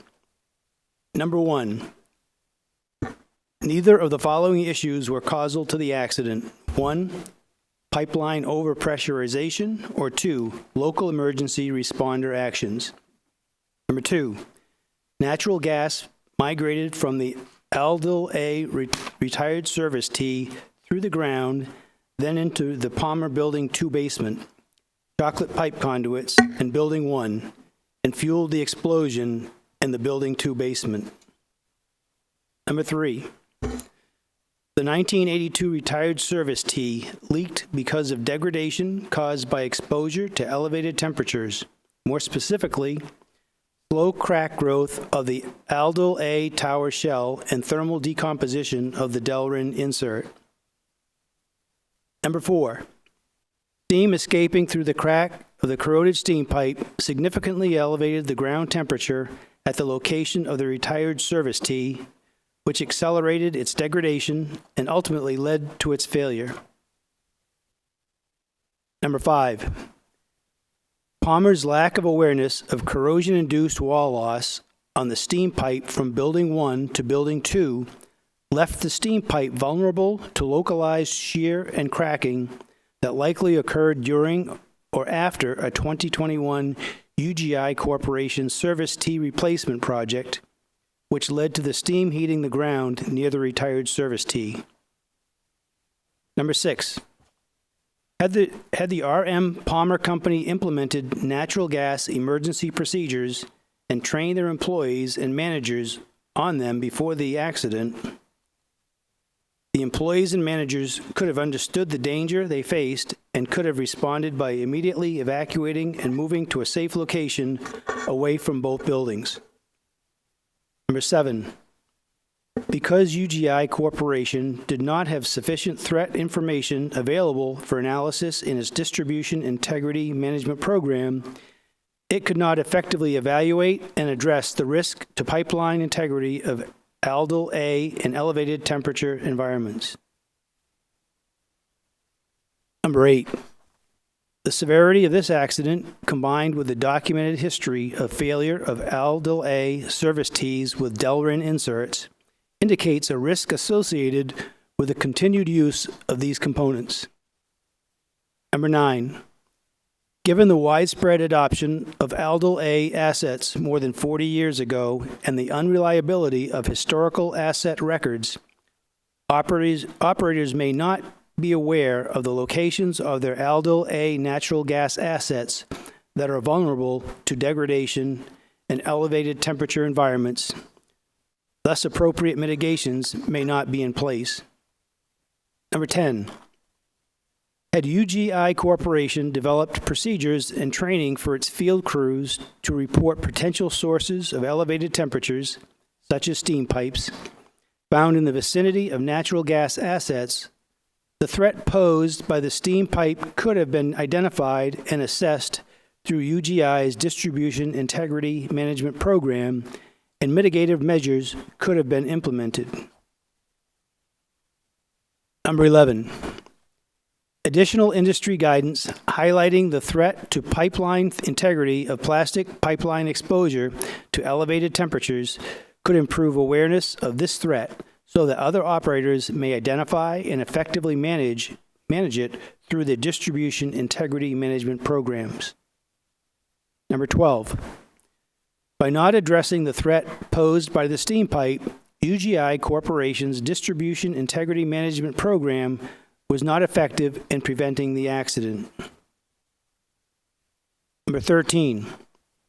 Although the R.M. Palmer Company was not required to be a member of the Pennsylvania one-call system, if it had been, the UGI Corporation crew excavating Cherry Street on February 16, 2021, may have been alerted to the presence of the steam pipe before beginning the project, reducing the risk of damage to it. Number 14. Broad nationwide adoption of the Common Ground Alliance's recommended best practice 3-26 on 811 center membership can help prevent accidents similar to this one by increasing awareness of underground private assets like some steam pipes that cross public rights-of-way. Number 15. Natural gas pipeline operator public awareness programs may not reach members of the public in places of congregation or in multifamily residential buildings who do not directly receive bill stuffers. Thus, these members of the public may be unaware of the natural gas safety guidance to immediately report a natural gas odor. Number 16. Installing natural gas alarms can alert people of a gas leak so they can evacuate the area. However, natural gas customers may not be aware of the necessity of such alarms. Number 17. When businesses that use natural gas do not have natural gas emergency procedures and training, employees may be unaware or unsure of the steps they should take if they smell natural gas, thus placing them at risk should a leak occur. Number 18. Had natural gas alarms been installed inside buildings 1 and 2 an alarm could have alerted employees to the natural gas leak, likely prompting them to evacuate, reducing or eliminating the fatal consequences of the explosion. Number 19, because adoption of codes and other rules related to natural gas alarms depends on state and local policies, widespread requirement of natural gas alarms will depend on state and local action. And number 20, UGI Corporation did not effectively inspect and maintain its valves through its valve maintenance program, leading to a delay in shutting off gas to the affected area. Chair? Thank you, Mr. Curtis. Are there any amendments to the findings as proposed? I have an amendment that is not even written. So if members can turn to page 122 to finding 5. My amendment is to strike that likely occurred during or after a 2021 UGI Corporation service T replacement project. Is there a second? Second. Second. And so just on this, I think we've established that the evidence is largely that there was a photo of excavation. We know that that Palmer communicated with UGI crew about the steam line, and we have recollections from the truck driver about steam sometime after that. What we don't know, we know there was some downward force that ended up shearing the steam line that was corroded for quite some time and had significant wall loss, likely, as mentioned, for some time. We don't know for sure when any of that occurred regarding the shearing. We don't know the method or the vehicle. So I believe, because we are a factual body, that there's enough doubt, at least for me, that we can correlate the two. So that is the reason I'm offering this amendment discussion. Member Graham. Yeah, I got a question for the team. During that excavation project, the steam pipe was not exposed. Is that correct? That's correct. Okay, so we don't know really anything about that pipe at that point. That's also correct. Thank you. Further discussion or question? Can you repeat what the exact change is again? Yes, we would strike on line 17 the words, let me put my glasses on, that likely occurred during or after a 2021 UGI Corporation Service T replacement project.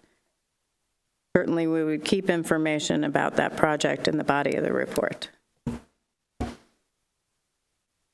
Further discussion?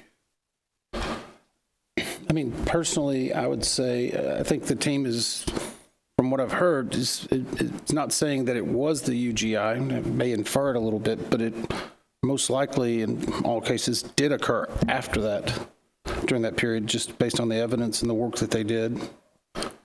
So, I mean, if we're looking for a point of time, it seems like that is the point of time. It may not be the causation, but it certainly wasn't leaking at the time that they opened it up, or else the people that were working would have felt steam evaporating and would have probably been much more noticeable. I think they just said that it wasn't opened at that time, that they didn't look at the condition of the steam pipe during the excavation. But it was, they had to have seen the steam pipe if they saw the calcium carbonate. They saw indications of the calcium carbonate, the white powder, but they didn't actually see the steam line. Mm-hmm. Okay. Okay. Well, we no other discussion, so we will go to a roll call vote. Mr. McMurray. Okay, Board, if in favor of the motion to amend the finding, say aye. If opposed, say nay. Member Graham? Aye. Member Chapman? Aye. Member Brown? Aye. Member Inman? Nay. Chair Hominy? Aye. Okay, Chair, the vote tally is 4 in favor and 1 in opposition of adopting the amendment to the finding. Thank you. Any other amendments to the findings? All right. Mr. Curtis, we'll go to you for the probable cause. Staff proposes the following probable cause. The National Transportation Safety Board determines that the probable cause of the explosion was degradation of a retired 1982 Aldol A polyethylene service tee with a Delrin polyacetyl insert that allowed natural gas to leak and migrate underground into the R.M. Palmer Company candy factory buildings, where it was ignited by an unknown source. Contributing to the degradation of the service tee and insert were significantly elevated ground temperatures from steam escaping Palmer's corroded underground steam pipe located near the service tee that had been unmarked and likely cracked during or after a 2021 UGI Corporation service tee replacement project about 2 years before. Contributing to the steam pipe crack was R.M. Palmer Company's lack of awareness of the pipe's corroded state. Contributing to the natural gas leak was UGI Corporation's lack of awareness of the nearby steam pipe, which led to an incomplete integrity management program evaluation that did not consider or manage the risk posed by the steam pipe. Contributing to the accident's severity was R.M. Palmer's company's insufficient emergency response procedures and training of its employees, who did not understand the hazard and did not evacuate the buildings before the explosion. Chair. Thank you. And do we have any amendments to the probable cause? Chair, don't we need a parallel amendment here reflecting the amendment to the findings that we just adopted? I would say that we do. And we should probably discuss that because of the way it is drafted, which is a little bit different.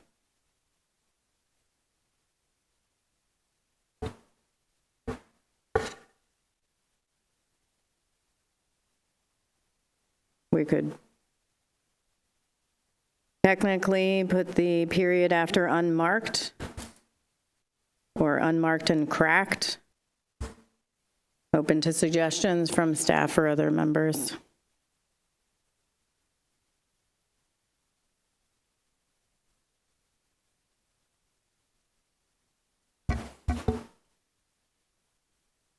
One possibility, again, this doesn't really reflect the change that we just made, but one possibility would to say rather than that it likely, let's see, what's the wording?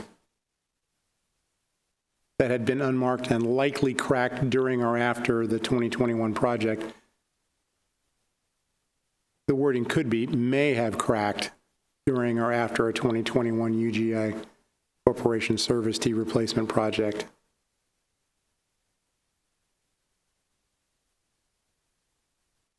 My concern about that is we pretty much took that out. Right. So I would think maybe we'd say that had been unmarked and cracked, take the likely out and take out during all the way to about 2 years before. Yeah, I agree. Located near the service tee that had been unmarked and cracked, period. Period, yeah. And then starting off contributing to the steam pipe crack was later on. Yeah. Would you like to offer that amendment? I would make a motion to amend the probable cause to that, and if you need me to read it, or that section again? That'd probably be preferable. Okay, so starting on line 5, I think that's as far, it would read, contributing to the degradation of the service tee and insert were significantly elevated ground temperatures from steam escaping Palmer's corroded underground steam pipe located near the service tee that had been unmarked and cracked, period. Second. Great. Further discussion? I'll oppose probably in the same logic I did on the previous one. Okay. Curious about what staff has to say about that.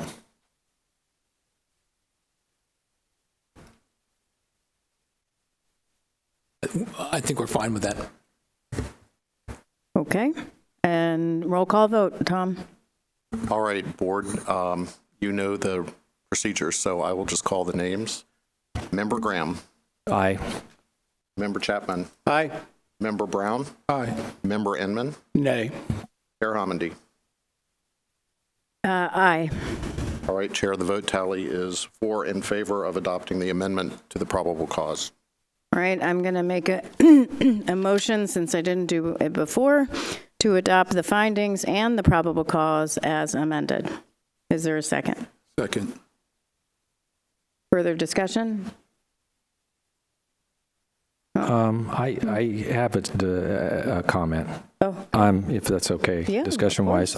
Since we're going to the findings, I'm going through finding 13.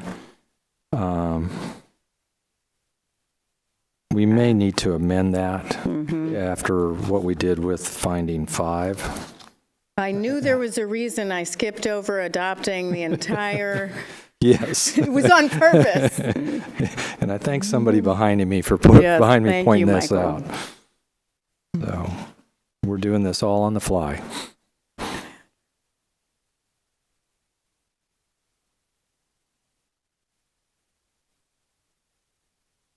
Yeah.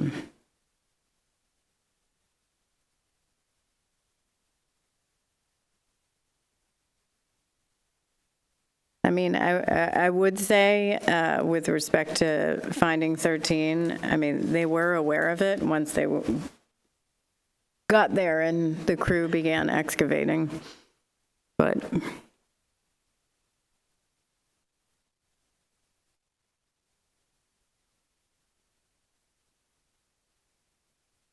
There will continue to be discussion of this project and the potential that that may have had some impact within the body of the report, correct? I mean, the problem with leaving 13 in now, as we've said in the findings, that, I mean, we are not saying in the findings that that's when the damage occurred.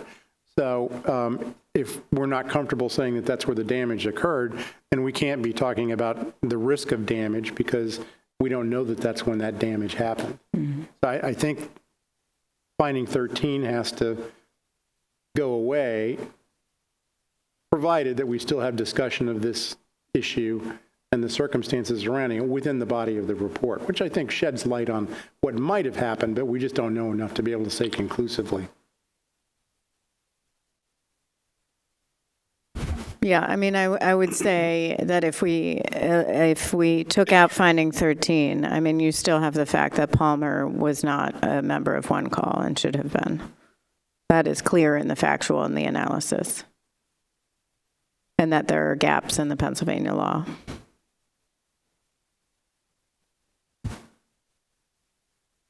A discussion back here. Then you may get into 14. That one is okay. If we're making a recommendation on preventing similar accidents by increasing awareness of underground private assets, like some steam pipes, why would we reference that? Because it goes into, in the facts and the analysis, it goes into the need to be aware of other. Right, but One Call would not have made a difference. Well, I think we're just saying that we can't prove the excavation caused the damage. Right. But it could have. We just don't have the factual evidence to prove that it was that exactly. Yeah, I don't disagree. We've taken out the other references to it. Yeah. But if you're going to talk about a finding. Although I would say 14 is relevant for other reasons, which is the awareness of the presence of an asset such as a steam pipe. And the steam pipe was there, we do know that, and we know that the steam pipe apparently resulted in the heat that damaged the asset. I mean, so I think this is still relevant because it speaks in terms of increasing the awareness of underground private assets.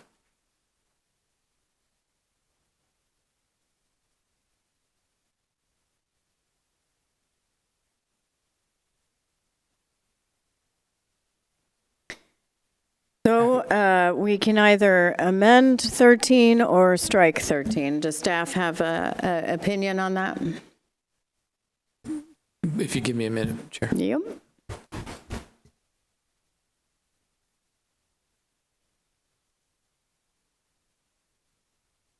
While they're talking, if you don't mind, Chair, I'll add something here to this maybe. Since we're probably not going to get through the report, adopting the report, because there's going to need to be some revisions we're well aware of. This is one we may want to strike, and the team may want to come back with a new finding in that process. So that's one of the avenues, so we get some of this back. Yeah. So just to clarify, Mike, if that's the case, are they going to be able to come back on different findings and different probable cause?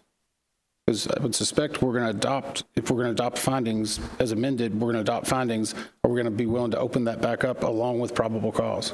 If the vote is held open, then everything's subject to revision. Chair? So we're okay with striking 13, but keeping 14, if that's okay. Okay, and if at some reason you determine otherwise after this, you can come back in PMA. So I'd like to move that we strike finding 13. I second. Further discussion?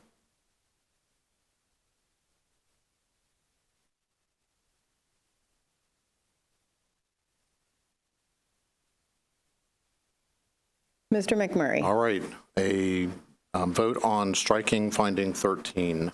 Member Graham. Aye. Member Chapman. Aye. Member Brown. Aye. Member Inman. Nay. Nay. And Chair Hamady. Aye. All right, Chair, the vote tally is 4 in favor of striking finding 13. All right. I will offer a motion to adopt the findings and probable cause as amended. However, the entire report will be open because we're not going to take a vote on the entire report. Correct? Is that the process? Mm-hmm. Okay, so that's my motion. Second. Further discussion? Nope. Mr. McMurray. All right, then it's a motion to adopt the findings and probable cause as amended. Member Graham? Aye. Member Chapman? Aye. Member Brown? Aye. Member Inman? Can I withhold? Yes. Chair Hamady? Aye. Chair, the vote is 4 in favor of adopting the amended findings and probable cause. All right, moving on to the recommendations as proposed, Mr. Curtis. As a result of this investigation, staff proposes 14 new safety recommendations. 5 to the Pipeline and Hazardous Materials Safety Administration. Number 1, issue an advisory bulletin reviewing the details of this accident to all regulated natural gas distribution pipeline operators and advising them to address the risk associated with aldol A service tees with Delrin inserts, including, but not limited to, replacing or remediating them at every reasonable opportunity. Number 2, issue an advisory bulletin to all regulated natural gas distribution pipeline operators referencing distribution integrity management program regulations and encouraging operators to complete a one-time inventory of all aldol A assets that are located in environments that experience or are at risk of elevated temperatures. Continue during maintenance and new construction projects to identify aldol A assets that are in elevated temperature environments and evaluate and mitigate risks to deter the degradation of these assets. Number 3, once the American Petroleum Institute revises its public awareness program standard, issue an advisory bulletin to all regulated natural gas distribution pipeline operators to adopt the latest standard. Number 4, while the American Petroleum Institute updates recommended practice 1162, issue an advisory bulletin to all regulated natural gas distribution pipeline operators to include safety messages about natural gas alarms in their public awareness programs, and consider direct communication with residential and commercial customers, as well as schools and other places of congregation, on natural gas safety, instead of relying on bill stuffers to disseminate these critical messages. Number 5, issue communication materials to the general public on the necessity of installing natural gas alarms similar to fire alarms in businesses, residences, and other places of congregation. One recommendation to the Occupational Safety and Health Administration. Number 6, revise Title 29 Code of Federal Regulations, Part 1910, to include natural gas emergency procedures if an employer's facilities use natural gas. One recommendation to 49 states, the Commonwealth of Puerto Rico, and the District of Columbia. Number 7, require the installation of natural gas alarms in businesses, residences, and other buildings in which people congregate within your state, or encourage all appropriate local authorities having jurisdiction to do so. One recommendation to the Commonwealth of Pennsylvania. Number 8, modify your underground utility line protection law to require all owners and operators of pipelines transporting steam underneath public rights-of-way to register their assets with the Pennsylvania one-call system. One recommendation to the Gas Piping Technology Committee. Number 9, develop guidance for natural gas pipeline operators to ensure that their distribution integrity management program appropriately assess and address threats to plastic pipelines posed by nearby assets that may elevate the temperature of the environment near the pipeline. One recommendation to the Common Ground Alliance. Number 10, review the details of this accident and identify opportunities for improving adoption of your best practices on 811 Center membership. One recommendation to the American Petroleum Institute.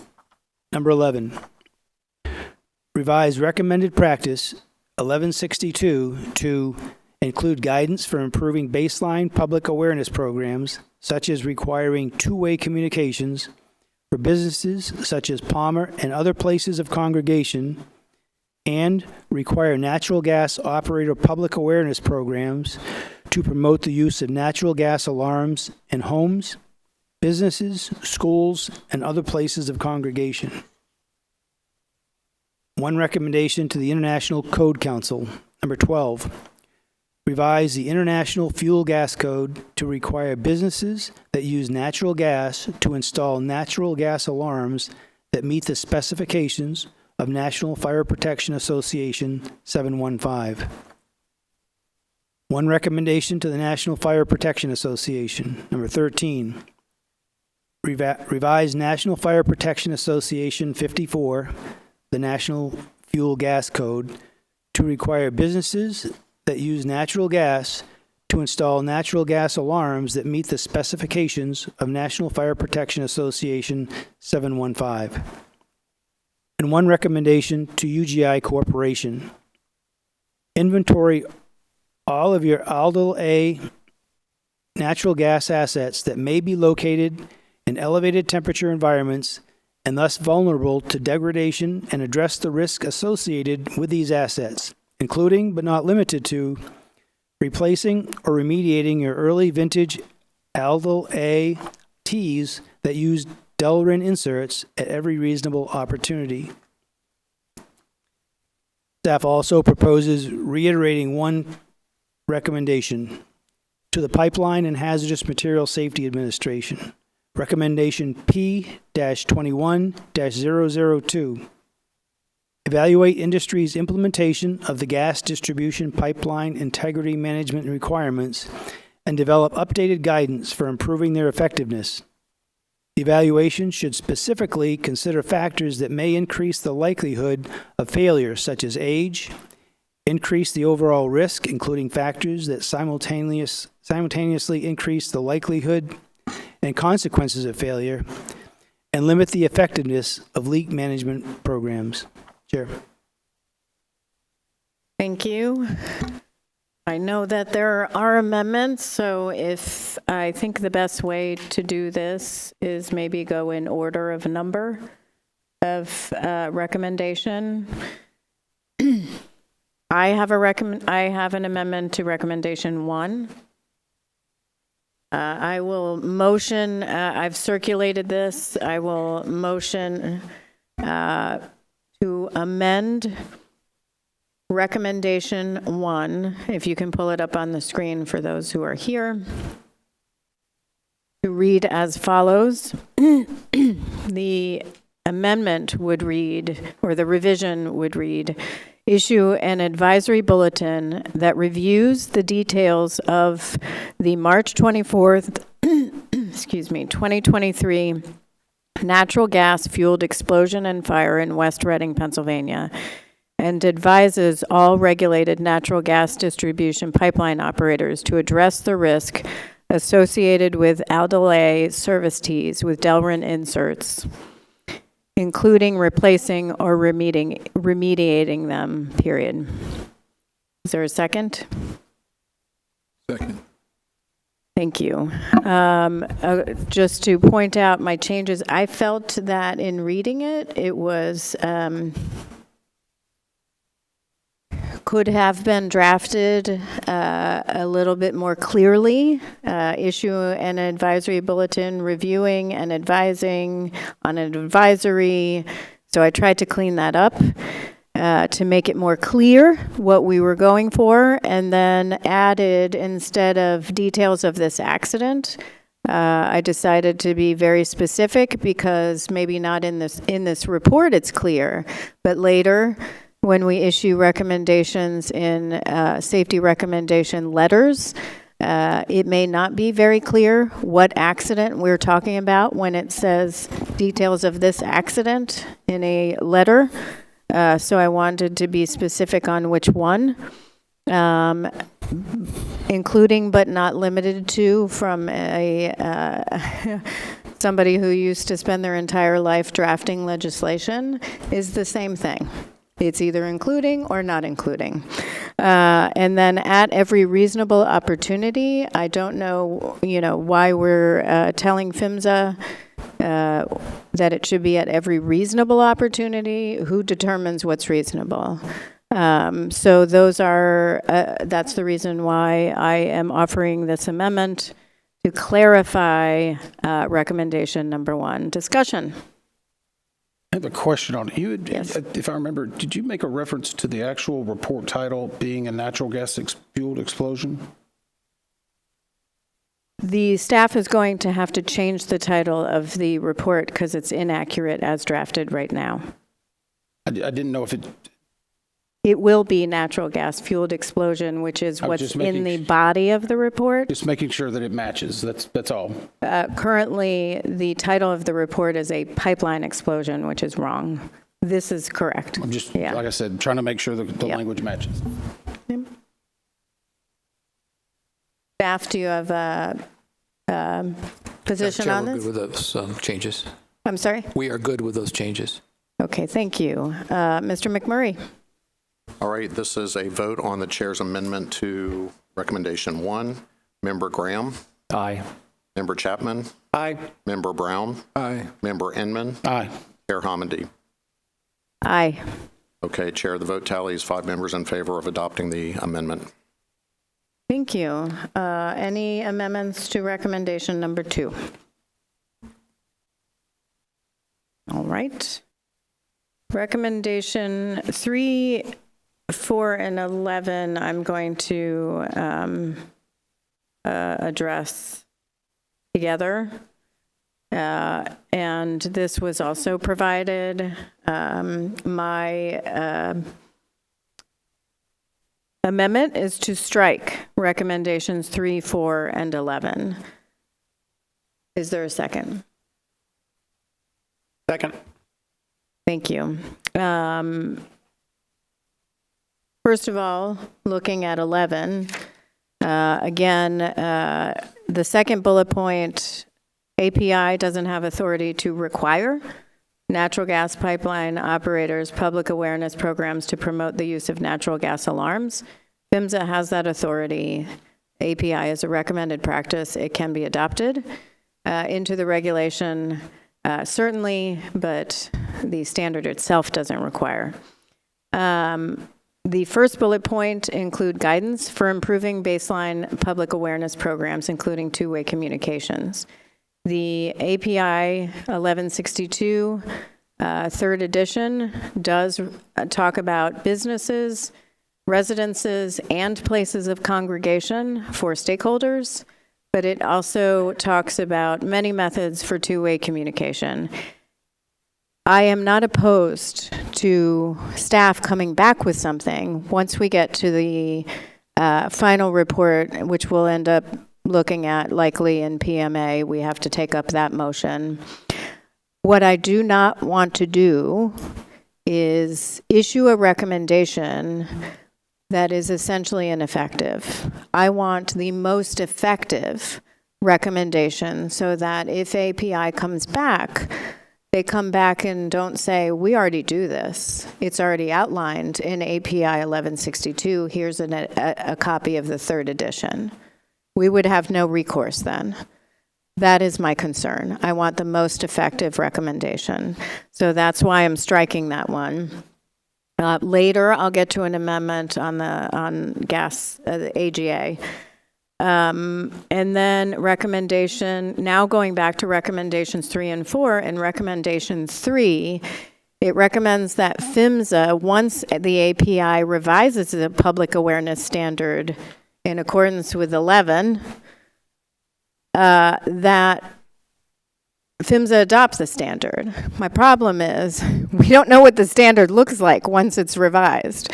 So we're basically signing off on a revised standard that we may not actually like, but in advance of that, no matter what it is, there could, my guess is it once PHMSA adopts the standard, it's going to include other things that have nothing to do with this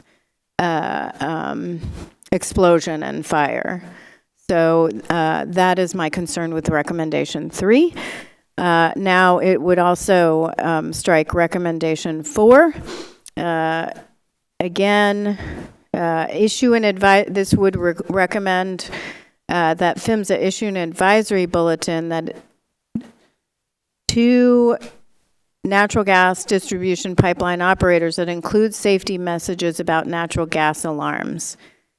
That's not what the API standard does. The API standard doesn't recommend any specific safety device. As much as I strongly support natural gas alarms, there are other ways to do it. It doesn't call out excess flow valves or any other safety device. So that's something that needs to be considered. And then finally, consider direct communication with residential and commercial customers, as well as schools and other places of congregation, instead of relying on bill stuffers. Again, what the operators will come back with is, oh, we don't. Here's the standard that says we have all these delivery methods. So I think you have to be far more specific. One option, of course, that's limiting in the API standard is the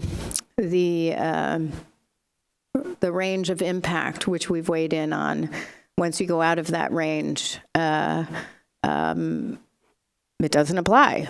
So there are different ways to address this. I'm certainly open to all of those. These are just not the most effective. Discussion.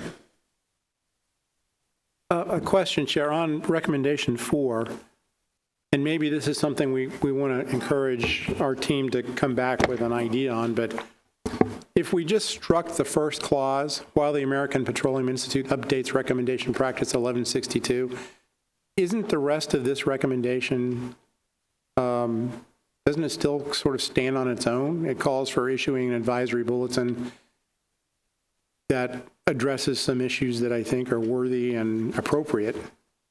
Is this recommendation, without that reference to API, still a recommendation worth keeping?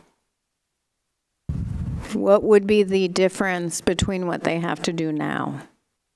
When we issue a recommendation, I think it should be something that's focused on what they don't already have and to improve upon the existing processes and procedures. If I were PHMSA, I'd say, okay, great, I'll issue an advisory committee that says what they're already required to do, both under their public awareness requirements and federal regulation, plus the standard that they've already adopted by way of reference.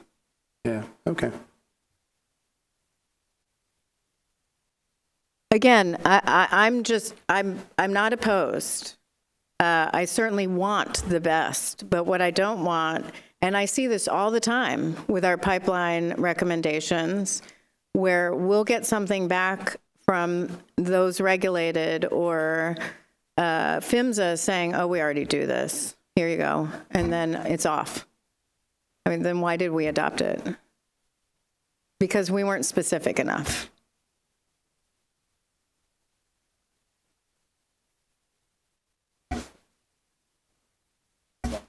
Staff?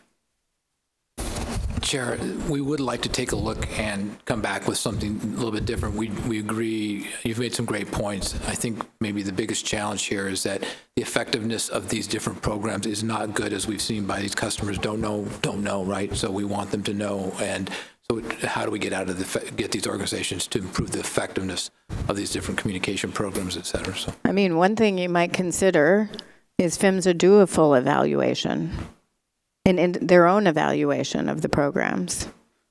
Is it effective? And what's missing with recommendations to improve that they implement?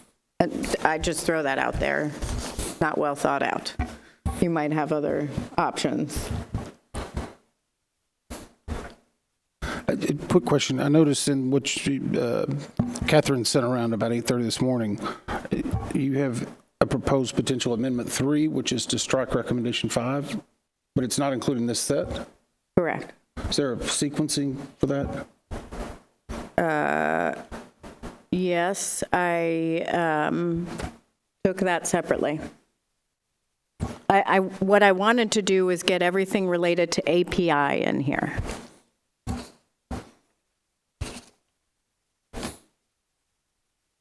Mr. McMurray? All right, then this is a vote to approve the motion to strike recommendations 3, 4, and 11. Member Graham. Aye. Member Chapman. Aye.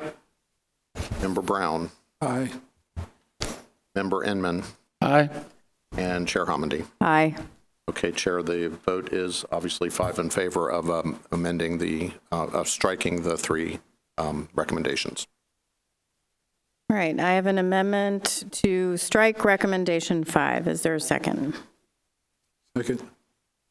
All right, on recommendation 5, this is a recommendation to PHMSA to issue communication materials to the general public on the necessity of installing natural gas alarms, similar to fire alarms in businesses, residents, and other places of congregation. Again, I strongly support this, but PHMSA does not have the regulatory authority to require natural gas alarms in businesses, in residences. I have consulted with PHMSA, the Associate Administrator for Pipeline Safety, about whether they could do this, who also spoke to their general counsel. They said it would be very difficult because they don't have the jurisdiction to do this. If you want to come back with something, that's great, but unlike 811 or HAZMAT or some of their other programs where it's public communications, and campaigns, those are they have with them federal regulation that is under PHMSA. So I believe this is beyond their authority. Discussion. I would note, I'm fine with striking it, but it doesn't sound like it's requirement. It's just communication material. So I don't know if that's a hang up. I think that it would be difficult. When I spoke with Mr. Mayberry and their legal counsel, it would be difficult and a stretch for them to do it without the legal authority to actually do it.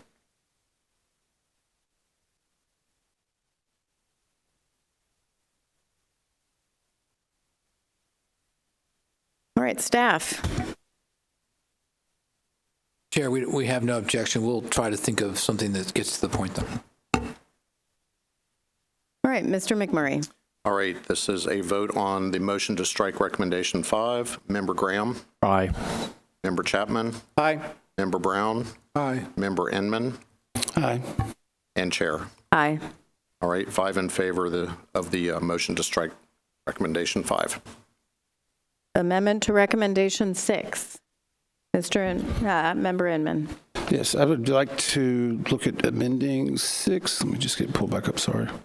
The original recommendation is to revise Title 29 Code of Federal Regulations to include natural gas emergency procedure if an employer's facilities use natural gas. The revision would be to require, instead, strike the entire language, and it would still be to OSHA, but it would be to require employers whose facilities use natural gas to have natural gas emergency procedures.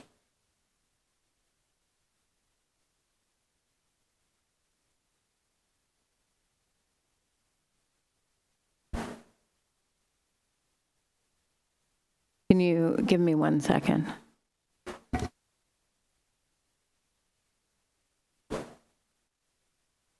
While she's pulling it up, is there a second? Second. All right, discussion. Member Inman. I think the point is, and I think we actually kind of hopefully socialized this with people yesterday, revising federal code is a laborious task and can take a long period of time. So in this case, hopefully they could find a way to adopt without having to actually do that. They still have the statutory ability to sometimes issue orders. They can look at things from that perspective. I think whenever we put the onus on a revision of a federal statute, it makes it much harder for them to maybe find another way to be compliant with what our recommendation is.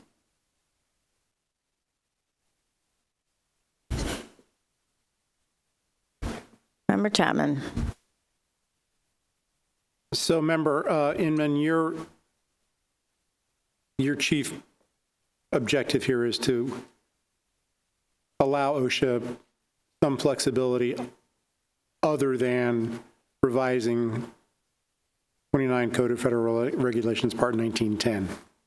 If they have some other way of doing this. Correct. If that's the only way they have. To give them that opportunity. If that's the only way they have, then they can take that route. If not, if they have administrative action or separate rulemaking, or they can do it by guidance, which still requires it.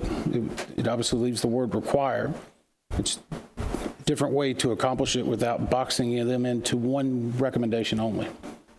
I haven't researched this, so I don't know for certain. My hunch is that the way they would have to do this, if they're going to require, would be to revise Title 29. But I understand what you're saying, and it makes some sense.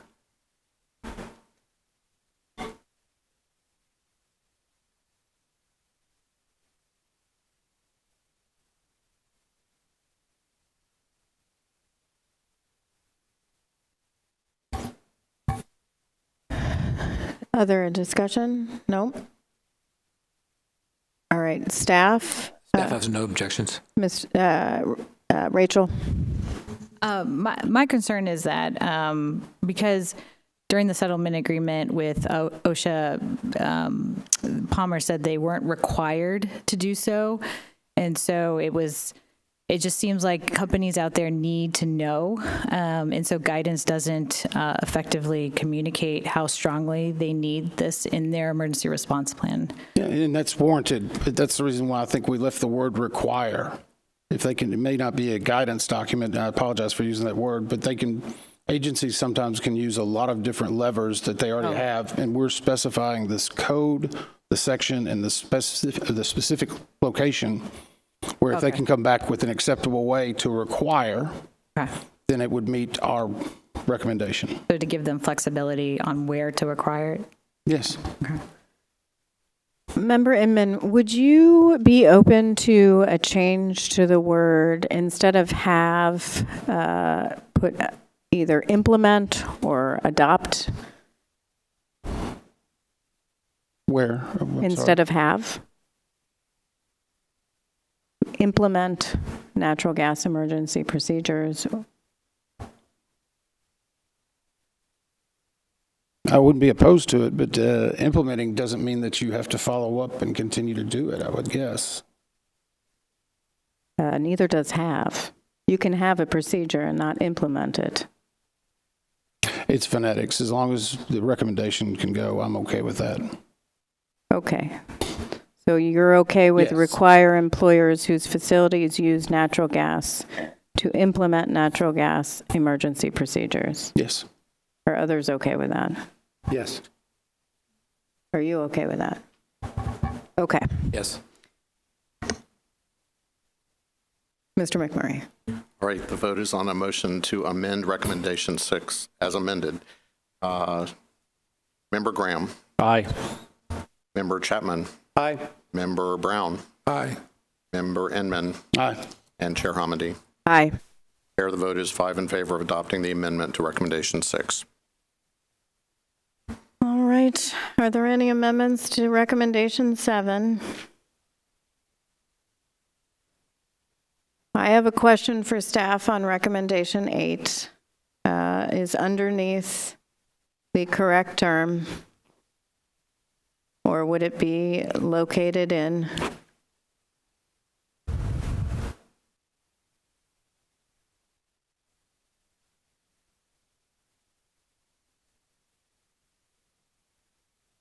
Yes, that would be appropriate. Located in. Located That's what in. your change was.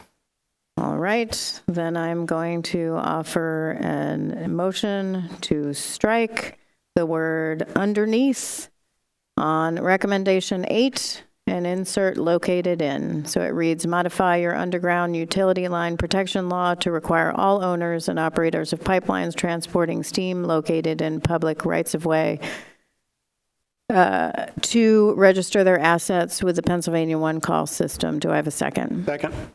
Discussion? Just for clarity purposes, I know we got into this earlier, the alley that we were speaking of is, just want to make sure the intent is there. Is it a public right-of-way or where they may have an easement? I know that was kind of a clarifying question earlier. We know it's a public right-of-way. I'm sorry? It is a public right-of-way. Okay, just wanted to make sure. Thanks. Thank you. All right, no discussion. Mr. McMurray. All right, an amendment to, let's see, revise recommendation 8, replacing underneath with located in. Member Graham. Aye. Member Chapman. Aye. Member Brown. Aye. Member Inman. Aye. And Chair Hamady. Aye. All right, Chair, votes 5 in favor of the amendment. All right, before so I have an amendment to issue a new recommendation to the American Gas Association. The motion is for this new recommendation to read as follows. Share the details of the March 24th, 2023 natural gas-fueled explosion and fire in West Reading, Pennsylvania with your members. Evaluate the effectiveness of current delivery methods of public awareness programs and encourage your members to install natural gas alarms in businesses, residences, and other places of congregation that they serve. Is there a second? Second. Further discussion? Again, this is going to remain open, so if you have changes to it, you can make them at a later time, too. No discussion? Okay. Staff? Chair, we're good with that wording. And UGI is a member of AGA, correct? Yep. All right, Mr. McMurray. All right, this is a vote on the amendment to add a recommendation to the American Gas Association. Member Graham. Aye. Member Chapman. Aye. Member Brown. Aye. Member Inman. Aye. And Chair Hamady. Aye. All right, Chair, the vote is 5 in favor of adopting the new recommendation. All right, moving on to recommendations 12 and 13. I'll start with recommendation 12. My motion is to amend recommendation 12 to read, this is a recommendation to the International Code Council. It would now read, revise the International Fuel Gas Code to provide for installation of natural gas alarms that meet the specifications of National Fire Protection Association 715 for businesses that use natural gas. Is there a second? Second. Further discussion? I'll recognize myself for just a couple of seconds. The current one says revise to require. Technically, they can't require. It does say shall in the code throughout. However, the requirement is actually on the states or localities to adopt it, so it's technically not correct. This takes exactly how staff actually proposed redrafting it. So further discussion. Chair, just a thought, recognizing that they don't have the authority to require, the point of the code is to be a model code that others can then adopt, which would require. I wonder if the wording might be revise the International Fuel Gas Code to provide for required installation of natural gas alarms, etc. So I would propose to insert required between for and installation.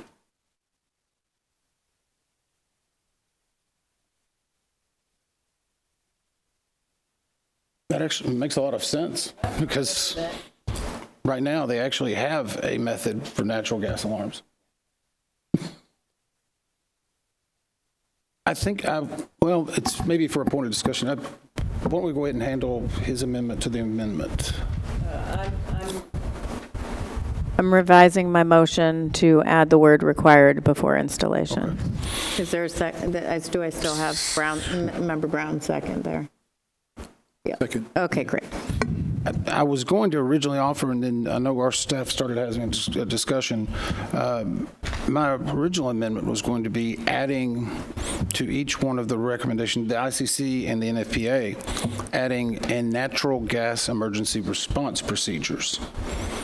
My problem with it is we've kind of looked at it and evaluated it. I don't know if they have the ability to do that under the 715, NFPA 715. They might under NFPA 54, but without having a technical review, and I don't know if we've got an expert in staff that could say this is something we can accomplish, or I'm happy to leave it outstanding whenever we get the revision back and we can actually look at 54 and see if it models that.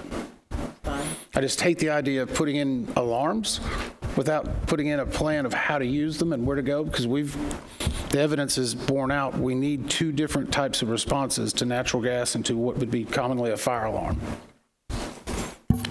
So I have no amendment. Staff could look at that. We can. I think one of the thoughts, but we'll take a look at with both the ICC and the National Fire Protection Association, is that they tell you things to put in, like, put the alarm in, make sure the beams are 6 inches apart, things like that.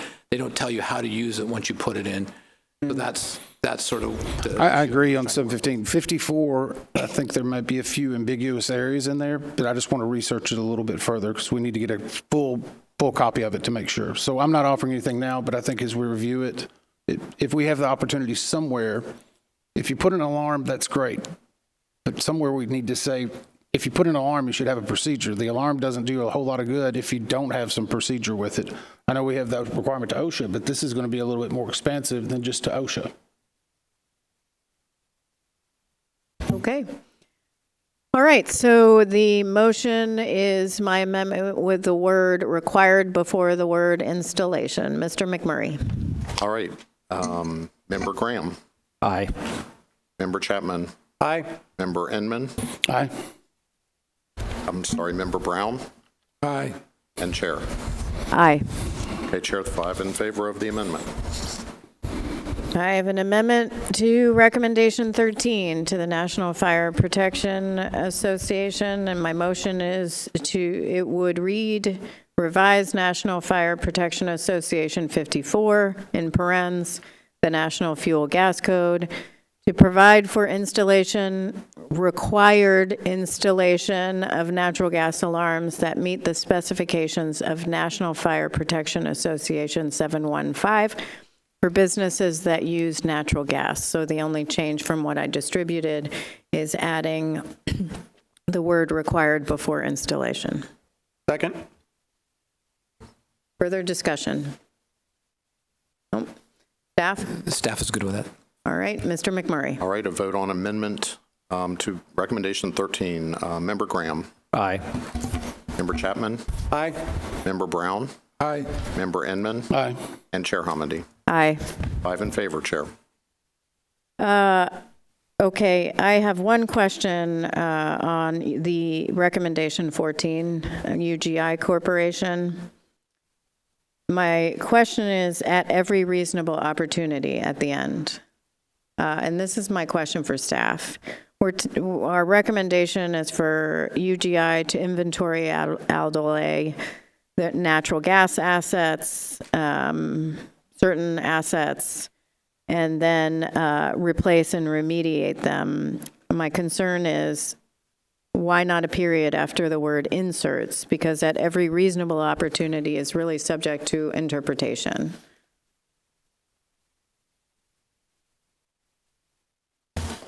Could be 10 years, 20, 30.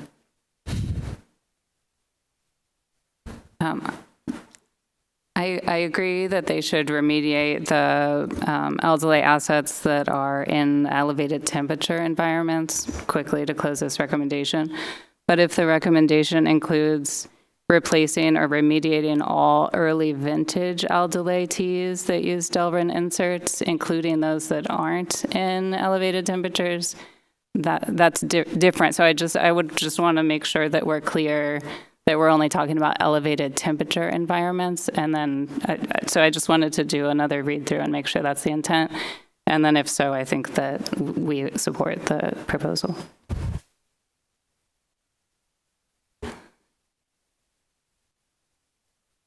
So is the suggestion to wait on that?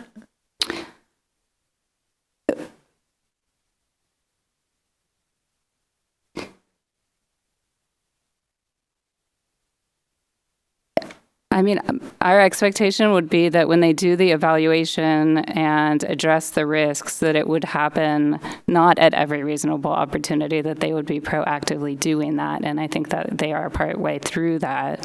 I think that my read of this recommendation is specific to elevated temperature environments. It's just the way that the second half of that is written. I just wanted to confirm that that's true, maybe with safety recs. Right here, we could do that.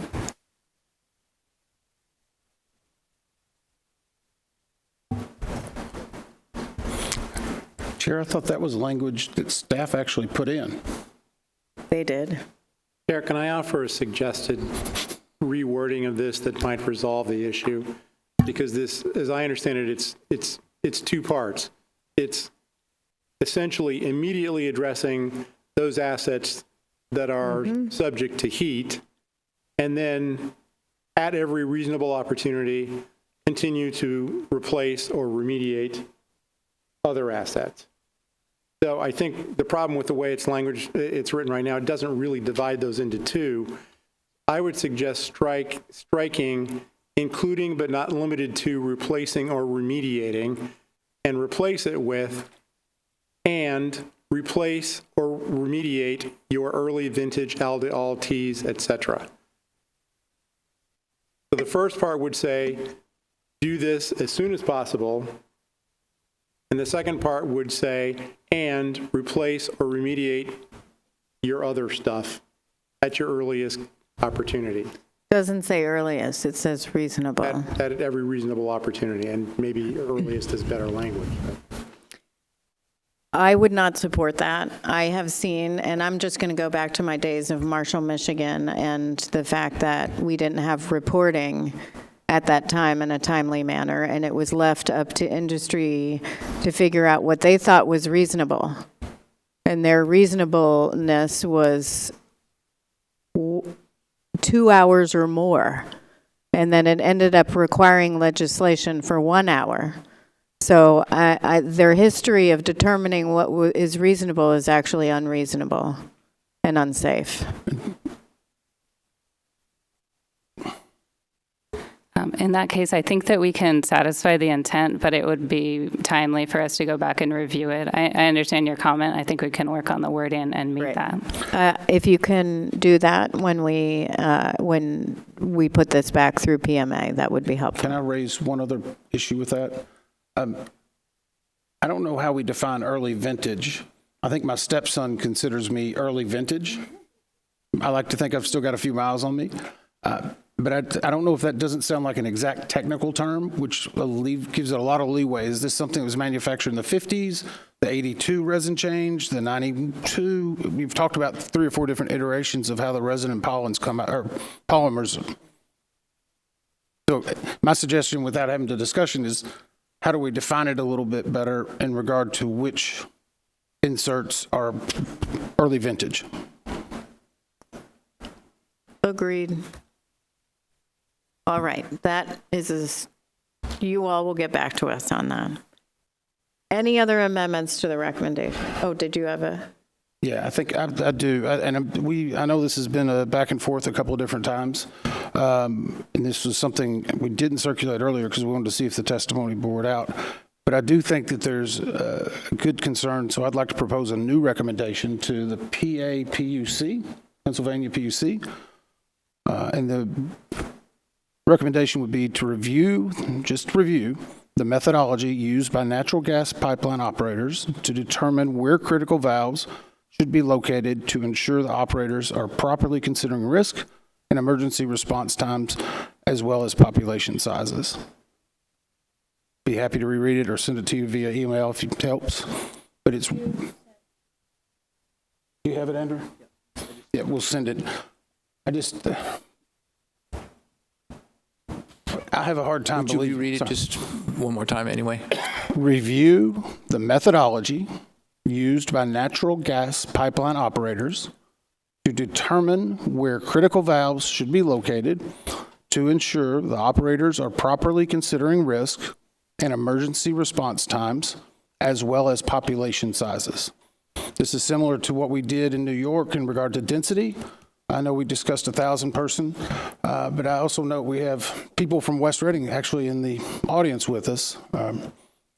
To them, an hour and 15 minutes to get something shut down may not seem like a good amount of time, and I'm not wanting to impose a standard, but I think a review without it being, for lack of a better term, being something that's onerous and has to give a prescription, we can give them the flexibility, but at least it's tentative enough to say, let's take a look at how the operators in Pennsylvania are considering density and population.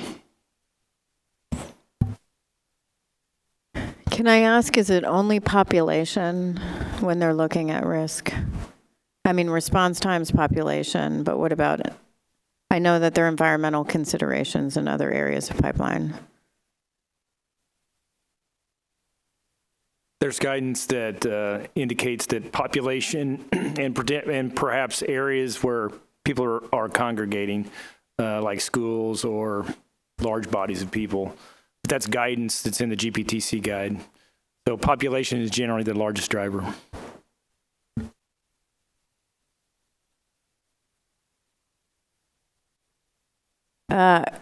Just one question on that. Hang on. If I don't have a second, I don't think we can go forward. Oh, second. One question, why would it be PHMSA or the Pennsylvania PUC? Because Pennsylvania would just do for their area, but it'd be PHMSA who would do a full review of methodology for all pipeline operators. As I understand it, PHMSA already has a requirement that that all operators do that. This is merely highlighting it just to Pennsylvania to re-review in this situation. Density and population numbers. We can go to ask PHMSA, but I think it may be interesting to see if PHMSA wants to do this on a wider scale. This was directed more towards the PUC. This actually came out of the analysis on the emergency response report. Right. It was already included in that text, but I think it was only strictly to UGI, and then it was to PAPUC to evaluate UGI's evaluation. This is kind of cutting out one of the middlemen and just getting the entire state. Okay, so I guess my one question is it, so we're talking about Pennsylvania's natural gas pipeline, interstate or intrastate, as in distribution pipelines, transmission pipelines? Natural gas pipeline operators. So all pipelines? They could have the flexibility, but that's what the PUC oversees. So hazardous liquid transmission, natural gas transmission, natural gas distribution, everything.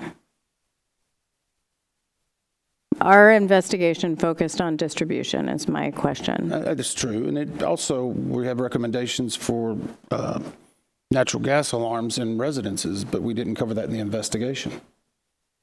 We did in this report. We did commercial, yes, businesses, but not Okay, residences. so would you be opposed to natural gas distribution operators No, not at in all. Pennsylvania? Not at all. Okay, great. So if you'll allow me to amend it, I'll read it one more time. Sure.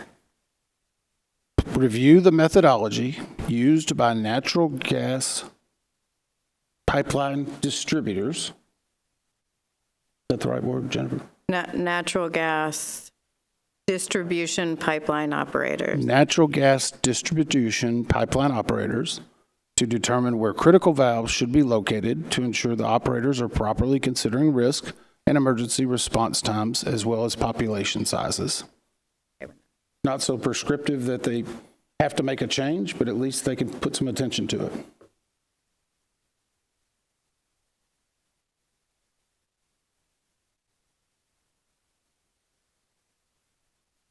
No issues.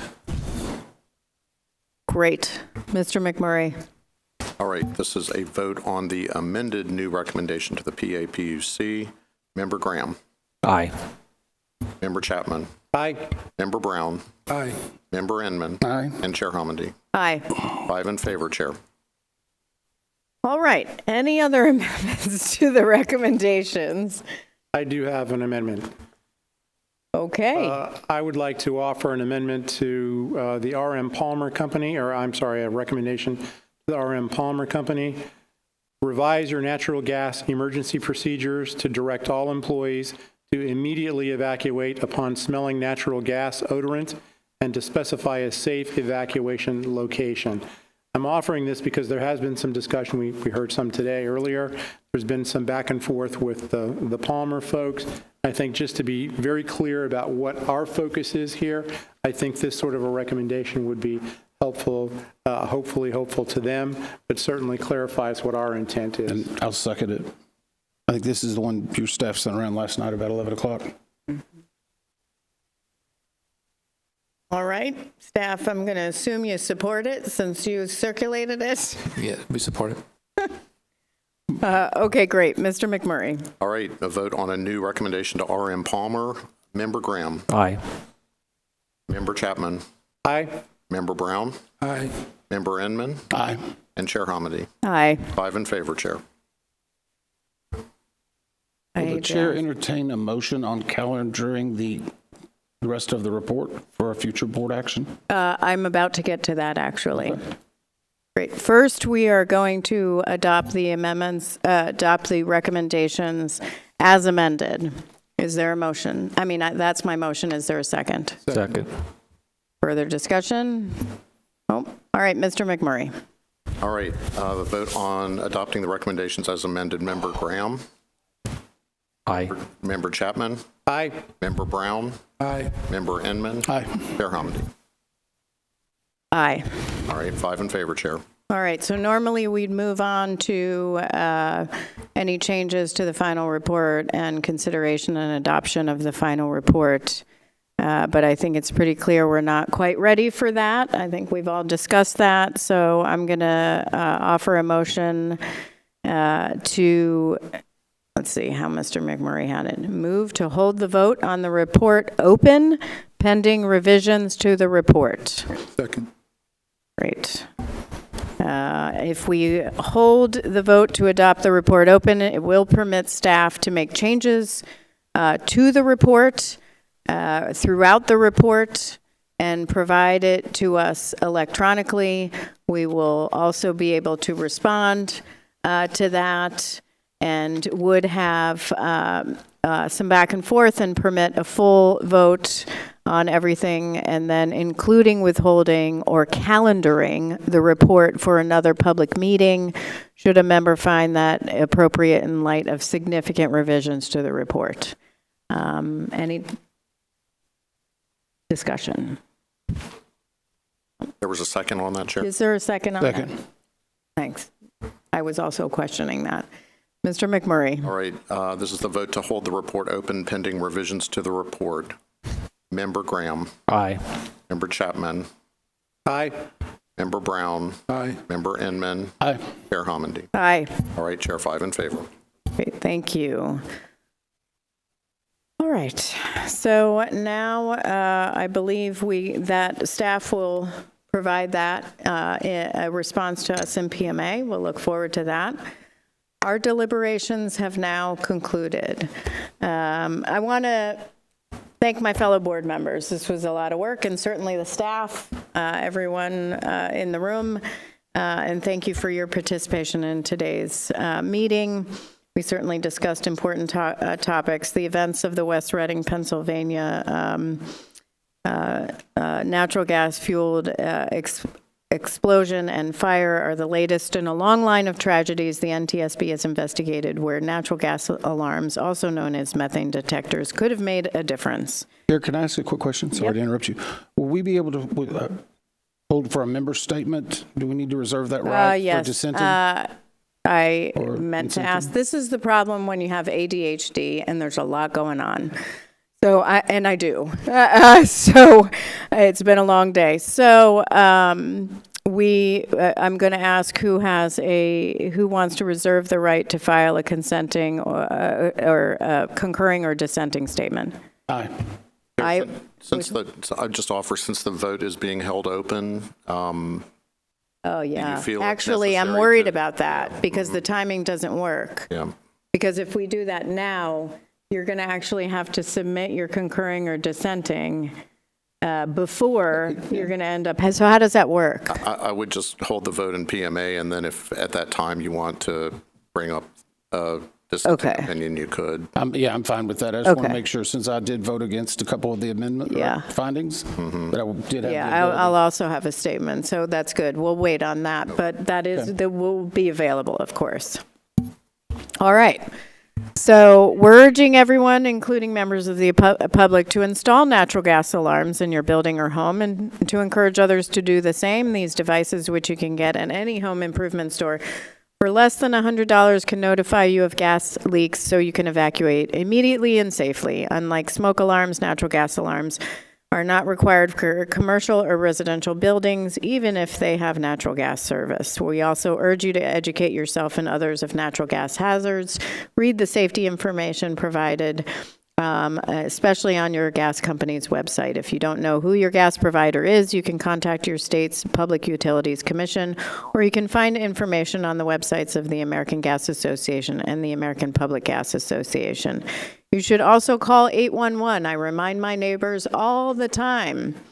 Call 811. A few days before you put a shovel in the ground for any reason, whether you're planting trees or flowers, installing a fence or a mailbox, or building a deck, to name just a few examples, a leading cause of gas distribution pipeline accidents is excavation damage caused by third parties, such as homeowners or contractors.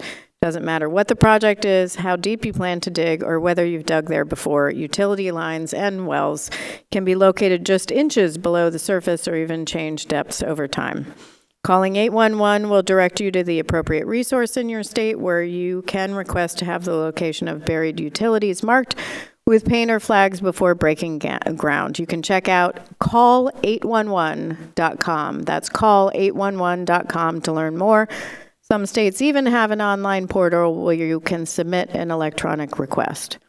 And finally, please remember, if you ever smell gas, don't hesitate, evacuate immediately, and call 911. Do not return until you're told it's safe to do so. These actions can save lives. I want to thank the following organizations for the collaboration with us on scene and their role as parties to our investigation: the Pipeline and Hazardous Materials Safety Administration, West Reading Fire Department, Pennsylvania State Patrol, Spring Township Fire Department, West Reading Borough Police, UGI Utilities Incorporated, and the R.M. Palmer Company. I'd also like to extend the board's thanks to the NTSB team, including our colleagues in the Office of Railroads, Pipelines, and Hazardous Materials Investigations, the Office of Research and Engineering, the Office of General Counsel, and the Office of Managing Director for their work over the course of the investigation and certainly throughout the development of this report. We also express our appreciation to our colleagues in the Transportation Disaster Assistance Division for their support of the victims and families touched by this tragedy, as well as the following offices for their vital support: the Office of Human Capital and Training, the Office of Chief Information Officer, and the Digital Services Division, as well as the Office of Safety Recommendations and Communications for its diligent work and advocacy to improve safety. Going forward, the NTSB looks forward to working with the organizations that we've issued recommendations to as a result of this report and whenever it's finalized. Now, I want to recognize Member Chapman before we close. Thank you, Chair. And I know this is unusual, and I also am quite aware that it's been a long day, so I'll be brief. My time as a board member will soon end, and it's likely this will be my last board meeting. So I want to take a moment to say just a few words. It has been the honor of my life to serve at NTSB. And I have the greatest respect and admiration for each of you, my colleagues on the board, and certainly for the remarkable members of our NTSB team and all they do to advance the agency's mission. I very much appreciate their support of my work as an individual board member. My time at NTSB has been, without doubt, the most rewarding experience of my career of nearly 45 years in transportation. I'm grateful to have had the opportunity to serve with so many fine people. Of course, my favorites are Ivan Chung, Linda McGonigal, Stephen Stadius, and Jana Price, who helped me get started during my first few weeks at NTSB. These folks are the members of my mighty little team, Chapman. Ivan, Linda, Stephen, and Jana worked hard every day to help me make the most of my time on the board. So Ivan, Linda, Stephen, Jana, and all of you I am proud to call my colleagues, thank you for all you do. In ways great and small, you are genuine heroes. Chair, thank you for indulging me, and that concludes my remarks. Thank you.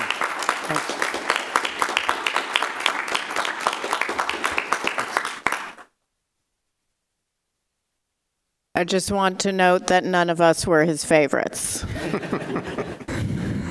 I have other favorites. I just didn't have Member time Chapman, to list them all. it's been I will speak, just speaking on behalf of the entire board, it's been an honor to serve with you. You have been very measured in your approach and very thoughtful in your consideration of changes or in issues that we're discussing, and I just thank you not only for your partnership here at the board for improving safety, but also as a friend. Do others? I don't know if anyone. Nope. Okay. I should be one of your favorites. I'm just kidding. All right. With that, we stand adjourned.